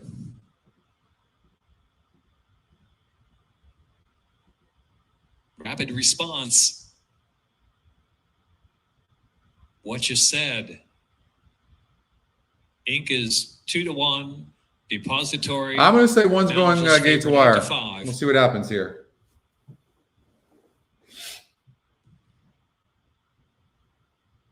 1 mile. And they're off. I don't like the break of the 1 at all. Sharp break, What You Said too, and Depository. But the jockey didn't kill the horse to get the lead. Depository up front now with What You Said, and but that break wasn't good. Picks up the early chase. Ink is back and forth after breaking Sharp, and Royal Number and Reassured to the inside, trailing 6 lengths will cover front to back. Depository with Rapid Response trying to keep some early pressure on, and What You Said on the outside. Reassured down inside gets a bit closer, just 3.5 off the lead, racing 4 spot. Royal Numbers in between horses. Ink has dropped to last position, but only 5 or 6 off that pace set by Depository, half length in front and prompted by Rapid Response on the outside. Reassured kept up close there, and Ink and Royal Number in between horses, and last is What You Said. Round the far turn, compact bunch, only 5 lengths still from Depository to the back marker. What You Said. Depository the head in front from Rapid Response and Reassured. Then Ink on the outside. Royal Numbers in between horses, racing in 5th position, and What You Said trailing the field. They're at the top of the stretch, and Depository, Rapid Response, Ink on the outside, Reassured on the inside, and Royal Numbers in between horses. Depository turns in 1/4 mile from home. Come on, stay up 4, stay up 4. 2.5 length lead. Come on, 4, stay up for second. From Rapid Response. Stay up for 4, stay up for second. Ink inside is Reassured. Stay up for second. For long left to go. Stay up for second, 4. Stay up for second. And Depository pounding home past the 16th pole. Ink picking up second now. What You Said, late interest to the far outside. Tries to run into third, and indeed does. There is Depository. Gate to wire. Pace numbers massive.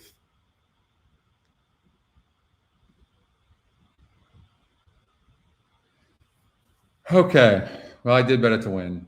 And I did it get bet late? I don't know. Let's see here. 1, 8-5. A little bit. Not too bad. We'll take those odds. Okay. Sandy to race number 2. The pace is clear. That's 2 over the 1. And those are the top 2 Scotty. But this horse is dead on the board. But it's fast. Why is it not getting bet? 3-1 on the morning line, and the 4-horse is getting bet. All right, let's run this thing. It's weird. I mean, the fact this horse is so dead on the board, maybe the 1-horse is just the one we have to bet, Escape Route. I think that's the way I would play it. I mean, the 2 is just too dead on the board. But he could go gate to wire. Maybe the jockey was throwing everybody off. I don't know.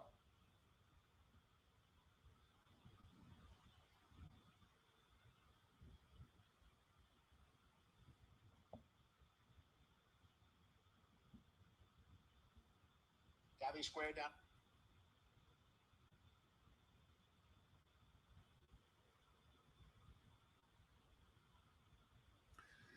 I'm going to bet the horse to win. The 1. Did it take off? Oh, they took off.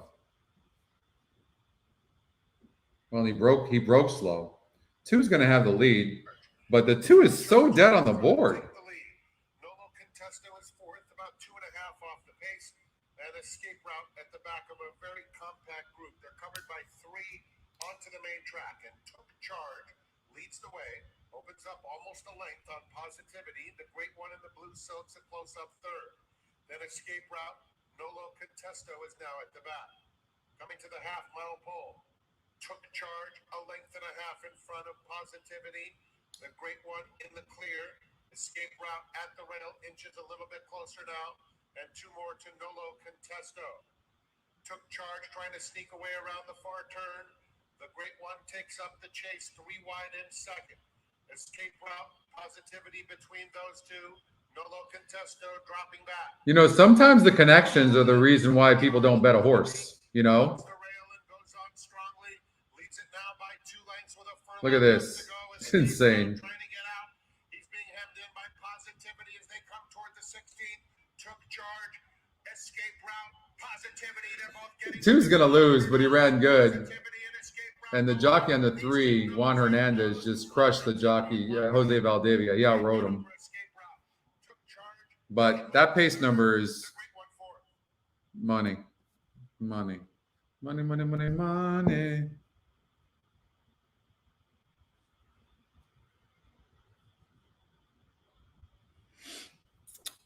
All right, Gulfstream Park, race number 8. Let's get there since there we might as well. We're here, Gulfstream Park, race number 8. The pace number, what is Hawthorne 2 pace number?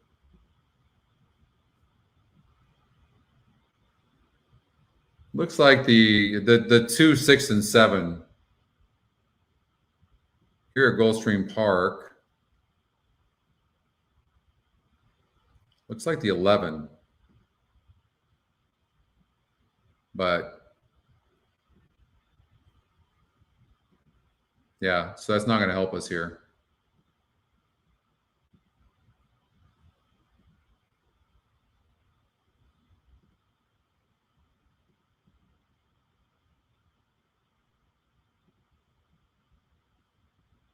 The horses are at the gate. Let's run the race and see what we can figure out. Lining up and moving 7 horse might be tough. Start today's late pick 3 on the all 7-1 getting bet.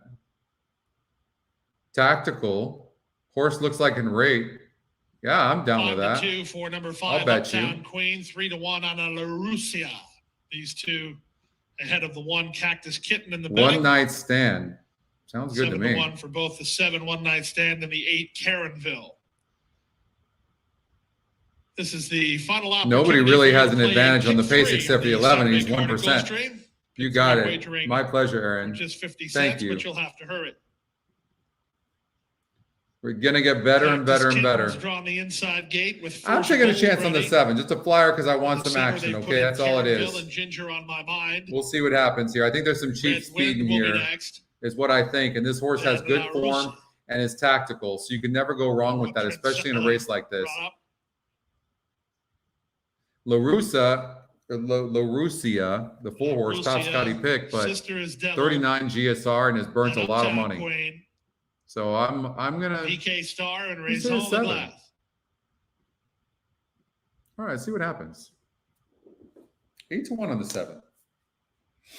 Raise all the glass. Raise all the glass. Junior drawn to the outside. There in the gate.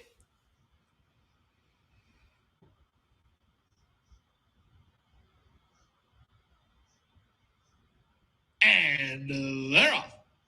7 broke in the air. You know, I mean, it's a tough. Caronville has the same idea. It's a tough job. Moves to challenge down at the inside, first gold into the top flight, racing. You know, when you're trying to figure out when to open the gate, but the 7 had its head in the air, and I don't know that they'll say anything about that. So it's something you should watch. You should put a note on. Sister is Devil. Second last is One Night Stand, and the trailer is Ginger on my mind. Edgard Zayas was intent on getting LaRusia to the lead, and she's there now, going the opening quarter mile in 25 seconds flat. Red Wind is second, VK Star on the outside third. Caronville, purple colors, backs off to race in fourth. Raise all the glass, pink colors on the outside fifth. Down at the rail, First Gold is sixth. Uptown Queen is seventh. Sister is Devil is eighth. 9th is Cactus Kitten. That means Dora Princella is 10th. 11th is One Night Stand. And 12th and last, Ginger on My Mind. 50-2 for a half mile as they race half a mile from the finish. Red Wind on the outside, La Rusia toward the rail. 3 wide, VK Star. In the waiting room, Caronville, 4th behind the speed. Outside and Raison the Glass. Then back to Uptown Queen, who works between horses. Driven as she, trying to gain ground. At the rail, that's First Gold, winding up from the back and One Night Stand as they round the far turn.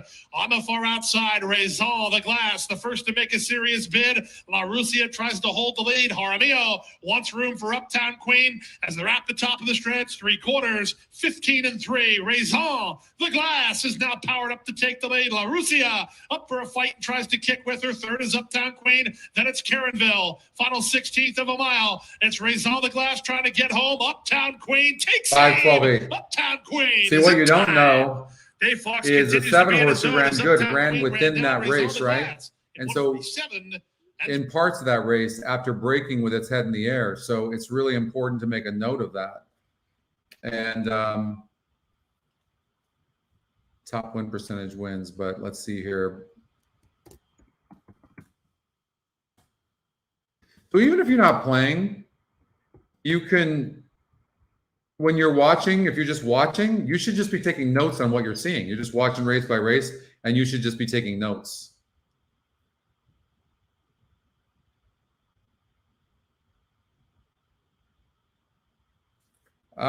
Yeah, I think I remember hearing that name, Scott, actually. I think I remember hearing that name. All right. So we got Keeneland race number 8, and then I'll handicap San Anita race number 8 and 9. Okay? And then I'm out. The 7 here right now at Hawthorne in this race here. You're alive? Nice, Catherine. System has the horse right there. Pace number is good. Sprint. He passed. So I'm going to do a 2-7 exacta box.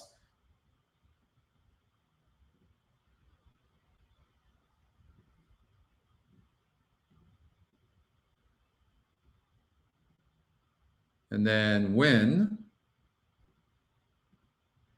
on the 7. All right. Let's watch this. And then we'll go to Keeneland, and then I'll handicap the 8th and 9th at Santa Anita. And they're at the gate over at Hawthorne right now. Keeneland, 4 horse, 100%. Let's see here. Keeneland 4, and the pace number says that the 7-1-2 is the pace. 7-1-2. They're fairly close, but in a race like, I mean, the 7 horse, the reason this horse isn't getting bet is because it's coming from Woodbine and people aren't respecting it, but it doesn't mean it can't go gate to wire. It's the speed. But 4 horse,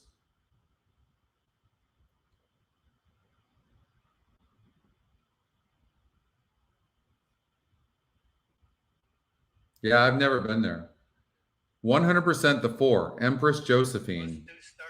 Yeah, this horse does look very good. Look at this horse. That was an 80 SOR group, and this horse first time out ran huge in the First Lady, only losing by a length.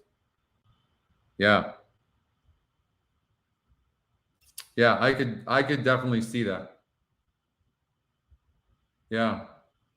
Novato, you could be right. See.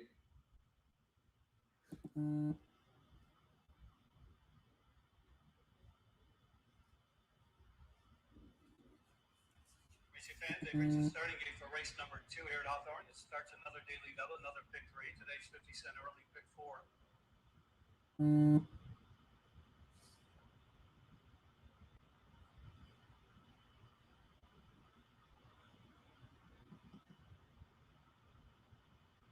horses are entering the starting gate.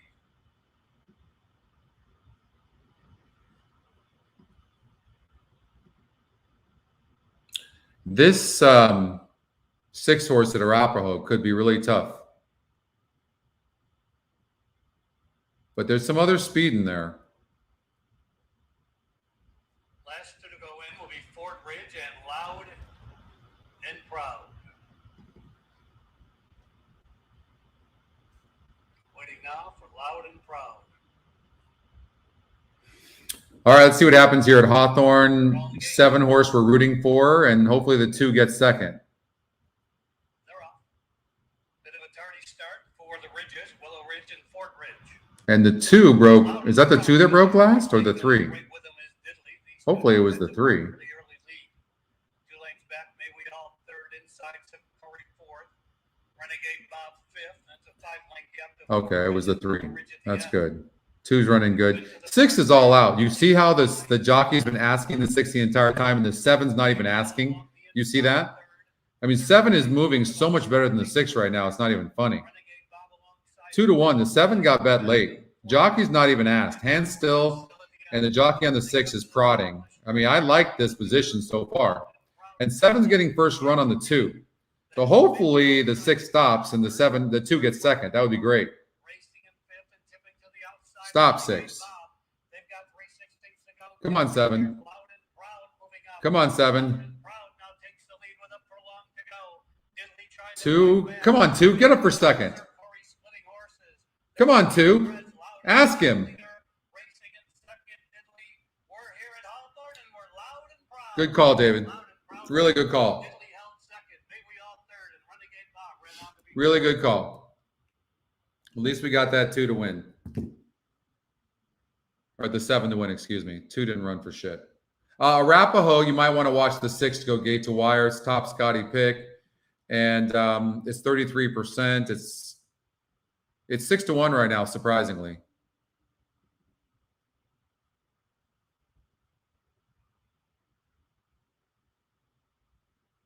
All right, Keeneland race number 8. I mean, this race is tough. Tough. Somebody, William Haggis, that you just have to trust their judgment to bring this horse here. And at this kind of a price, I think worth at least an across-the-board play as she gets set for this Grade 1 race. And William Haggis looking for 5 horse Grade nicest 1 double here on the day, having won the Queen Elizabeth II graded place with Baid at Ascot. And you can see the I equipment mean, that she's wearing today. She's wearing the hood. as far as the pace goes over here at Keeneland, let's helps see. Deal with outside noises and crowds. because 7 you have to horse could go imagine gate to she's wire. Probably not used to an environment like this, especially sure. on a day where there's a UK game. But this is a tougher Yes, group of but horses, she is no doubt. Finding her manners, and I actually don't mind her for this. The turf 1 is course, fast, the Scott. 2 She's is kind of fast. compact. She's got that Burning typical Ambition is going to be European near the build. pace. I And know this one William has a Haggis touch is of trying to class. avoid soft Over to ground Indiana in Grant, I know, but this but horse is I 16 to think 1 she'll right be now. able to handle this No one's easily. giving the 1 any love at all. For the Grade 1 Technical QB2 analysis. presented by This Dixie one can rate, has some pace as well. Ooh, that was off. You guys hear that? Yeah, good call, David.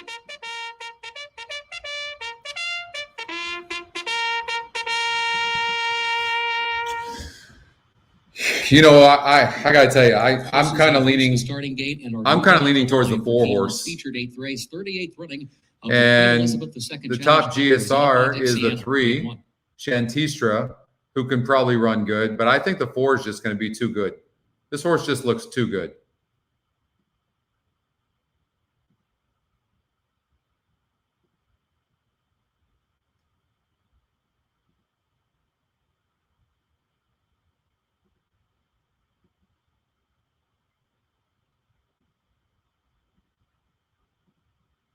Yeah, the 4 just looks good, guys.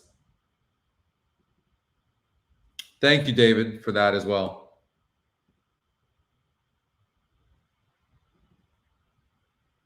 Vito likes the 5. Frankie likes the 5. Nicest. No speed. Very, very. I'm just gonna say this. I'm not want to talk you off the horse, but the truth is, at Keeneland, you have no speed. It's very, very difficult, even on this turf course. I mean, this horse is going to be in dead last, I'm assuming. Dead last. Queen Goddess broke through the gate prior to the start and still won the race, but this is a much tougher group. I'm not anticipating that's going to happen here. 30-1 on the EquinEdge morning line. Let's run the race and see what it says. 4, 6, 7, 8, 10. I mean, jeez. How about a trifecta box? It's not even using the 3 in there. Now, the 3 was all out. And against a much easier group, and that was a 93 GSR. Jeez. That's the highest GSR I've ever seen. I don't know.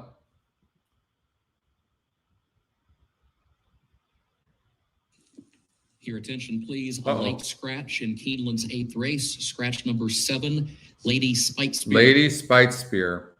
The speed of the race. Featured 8th race. Scratch number 7, been Lady Spitespear. Injured in the starting gate. Injured in the starting gate. Wow. I'm sorry to hear that.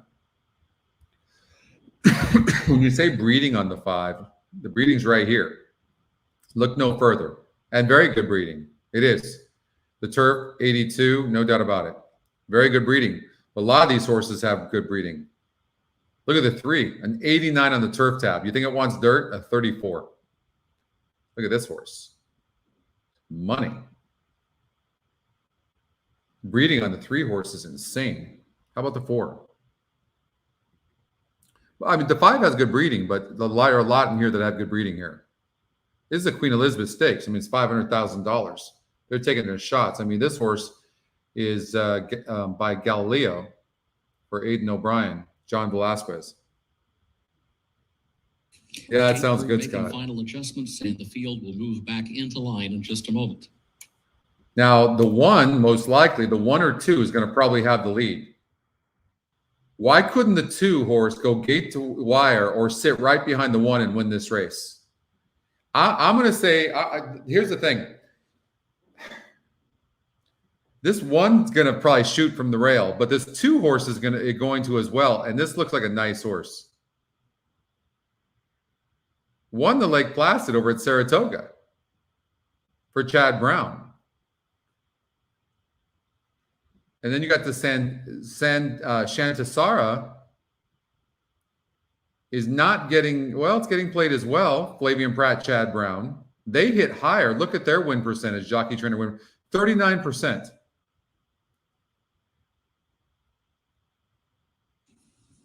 Once again, they are moving into line for Keeneland's featured 8th race. Chad Brown, Flavian Pratt, 39%. Chad Brown also has the 2 horse with Jose Ortiz. They're hitting at 24%. Oh, man. Oh, this is tough. Tough. This is a tough race. Tough race. The 2's going to get a hell of a trip if it's good enough. Jose Ortiz, the 2 horse technical. I kind of want to bet the 2. I really do. But this 4 was so impressive in that grade 1 race. And those were some nice horses. I'm going to do an exacta 4-2. 2-4 box.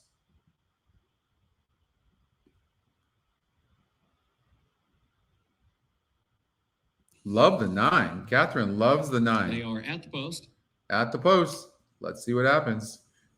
1's going to have the lead, I'm guessing, or the 2. And they are off in the Queen Elizabeth II Challenge Cup presented by Dixiana. There's Burning Ambition outrunning for the lead down toward the inside. Technical analysis. I know you guys hate this pace number already, huh? Also up close in the opening strides. Burning Ambition, though, has the advantage. Here's Technical Analysis moving forward now to take the lead as they head to the first turn. Yeah, it was too late to look at the 9. I'm shocked to see the 4 horse this close to the pace. 6th on her outside. Shocked. Is 7th. I'm happy the 1 took back. In the 8th position, Flippant, last of the 9, but right. Stop the race. Just stop the race. We're cool.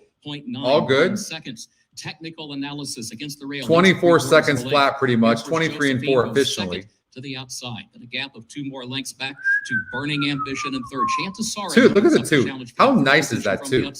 Beautiful looking horse. So's the 4 for that matter. Nicest closing remarks and flipping to 3 horse with Flavian Pratt is sitting in third, running easy. But the 2 and 4 running easy as well. Technical analysis. 48 and 3 is not very fast for these types of horses. Empress Josephine is second on the outside by 2 lengths. I would say you're going to have a really tough time coming from behind here. I would call this race right now between the 2, 4, or 3. The 4 might have gone too close to the pace. Sometimes when you see that, that's not good. Oh, Flavian Pratt. God, he's so good. Look at him. Look at him. He's just sitting chilly on the top GSR. Is fourth up on the outside. The 1's running huge. To the center of the course. Technical the jockey in the 4, whoever that was, took the horse off his style. Flavian Pratt. Third, nicest running late toward 3-2. Toward the inside. I changed my mind to the 4-2. Is moving on for the finish. And that 1 ran huge too. To technical analysis in second, down to the wire. Flavian Pratt. Flavian Pratt to win the Queen Elizabeth II Challenge Cup presented by Dixie.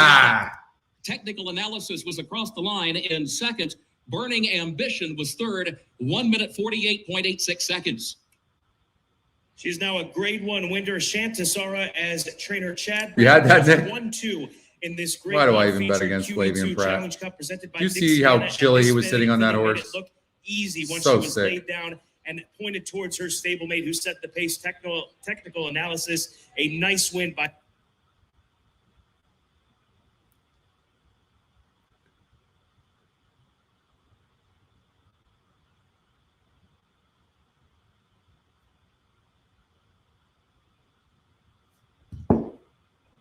Yeah, that was impressive. We should know, leaving the top GSR, Flavian Pratt, leaving that horse out on the turf. Oh my God, come on. You know what? I think the reason this horse went off at 5-2, honestly, is because it barely won that non-graded stakes race. That's what I think happened. For whatever reason. You know what it was, though? It was dueling on the pace. I missed that. And this is what happened here. Take a note. Same thing happened here.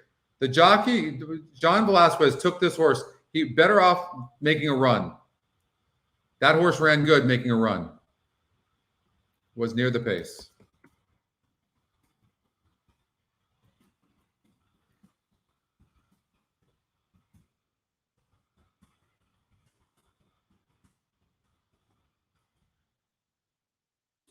Who ran good? How about that 1?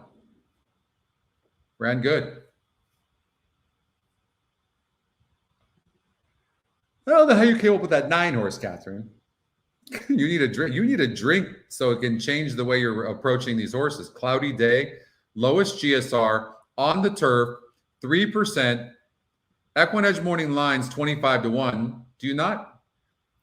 I mean, I know it's the Scotty long shot. It's got to choose a long shot, but no. No bueno there. All right. Let's see if there's anything interesting here. If not, we're going to go to Santa Anita and handicap those later races.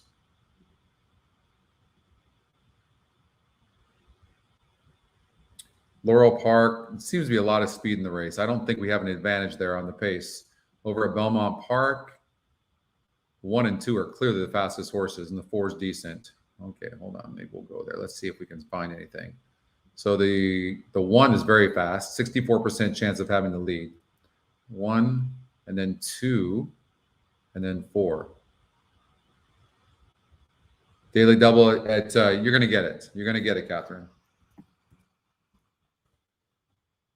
1 is 1-2, top GSR. Let's run the race too. 1, 2, 2, 1. Okay. 1's going to be really tough. Now, what could happen to a horse like the 2 is it tries to duel with, and that's going to happen here. So it makes me not like the 2, and the 2's dead on the board. So now the 4, second pick, could sit. So I think 1-4 exacta at Laurel or at Belmont. Did it go off already? No, come on. I didn't get it in.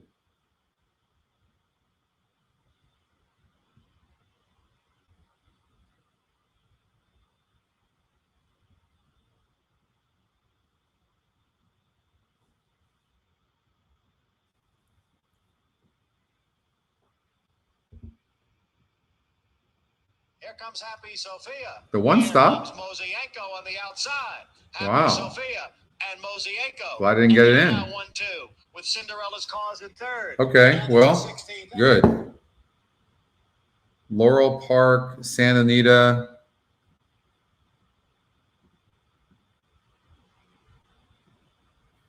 One dropped. Yeah, something happened there.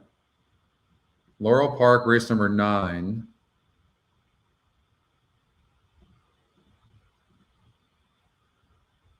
Six horse. There's some speed in here. Let's see if they're cheap speed. 6 horse could be tough here. By the hour. Oh, yeah, I could see it.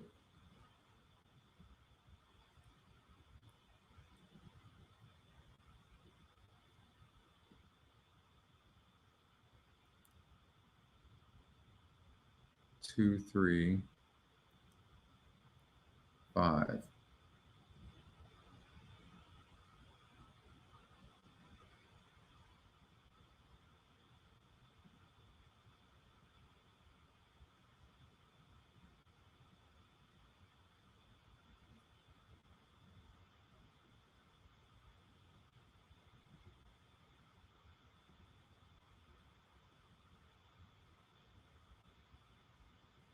Man, this race is really, really tough. The 6 horse keeps breaking bad. Finally could get a good trip here on the cut back and distance. It's a really tough race. I think, you know, they're going into the gate. I'm going to put a little bit of money on the 6 horse, but it is a wide open race.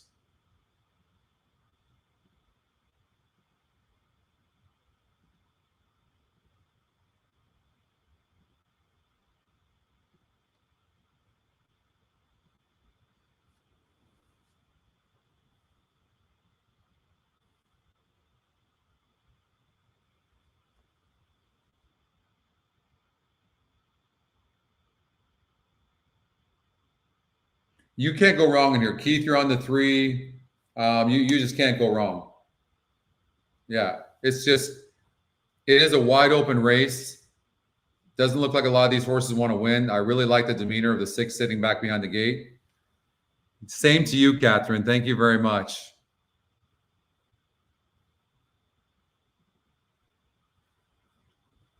We've got a horse over at Santa Anita that just popped up. So we'll see what happens here.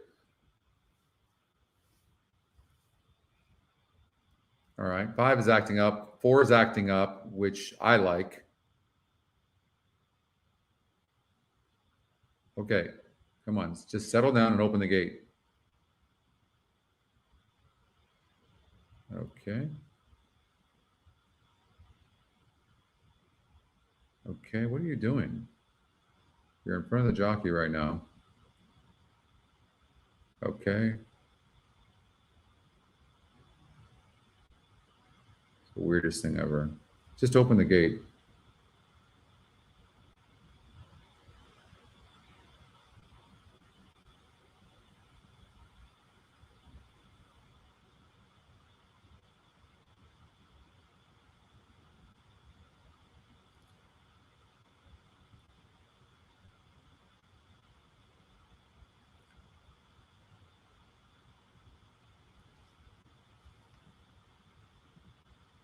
Day moves up second to the inside, and Maggie's Bid is in between horses. And Royal Appointment and trailing is By the Hour, who's got 7 to make up now. American Best At is the one to catch, leads Maggie's Bid a little more than a length. Matitude on the inside, and High Tech is back, is in 4th. Royal Appointment is in 5th, at a gap of 3 more lengths, and By the Hour's got to pick it up from the back. Into the far turn, 3 1/2 furlongs to go. American Best At is the leader, Maggie's Bid in Game Pursuit, and Matitude is 3rd to the inside. Then a break of 4, Royal Appointment. So now the 6, the jockey's waiting, and the 3 is getting the run, and the jockey on the 6 is sitting there waiting to get in the rail, and that's going to cost him because they don't want to go wide, and I kind of don't blame him, but the 6 did not get the best trip.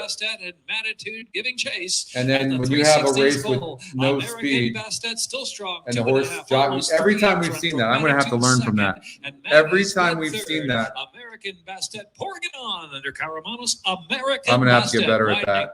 At reading that pace number there. So we look at that. 3 horse at a 70. The jockey's aggressive, though, and the jockey took the lead. That's exactly what happened. You had that, Keith? All right, Santa Anita. The 6 horse popped up. The Scotty Longshot is a horse to watch out for.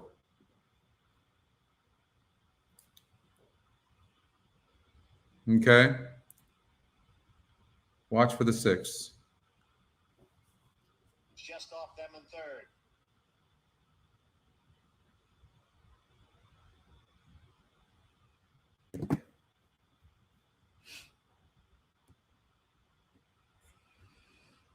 Savvy Gal is out quickly.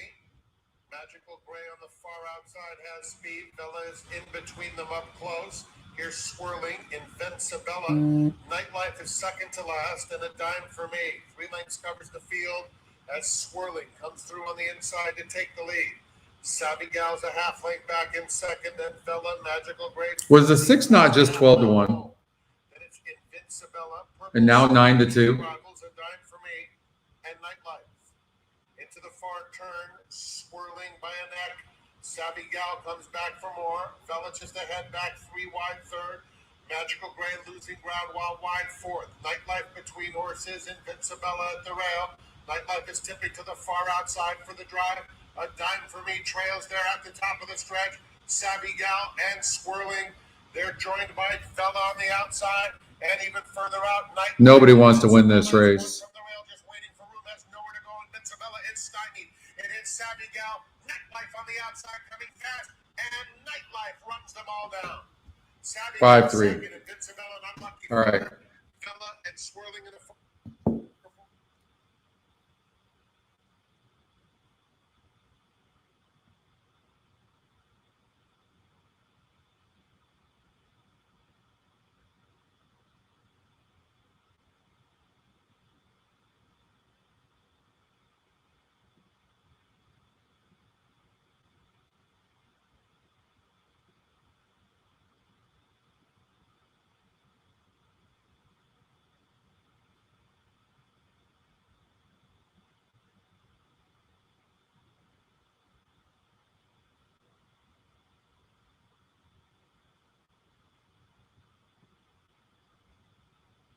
This is weird. This 6 horse just popped up. Take Me Up Brady. Okay. Top Scotty pick as well in a wide open race. Maybe it's the morning line was 10 to 1. It's 5 to 2 on the EquinEdge morning line. So anyways, Take Me Up Brady popped up here at Arapahoe. All right. Okay. We're going to do get Santa Anita now, and we'll do races 8 and 9. Okay, we'll look at the pace number.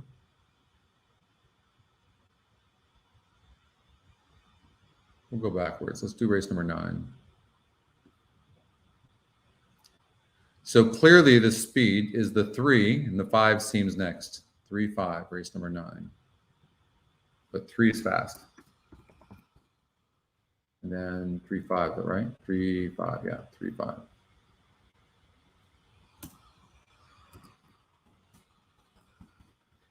Now the 3 dueled last time out, seems to need the lead and could get it here. So someone to look at. The 5 horse, no way of knowing. Went to the lead first time out, got bet a little bit.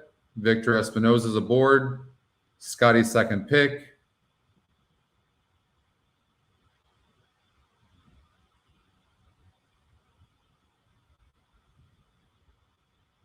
I'm not sure if he's had a Kentucky Derby horse, actually. Good question, though. I don't know. Candy on top, I have a note. Perfect ride under Pratt. So he had a perfect trip last time out, but that doesn't mean he's not good enough to win this group, beat this group. It looks like it was an easier group than it was last time, but it was Flavian. Is Flavian off this horse? Let's see here. So Pratt's not on this horse this time. Weird. What's weird is Pratt's not on. He's not in this race, or was he in one of these horses?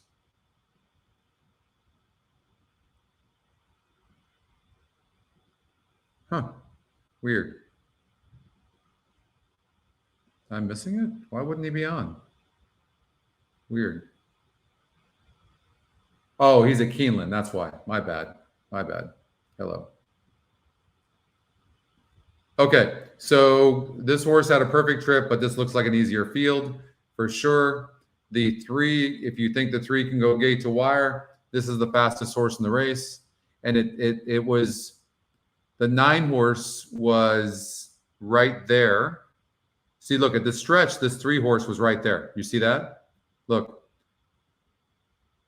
But duel, no, it didn't duel, my bad. The 3 horse, the 9, and the 3 at the top of the stretch were head and head. And then the 9 finished and the 3 didn't. No apparent excuses. But horses can get really brave when they get on the lead. So if you give this 3 an easy lead, we've seen worse things happen. I know it is time for a drink. 5 horse, you don't know what the second time starter is going to do. The horse could sit and then make a run. So you don't know. And the horse is 8-1 on the morning line, 9-2 on the EquinEdge morning line, Scotty's second pick. Infinite Love, the 1, comes out of that same race and finished. I don't like this horse that much. This horse is not a good breaker, breaking from the rail. And there's going to need to be a lot of speed in here, and I don't see it.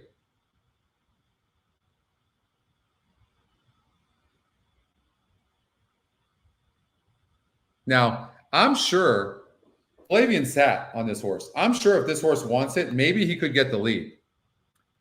But then he's going to probably have to duel with this 3 possibly, or maybe Juan Hernandez, who's extremely aggressive, is going to send this horse from the very beginning.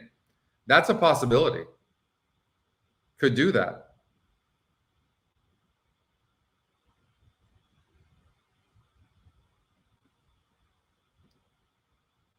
I would not be surprised. Tough one, tough one, tough one.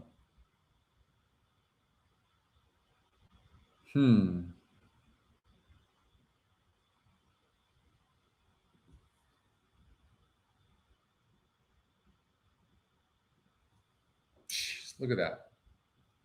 On the simulator race, a wall of them. No wonder you guys wanted help with that one. Jeez.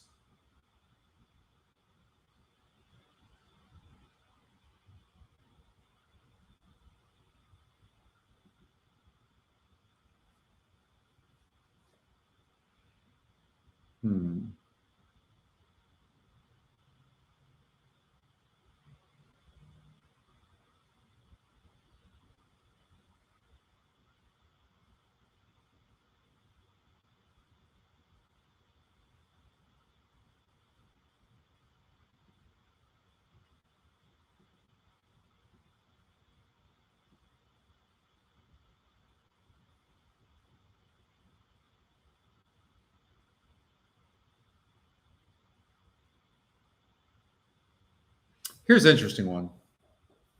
Warren Showgirl.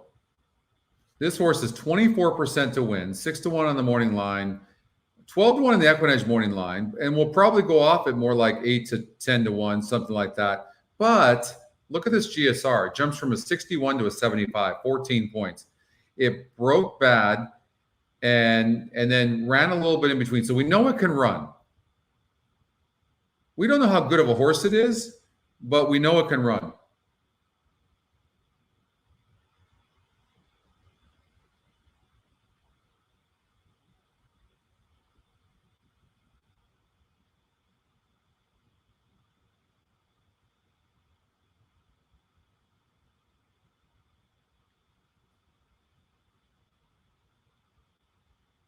Yeah, so everything that Nick was saying about the 1 horse, Infinite Love. But the 9 for sure is the horse to beat and has tactical speed to get over, no problem. No problem at all.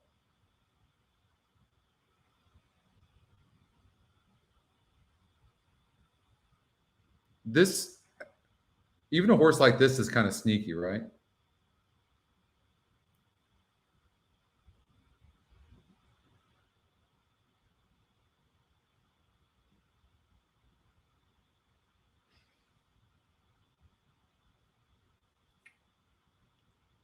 You know what? When I have a tough, I will say this: when I have a tough time, what I always lean towards is the top 3 GSRs, and if that's the case, it's also the top 2 Scotty picks, and that would be the 5, 7, and 9.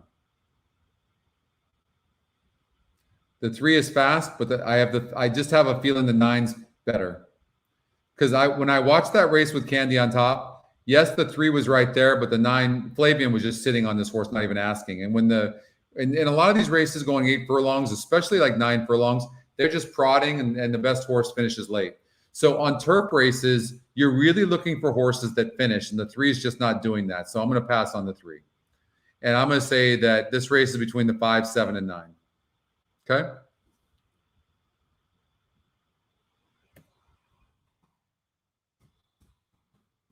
All right, 5, 7, 9. All right, in race number 8,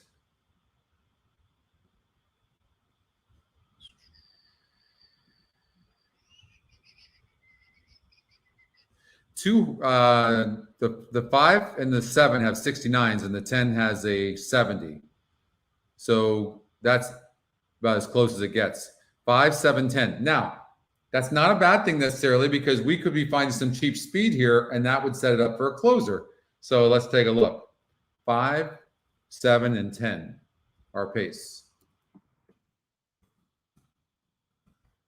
6 furlongs. Now, let's run the race just for the hell of it.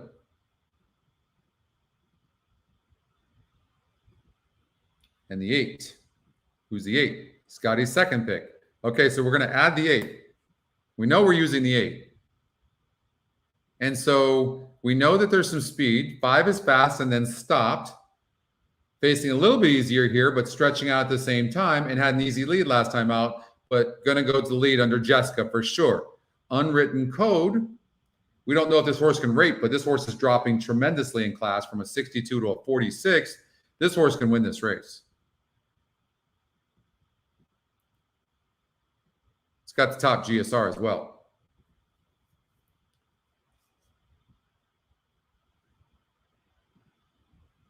I don't like this Bonita horse at all. It's facing a bit easier, no doubt about it, but I don't like this horse's 12 to 1 on the EquinEdge morning line. I don't like that at all.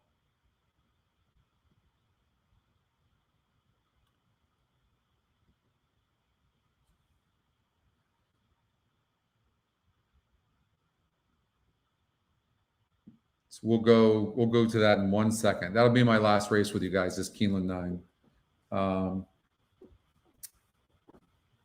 Buenas noches, Oscar. Buenas noches. ¿Qué tal?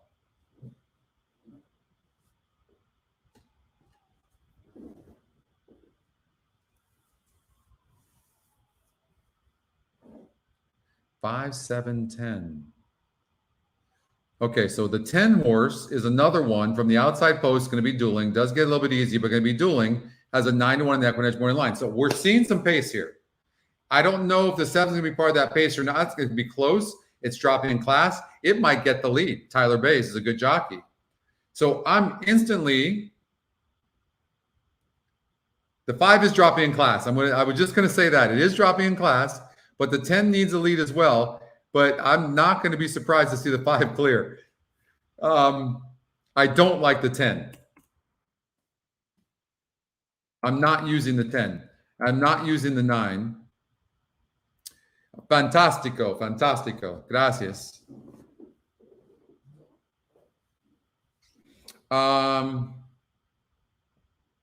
Miss Malia.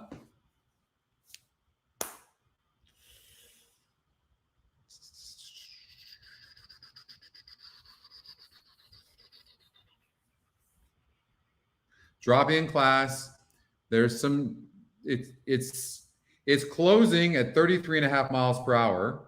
The 8's closing at only 34 miles per hour, 34.4, but it's closer to the pace. Well, actually, the 8 is closing the fast. By the way, too, if you guys didn't know this, you should look at every one of these races that we run, the simulation, and it'll show you that horses are not finishing. The horses that are in front are slowing down. It's just a matter of how fast they're slowing down, okay? And the 8 horse is going the fastest of all of them. 34.4 is pretty fast. I mean, you could take a chance and single the 8 for God's sakes. I don't know. It's 9-2 on the EquinEdge morning line. Maybe. I like Artist and Dancer. The Scotty long shot is 17%. First time starter here was a 2. Top Scotty pick as well. Juan Hernandez, Mark Blatt. Probably can run. I'm getting rid of the 9. I'm not using the 1. I cannot say this 3 can't win this race. No way. I don't like the 10. I'm gonna throw out the 6. I mean, if I have my druthers, I'm using these horses.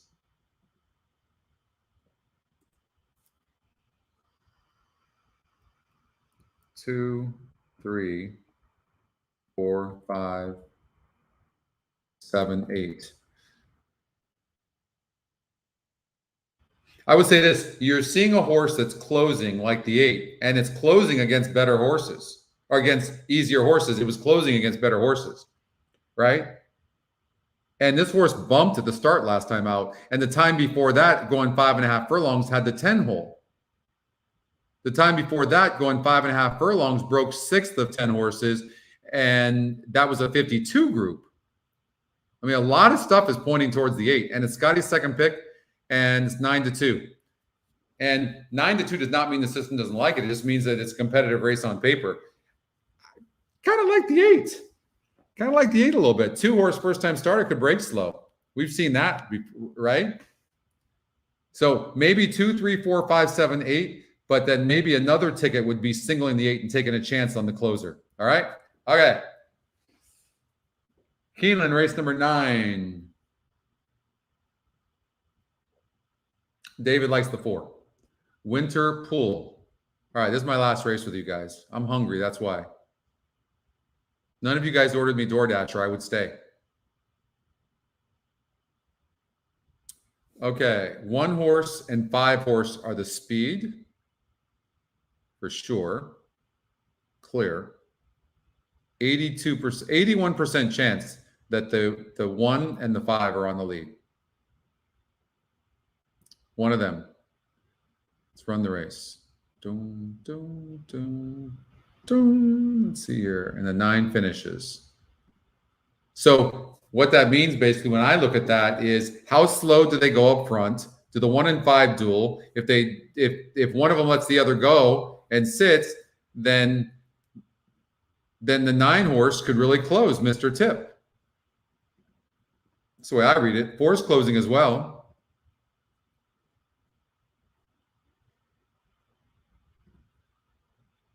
Back-to-back wins on the card. It is very interesting what right?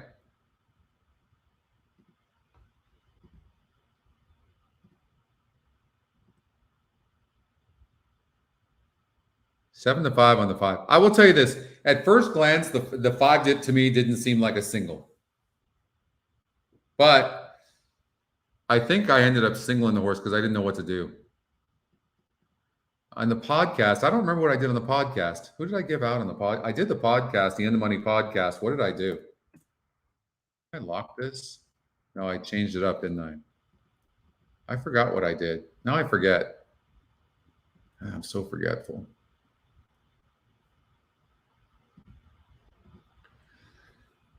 I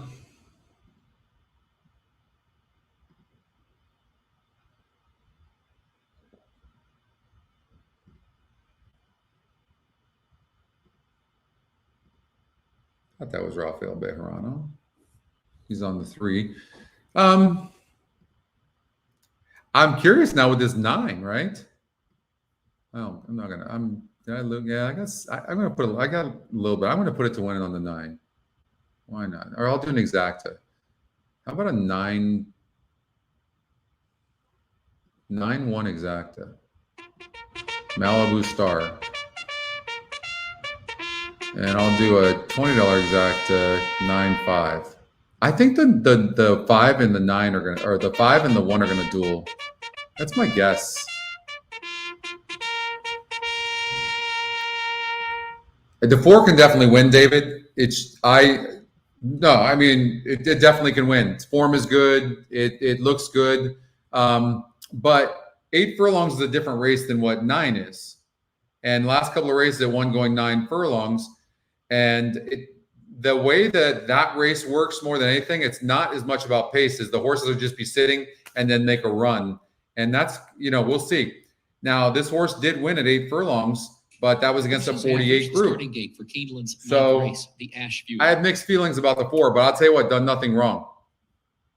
But I think this race is more wide open than you realize.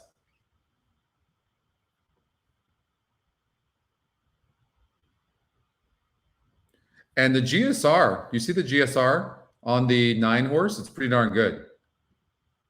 Mike Maker, Tyler Gaffleone. For sure, the 1 and 5 are going to be on the lead. Is the 5 going to let the 1 go? Because the 1 seems a little bit faster based on the pace number. 76 in comparison to 70. But the 3's been able to rate a little bit. So I think what I'm expecting is the 1's going to have an easy lead, and the 5's going to be sitting right off of the 1. And then maybe sometimes when you do that, the 1 has enough because you let it go and the 1 goes gate to wire and the 5, stops or gets second. Or is the 5 going to press? And if that's the case, the 9 could win this race or the 4. So it's, I don't know how this is going to play out with the jockeys up front, but pace is going to make the race in this race for sure. And we'll see what happens here. Good race here in race number 9 from Keeneland. First wire. They are at the post. They're off. King's Mischief from the extreme outside. Malibu Star there to the inside. Ducali in between those two as they head for the first turn. Ducali moves up, puts ahead in front into the turn. King's Mischief goes with him, though, and Malibu Star saves the ground to the inside in third. Trash Talk. So the 1 broke slow and then rushed up. Now, he's having to sit. He has no choice. But when you break slow like that and you rush up, it takes it out of you. So 5, advantage 5 right now for sure, because he didn't even have to work to get the lead. Against the rail, leads it by 3/4 of a length. King's Thank you, Oscar. By almost a full length, and then Trash Talk and Yankee, Malibu Star back toward the inside. Those two contest the third spot. Gap of 2 more lengths. And they're really not getting much pace. I mean, I don't know how you beat this 5 from here. I really don't.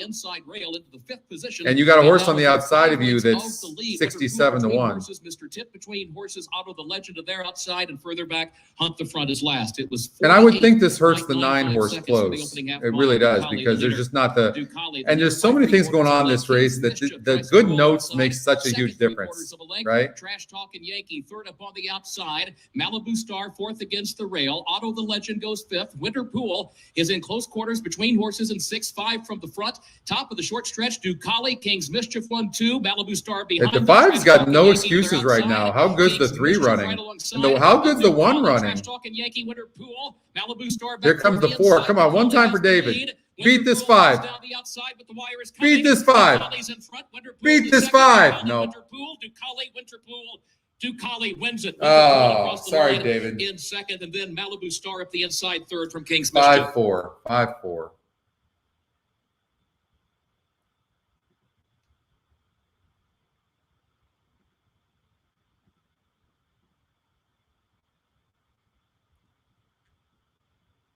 Belmont, the 3 and the 9 are very fast. 9's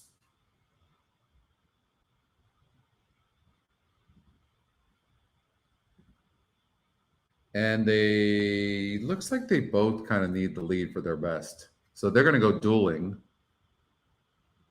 And who can close? Oh, I don't know. But I'm going to watch this with you guys just because I want to see it. I'm like a junkie like you guys, aren't I? What's wrong with me?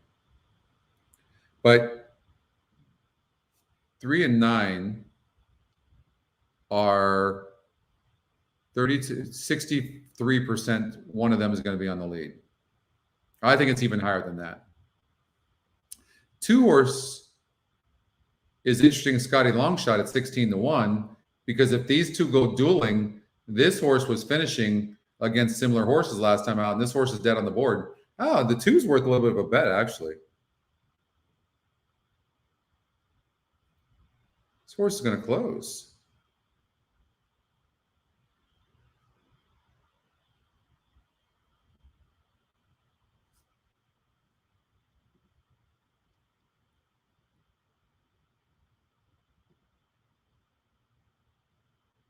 All right, well, finally having internet issues. The race over? Came in 4-7-11. All right, well, my internet's done anyways. Yeah, look at that race. Wide open race.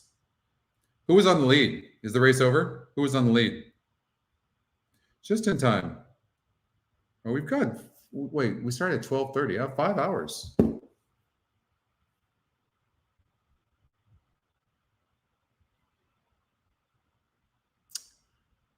All right, you guys. Well, I can't thank you enough. Please make sure to like the show and subscribe to our YouTube channel as well. And I don't even know if I lost you guys. Are you guys still there? No, you're still there. Thank you, Nick. I appreciate it. Of course, you guys have a great rest of your weekend, okay? Came in 5-8-11, Mike? Okay, makes sense. I'm assuming the 3 or 9 were on the lead or dueling, and it's set up for the horse to close. That's exactly what happened. Top Scotty pick. Right, so you can use that pace that way. Now, the horse's form looked terrible, but that's on the cutback and distance. You can see that, and the GSR was good as well. So thanks, Danny. Thanks, Anthony. Everybody, Oscar, Lou, everybody, Christy, of course, it's my pleasure. Have a fantastic weekend. Kick butt, and I will see you next weekend. You'll look for those notifications, okay? We'll see you later. Bye-bye.